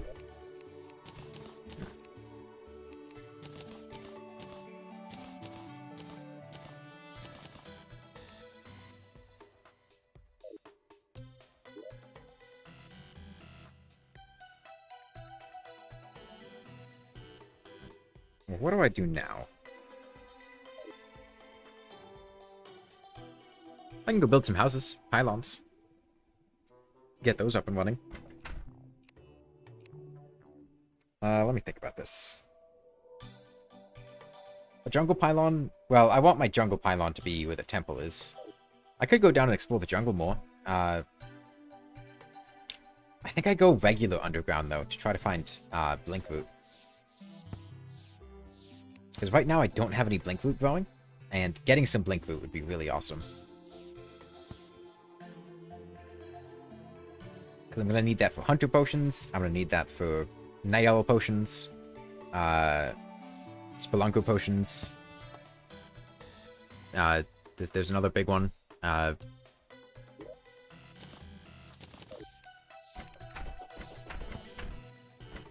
It's a falling stone knight too, so this is a good chance to get some ammo for the star cannon.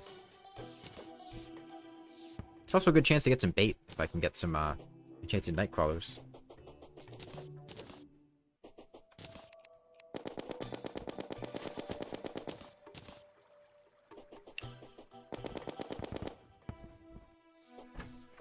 I'm gonna sleep a little bit longer, and I think I'm gonna go underground here and try to find some blink root, because it looks like there's some. That's a mushroom. There, that's blink root. There.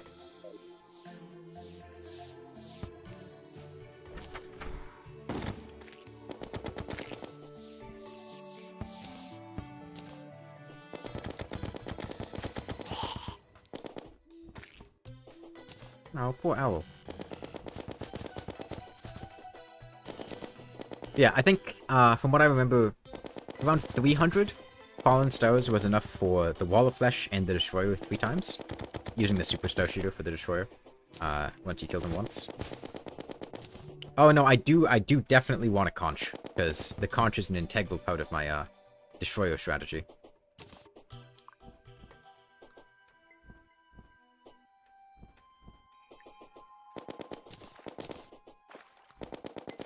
Oh, I need to remember that fledgling wings suck.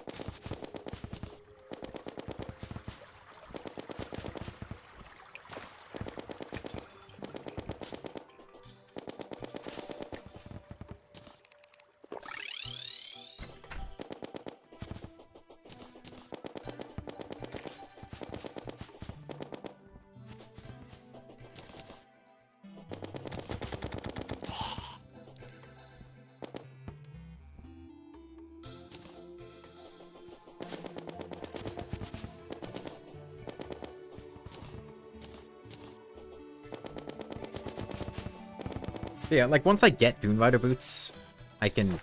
Well, I mean, I could comfortably fight King Slime now. I just don't really care to. But once I get Dune Rider boots, I can comfortably fight the Eye. I can very comfortably fight King Slime. But those Dune Rider boots are gating... not quite progress, but comfort with being able to progress. Progress, not being able to progress. That's not...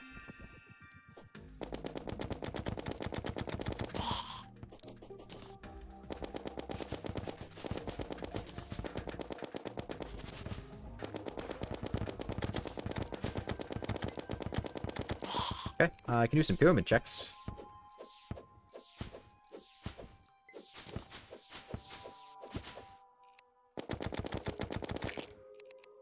Oh, a black lens. It's actually pretty cool.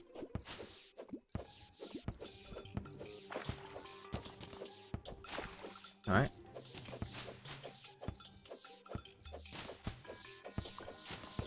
Oh, there is a pyramid.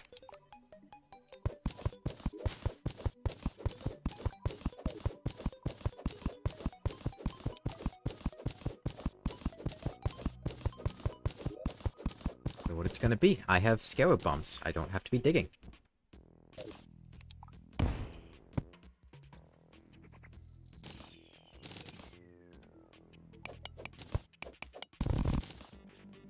It's...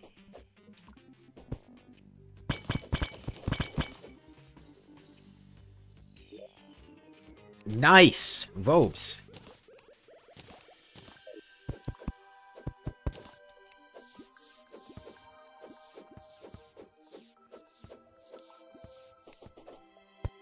Okay, well I can check down here, see if there's a cave.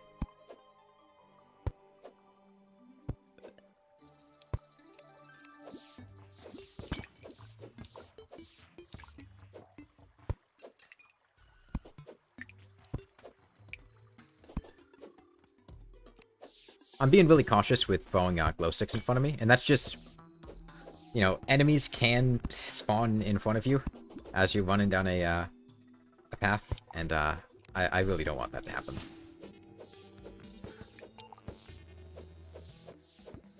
Okay, well, at least I got some money out of the pyramid.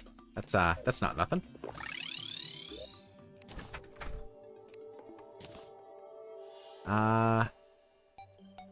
That's really not a great, not a great herb bag. It's not terrible, but I would have preferred more seeds. Okay, well I can extractinate this fossil. Hopefully I'll get enough, well, I'll almost certainly get enough for a pickaxe. Hopefully I'll get a good amount, and I can get most of the way to fossil armor. 300 is a lot. There's a lot of variability in what you're gonna get. That's enough for a pickaxe. I think fossil armor is like 60? So I think like 72 is what I want. Looks like I'm gonna get maybe halfway there. That's not bad. I'm gonna have to go back to the desert anyway, because I didn't get any of the treasure that I wanted. I am getting plenty of amber though. That's pretty cool.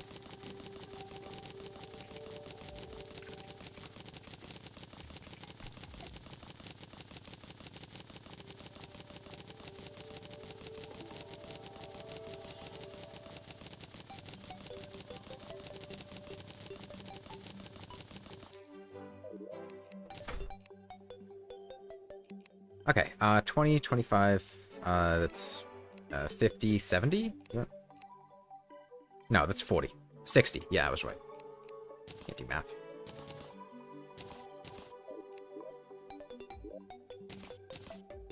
Yeah, okay, so I just need to get 30 more.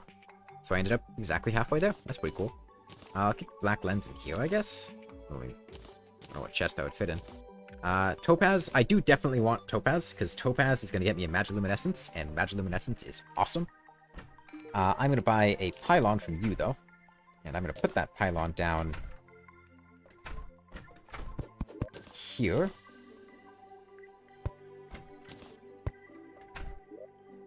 And now I have access between these two areas. And I got a zoologist, which is going to mean I can buy a cat and a whip. Damn, that's expensive. Holy...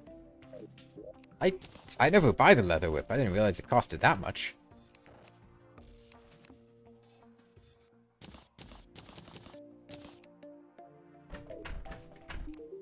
I guess she's unhappy that the arms dealer is here too, but that's just a neutral price. I could sell the boomstick, but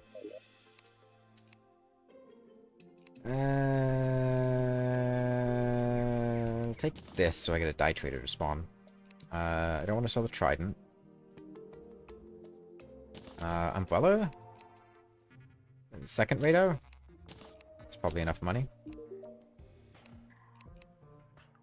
Radar. Yeah, there we go. Okay.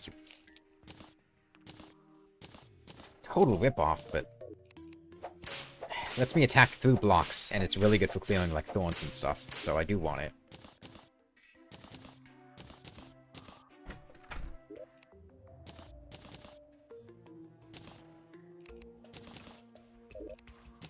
Okay, what did I say I wanted to do? I wanted to go underground to get Blink Root.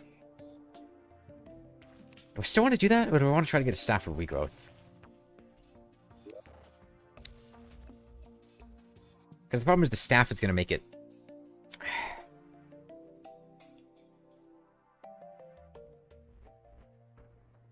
I'll just go underground, regular underground.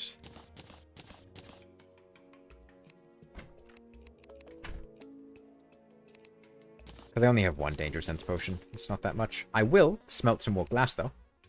So I can get some more bottled water. Because I am running low on that.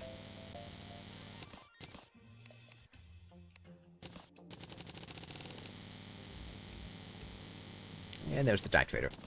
Since I can't get the Nurse, I can use Die Trader plus Arms Dealer for a easy pylon. Because the Die Trader likes the Arms Dealer.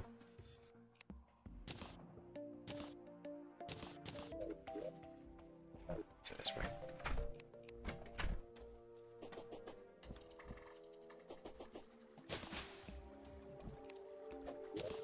Oh, I don't have my food buffs.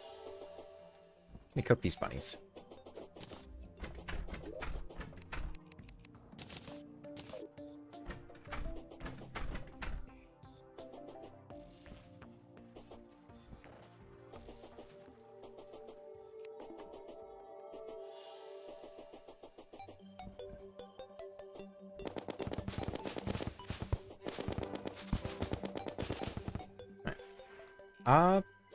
I did do a pyramid check here. Doesn't look like... Yeah, no.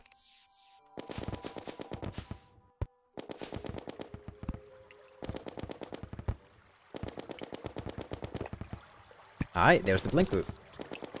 I'll see if I can get some more seeds, though. And also just, like, treasure.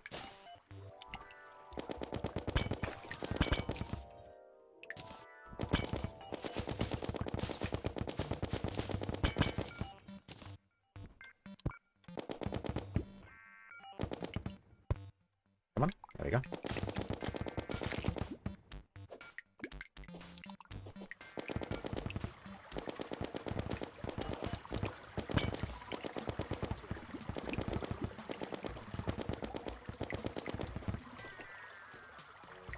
Let's see, there's water leaf down there. There was a water chest, though. What do you got? I hate you. I hate shark bait. I hate this pet. I hate this game. Fuck everything. Give me water walking boots or something. Okay, there's another gold mouse. Where is it? Is it this way? I heard it squeak.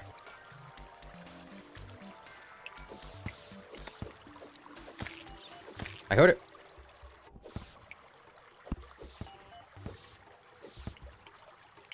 Down here?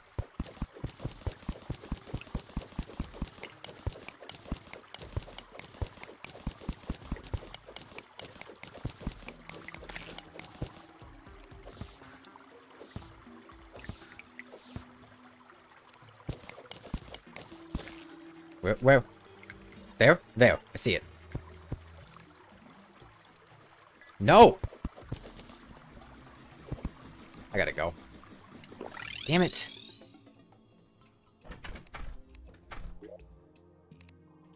I really wanted that mouse.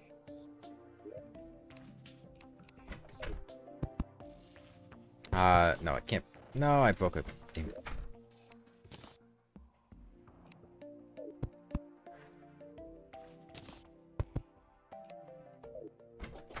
Okay, I'll have to try to get more, No. No. No. No.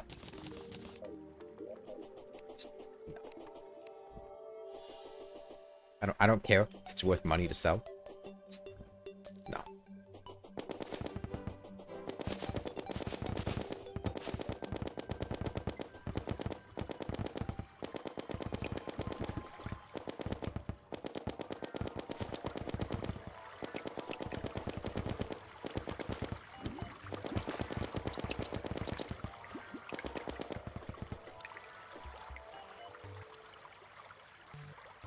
It really sucks, though, that, that mouse was gonna go places.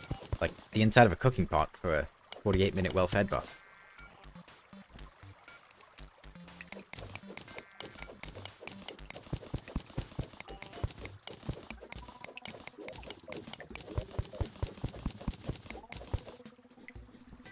You fucking...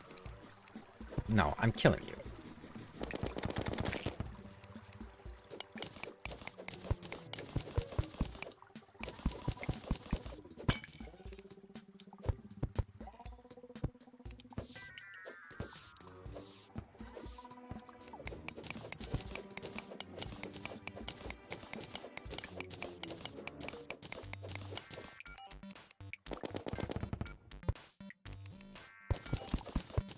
Is that diamond? Or is that emerald? I have a hard time telling the difference on a Spelunker potion.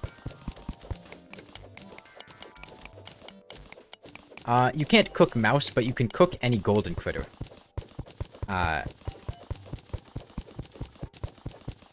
Any golden critter can be cooked to make a golden delight, which is, it provides the major well-fed buff for 48 minutes.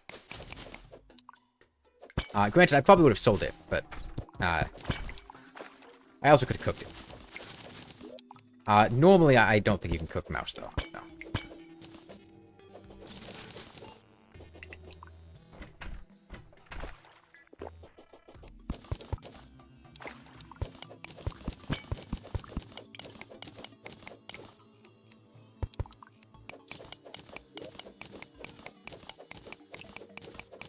Alright. The other nice thing about going to the desert is you can get scarab bombs. Scarab bombs are pretty awesome. No, the lifeform analyzer. The lifeform analyzer was what was telling me there was a golden mouse, not the sound. I figured out where it was based on the sound. But it didn't tell me it was golden based on the sound.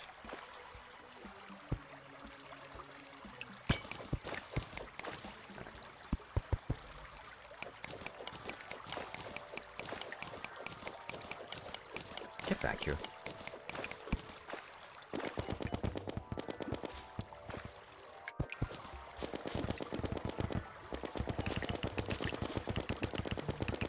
Bone pickaxe.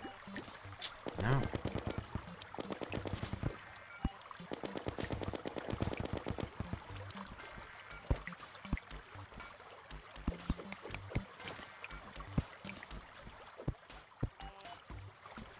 There's a bat up there.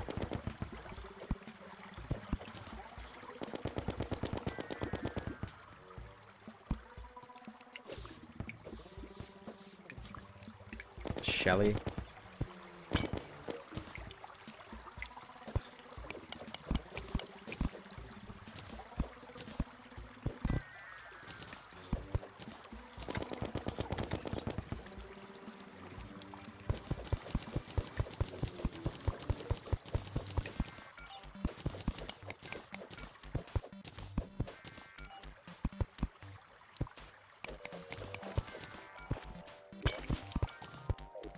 Okay, kind of regeneration's not great, but... Oh well. There was another chest off to the left. There was a, no, that's a lot of bats, huh? Unfortunately, I can't, it's a lot of bats. I would put down the silt that I just mined, except there's a minecart track underneath me, which is preventing me from blocking them off with that. If I can kill this bat... Well, both of these bats.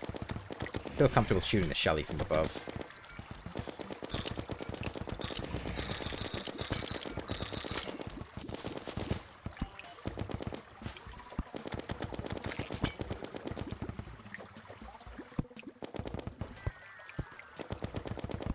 What is this pressure plate hooked up to?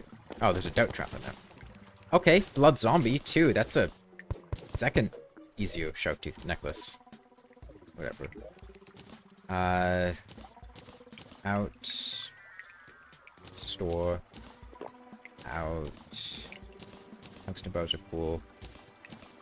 Spikes are cool. Today? I think it was the first attempt. No, this is the second attempt. I died once to... What did I die to the first time? I stepped on a spike. Yeah. I was in the Crimson, and I, Yeah, I was trying to dodge a face monster, and there was a thorn in front of me.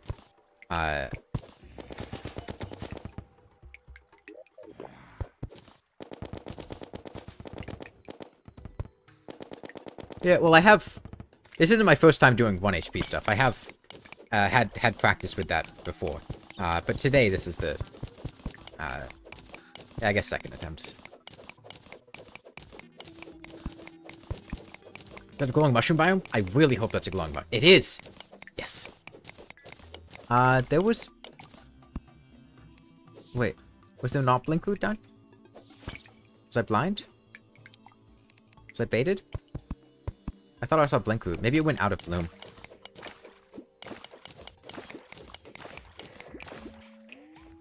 What is... Is it the topaz reflecting light? I thought I had seen blink root, but...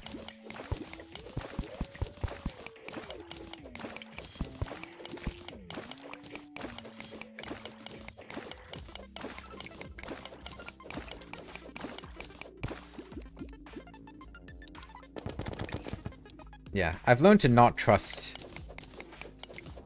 Really just not trust anything in the game, because it's just unfair. Especially not bats in 1-block gaps, because they can clip through 1-block gaps. I looked back how I died the first time I would go for the Woody run, and I didn't actually... It was just a small zombie that was able to fit through a 1-block gap, and I just didn't catch it. I thought it was bigger than it was. There's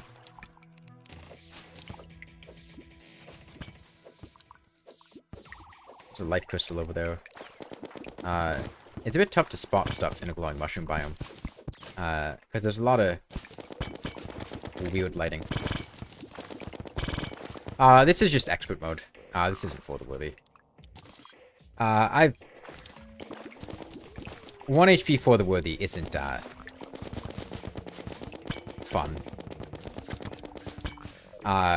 Or even, like, I don't even think it's, considerably more interesting than expert mode. Like, it's...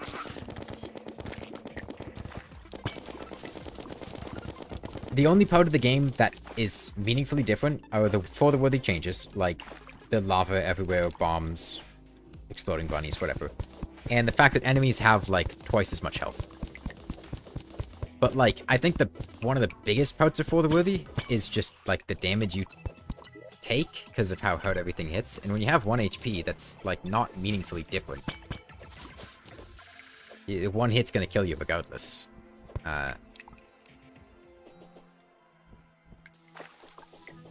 There's Blink Root there, but it's not in Bloom.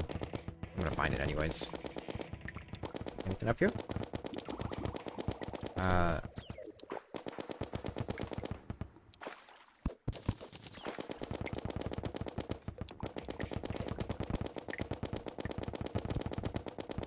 What happens if I use a life crystal? I would get more max life. I have my... It's not like a mod that's constantly forcing me to 1 HP. I just set it to 1 HP with Terror Saver. If I use a life crystal, I'll go back up to more than 1 HP.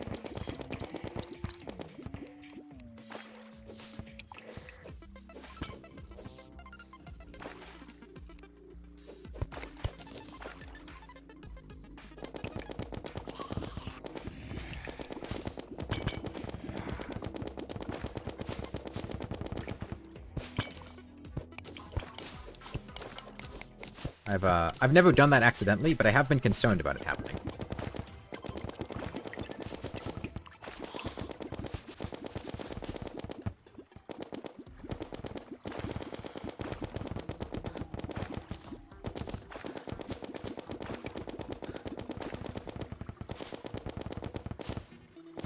Their primary use is being sold.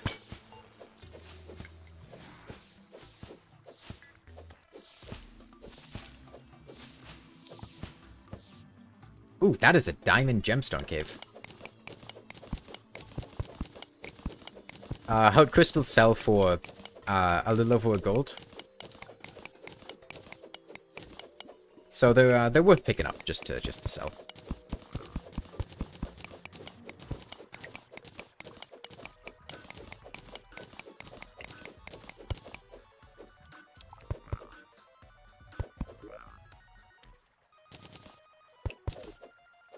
Do I have dynamite? No, but I do have a scarab bomb.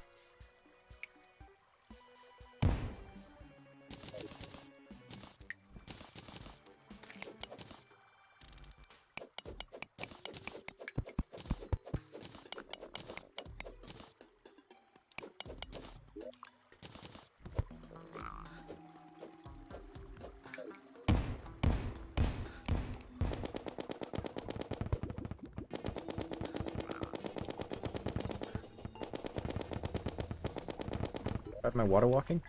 I do.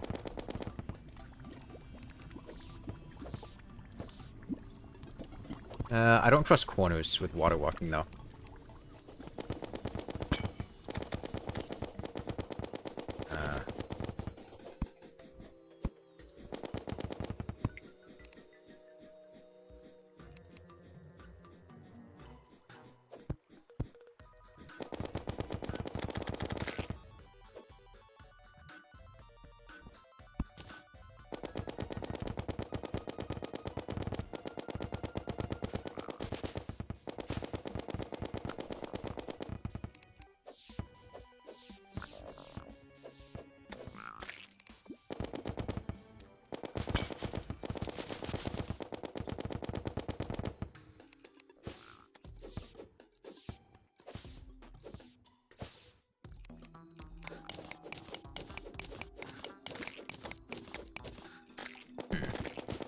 Deal with this.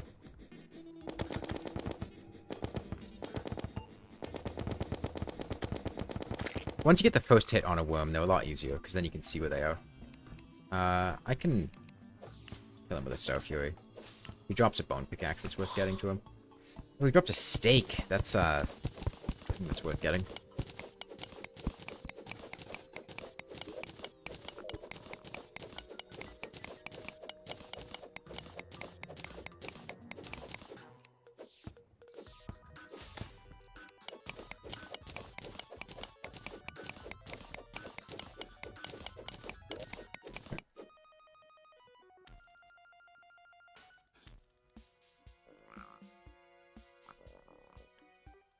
Hollowed armor now.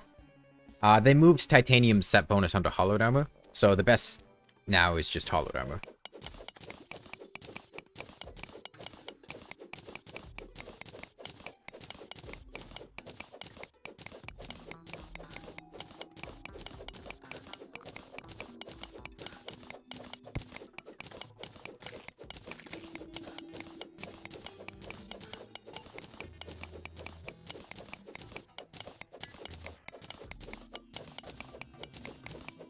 You forgot about that. Oh, it makes hollowed armor so good. I mean, it's what made titanium armor so good in 1.3. But yeah, hollowed armor is really good now, as opposed to before, where it was just really bad.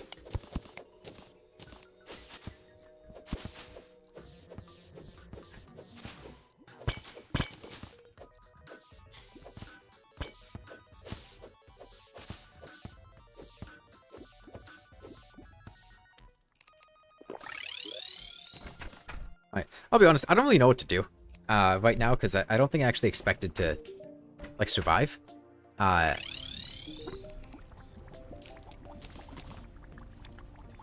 And I'm kind of reaching the point where, when I was doing the 1 HP runs, this is the point where I would just, like, go take a shower, go to sleep, take a nap, and leave the game running, and then just grow a bunch of herbs, and then use those herbs to make potions.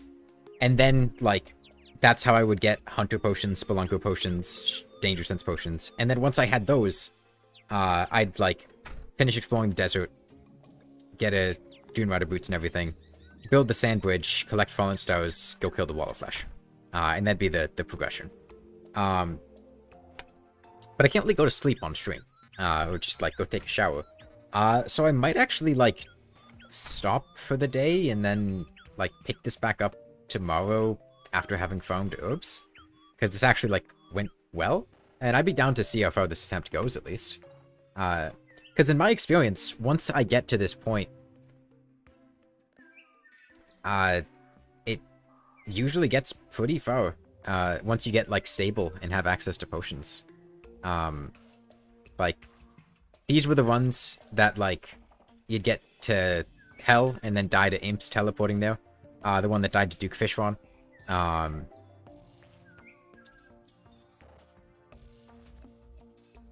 The one that died to the Brain of Cthulhu, teleporting on top of me. The problem is, it's just right now, there's not really all that much that I can do without potions safely. And getting potions requires... Okay, here's what I can do. How much money do I have? Okay, I can go to one side of the world. I'll choose the left, just because. I can head over there, and I can build a house there. I'm going to take a bed with me, so I can sleep to pass time, to move NPCs in. And then I can get an ocean pylon, and since I haven't gotten a shark statue, it seems like I'm probably going to have to farm sharks in the ocean, using the Star Fury. And having that ocean pylon is going to help out with that a lot. And that's not something I want to do on stream, because farming sharks in the ocean is a very slow process. There's no danger involved. You just sit in a box and attack with the Star Fury. But it takes forever for sharks to show up. Actually, no. I'm going to go to the right. Do I always prioritize the pylons? They're just a very nice quality of life thing. And it saves me from having to travel across the world a bunch. So, typically, yeah. I do need to be cautious about the Crimson here. That's a potential danger. But I'm going to the right because I could... one, I could get Shiverthorn and more Shiverthorn seeds, if any happen to grow on the snow biome here. And two, I could potentially get a water candle from the dungeon. And a water candle is going to be a very big help for farming sharks. Water candles and battle potions are huge, and battle potions aren't really sustainable easily. Because it's a bit tough to get Deathweed, especially when you can't go to the Crimson very much safely. The main thing I want to avoid is I want to avoid having to cross the Crimson more than I have to. Because the Crimson surface is the most dangerous biome because of the thorns, and the thorns will instantly kill me.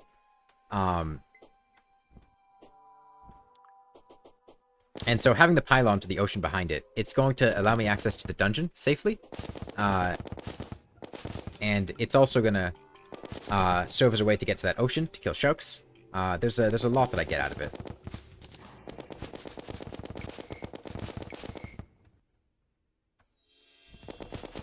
Make sure, since I already have Deathweed seeds, I don't mind harvesting it out of bloom.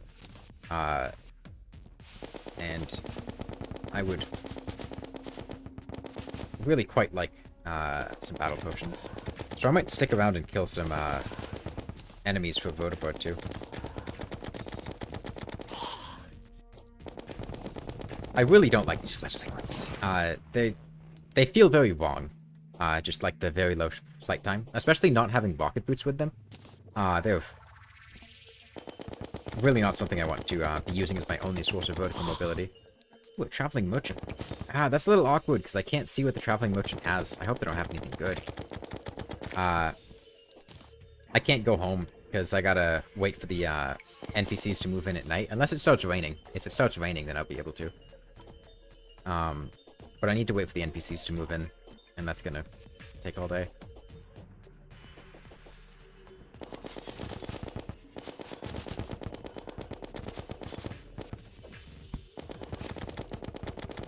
Unless I,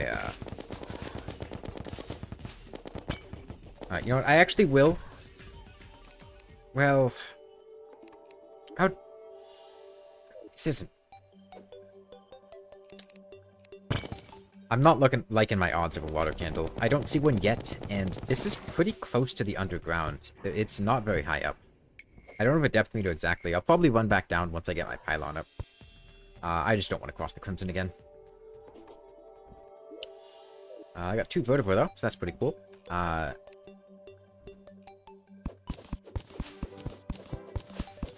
This could be a situation where I try to...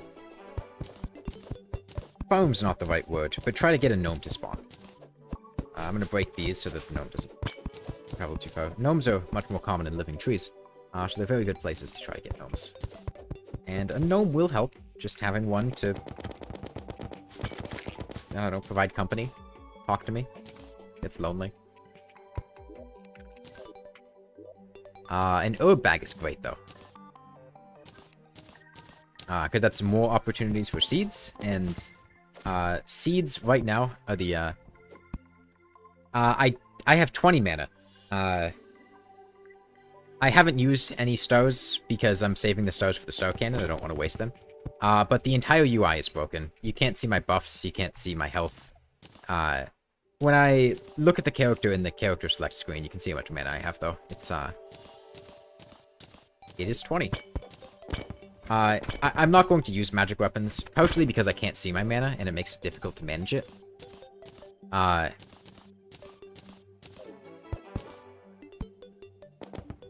Yeah.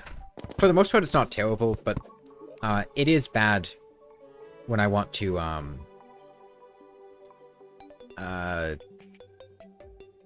ditch these bunnies. Oh, yo, 2 hunter potions. That's great.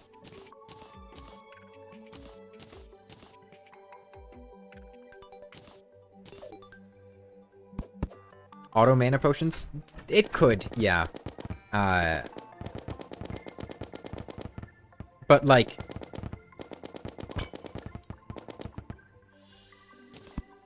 You know, in the decision... Range and magic weapons perform very similarly, where they're both, like, fairly high damage things you do at a distance.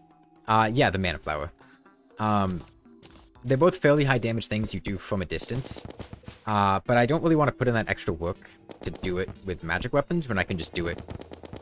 The jungle flower is the one that reduces the mana cost. The mana flower is the one that you make. You combine it with a mana potion. And then it auto-uses mana potions when you need them.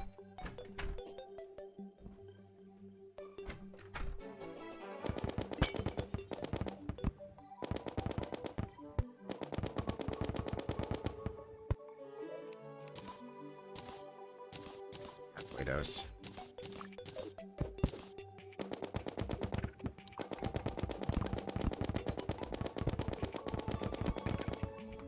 Oh, I should have made a diamond hook. I forgot I had gotten those diamonds and got enough now. I thought that that lesser healing potion on the ground was a gnome. That would have been pretty concerning. It's your goal to meet Moonlook. I mean, I guess. I've already basically...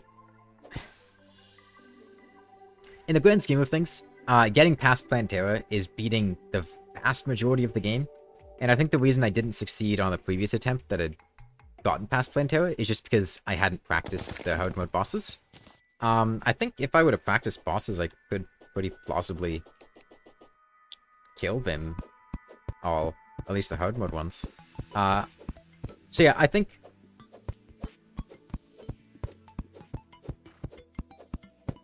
I didn't really have a plan at all, I guess is the answer. I don't have a goal, period. The whole reason I'm doing it now is just because I died in the hardcore run, and I wanted to keep playing, because there was only like 2 hours of the stream. And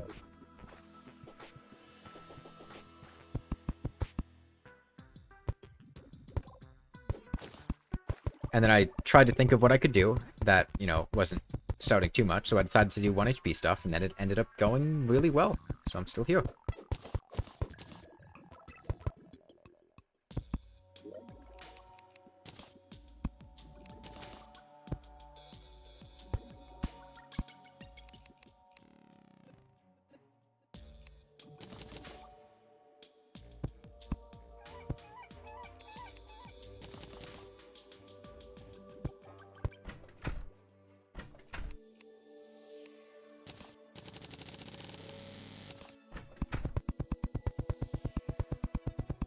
My favorite door? I don't know. I don't know that I have a favorite door. Junglewood, the rich mahogany one? Yeah, that one looks pretty nice. Hey, AVChez? Avchez? On the stream? Oh. Nice to see you. Let's see. If I move, Die Trader, Arms Dealer, Die Trader will, sell the pylon. Means I gotta go to sleep for a little while. My bed. You can sleep out in the open, right? Yeah.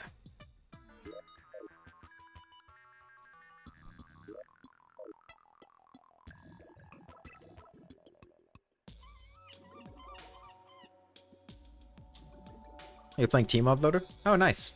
What mods?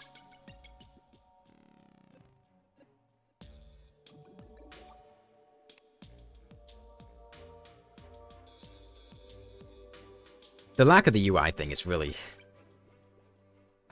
you get used to it, but it's, switching back and forth between being able to play and not is really just one thing. Calamity? Nice. The 1.4 update, or the... Oh, it's still the 1.3.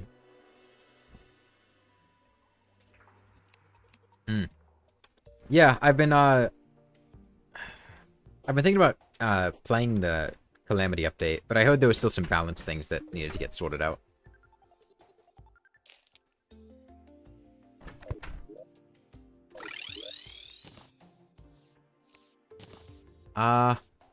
Okay, that is really good. So what I can do now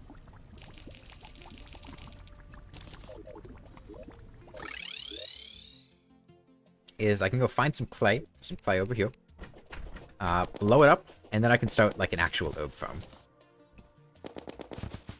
with clay pots.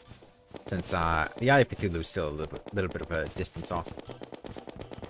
And I mean, clay pots are easy to get.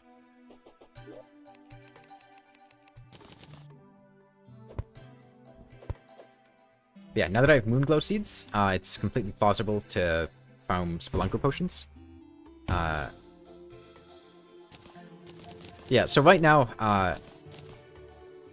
yeah, the Traveling Merchant, rip. If I had the Magic Conch, I wouldn't have had to deal with that, but the desert decided to give me a Snake Charmer's Flute instead. I had 2 left? 3 left? Should be plenty. I had 3 left, yeah. That's fine. But yeah, so for anyone that wasn't here from the, beginning of the stream, this is the tail end of what had started as hardcore for the Worthy Master mode. And then I ended up dying at the Nebula Pillar, and because I wanted to keep streaming, I decided to start doing this. And I wasn't really expecting to get anywhere, but it's actually going well. So I'm seeing how far this goes.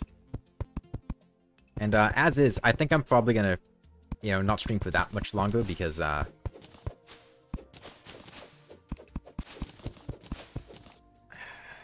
mean, it's been almost 5 hours at this point, and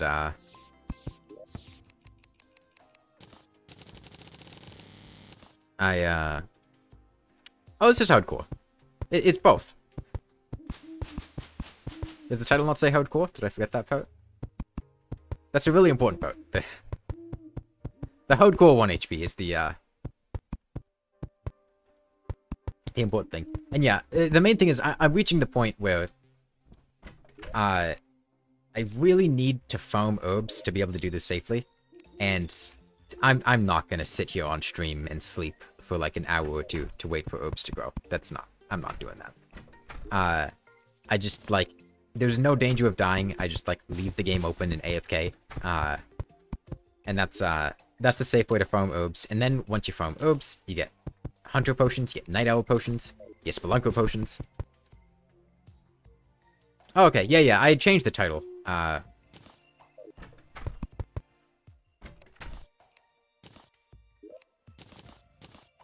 When I swapped over to this.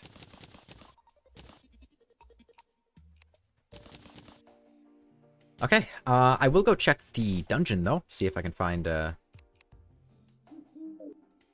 a bit scary doing this. But as long as I'm quick on my feet, there shouldn't be any danger. I should buy some more ammo, though.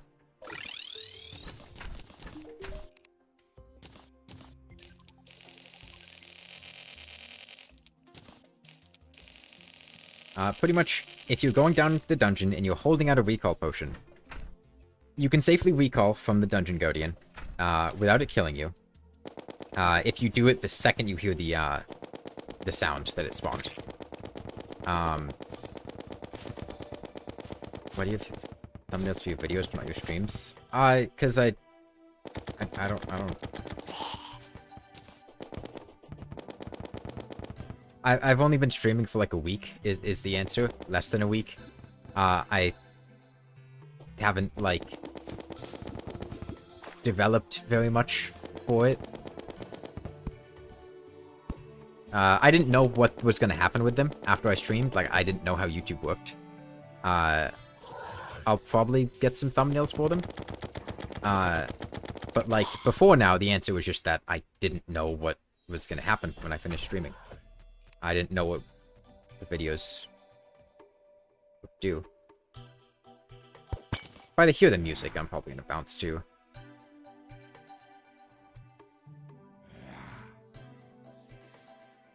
There's a blink root over there.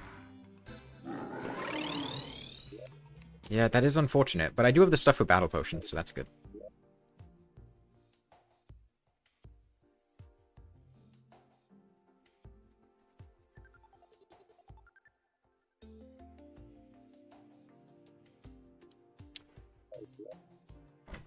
Yeah, I'll probably, at some point do something with them. Oh, that's right. If you take a bed off and then put it back in the exact same spot, it keeps the spawn point. Okay, I do have 2/3 of the mining set too, which is pretty awesome. So yeah, that went, surprisingly well. There's... The way this is gonna progress is... I go back to the underground desert, I get Dune Rider boots. I make a sand bridge, I kill the Eye of Cthulhu, I kill King Slime, I put on the Royal Gel to help stay alive. I get enough Crimtane to make a Magiluminescence. And then I collect a bunch of fallen stars from the bridge up there. And then I head down to the underworld. Well, I'm ending the stream now anyway, Chonky. And then I make a bridge in the underworld, and then I kill the Wall of Flesh. And then, in hard mode, things go from there. But there's actually not that much left until getting to hard mode. It's mostly just grinding and stuff. Rest in peace, hardcore for the Worthy Master mode run, though. Damn Nebula Floater. Yeah, as you can see, I have 1 HP and 20 mana. Also, I look like the man in the yellow hat from Curious George. Alright, well, thanks. Yeah,